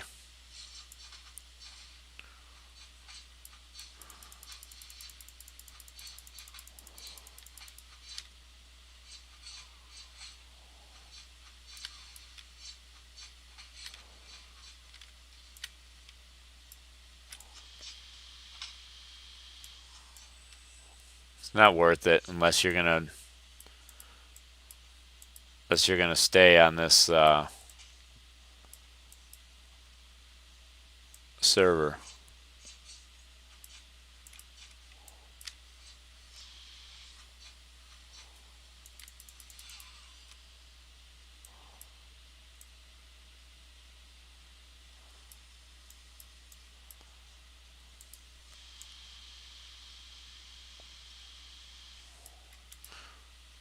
Figure out which class you're going to play, though, when they expand the levels.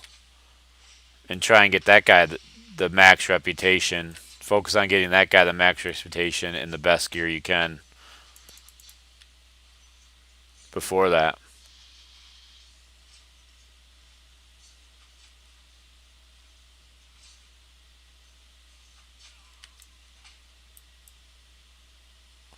Should level here with another kill or two.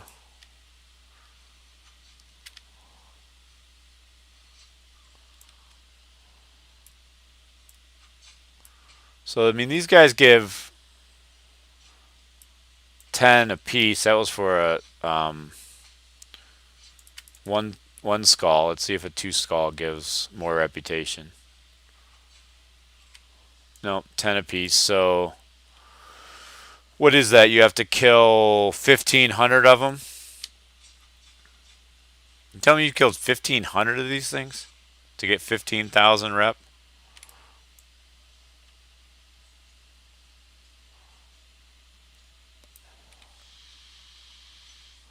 Alright, so we got to level 15. We're going to still max out this stuff. Probably not what I would recommend to do with an actual character you're going to play. My hit points are too low, my energy's too low. But the point of this whole experiment was to see what we could get this up to.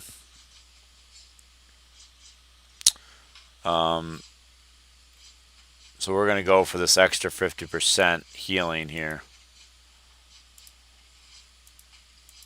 And the cooldown, again, unless you're planning on healing a group, you're not going to want to do this. So now our heal is 214 to 349 with an 840 health regeneration over 15 seconds. Increases healing potency by 15%.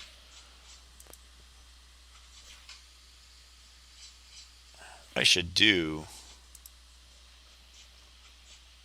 Let me find which instance I have my warrior priest on.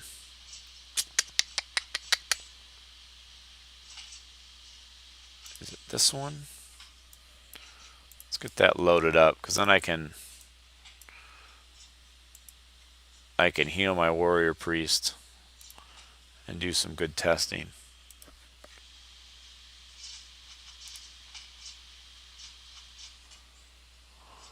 Alright, let me kill a 3-star. But I think I killed a one skull and a 2 skull, and they both gave 10. Let me root this guy.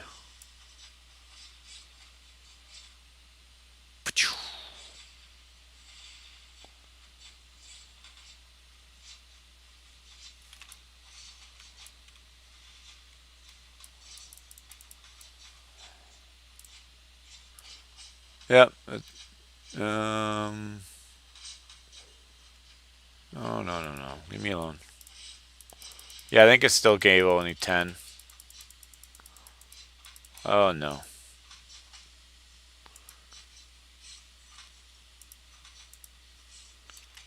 Oh, they're all aggroing me again. Ah. Good. I wanted to go to safety anyway. Well, that's not really safety.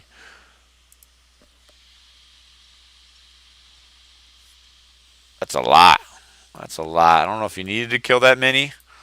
Now, again, it might be that the higher the level, I don't know, the higher the level you go, maybe they go beyond 15 or something.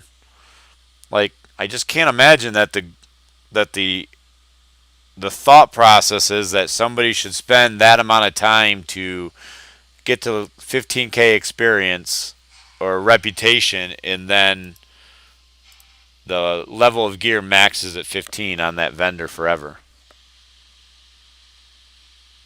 No problem, Getty. Not welcome to the stream.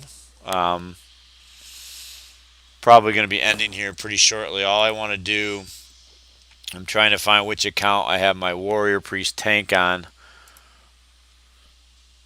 so I can do some dueling or maybe some group stuff. Not dueling, it'll have to be some group stuff. So we'll actually stay at the north gate.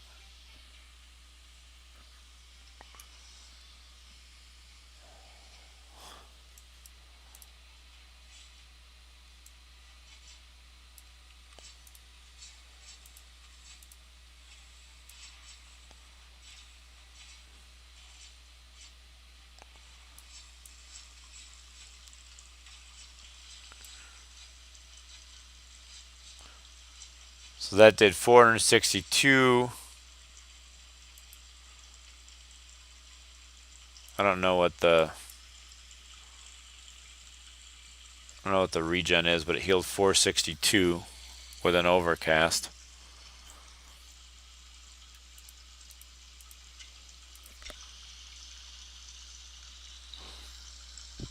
$25 faction. Yeah, I don't know what you were killing. Oh, 72 regen. Is that what I was getting or what you were getting? Oh, right here. 72 health to you.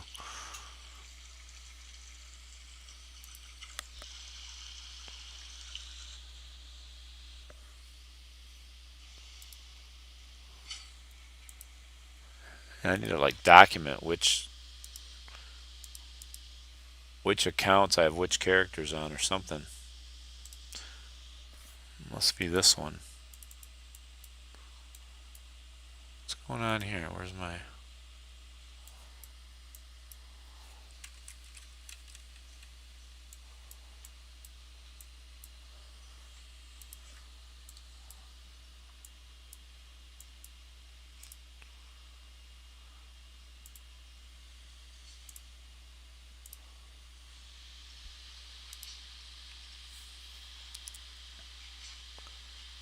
You get 94 regen from heal skill. That's with maxing out overcast.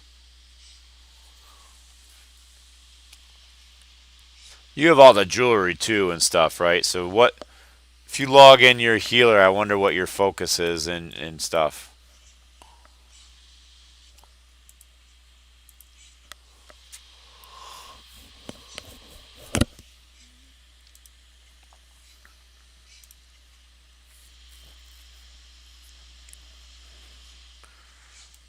I mean, I've got my focus max as far as the stats go, but I imagine you've got a lot more focus from gear.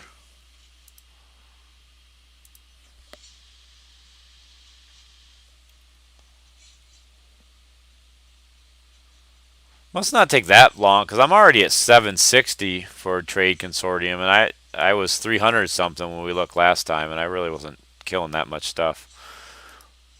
But anyway, I'm gonna end the stream here. I'm barely talking because I'm super tired. So it's 2 a.m. Do some more testing tomorrow. Luke, I'll try and get a hold of you, and we'll do some group-based testing for experience modifiers and health modifiers. 77 focus with gear. I could probably look real quick.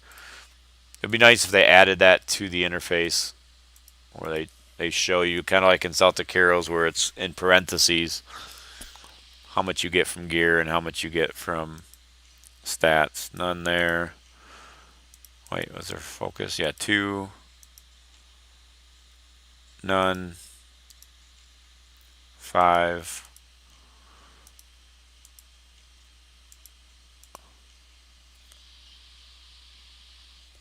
So I have 5 focus from gear, 45 here. So I only have 50 focus. So yeah, you're getting an extra 27 focus over me.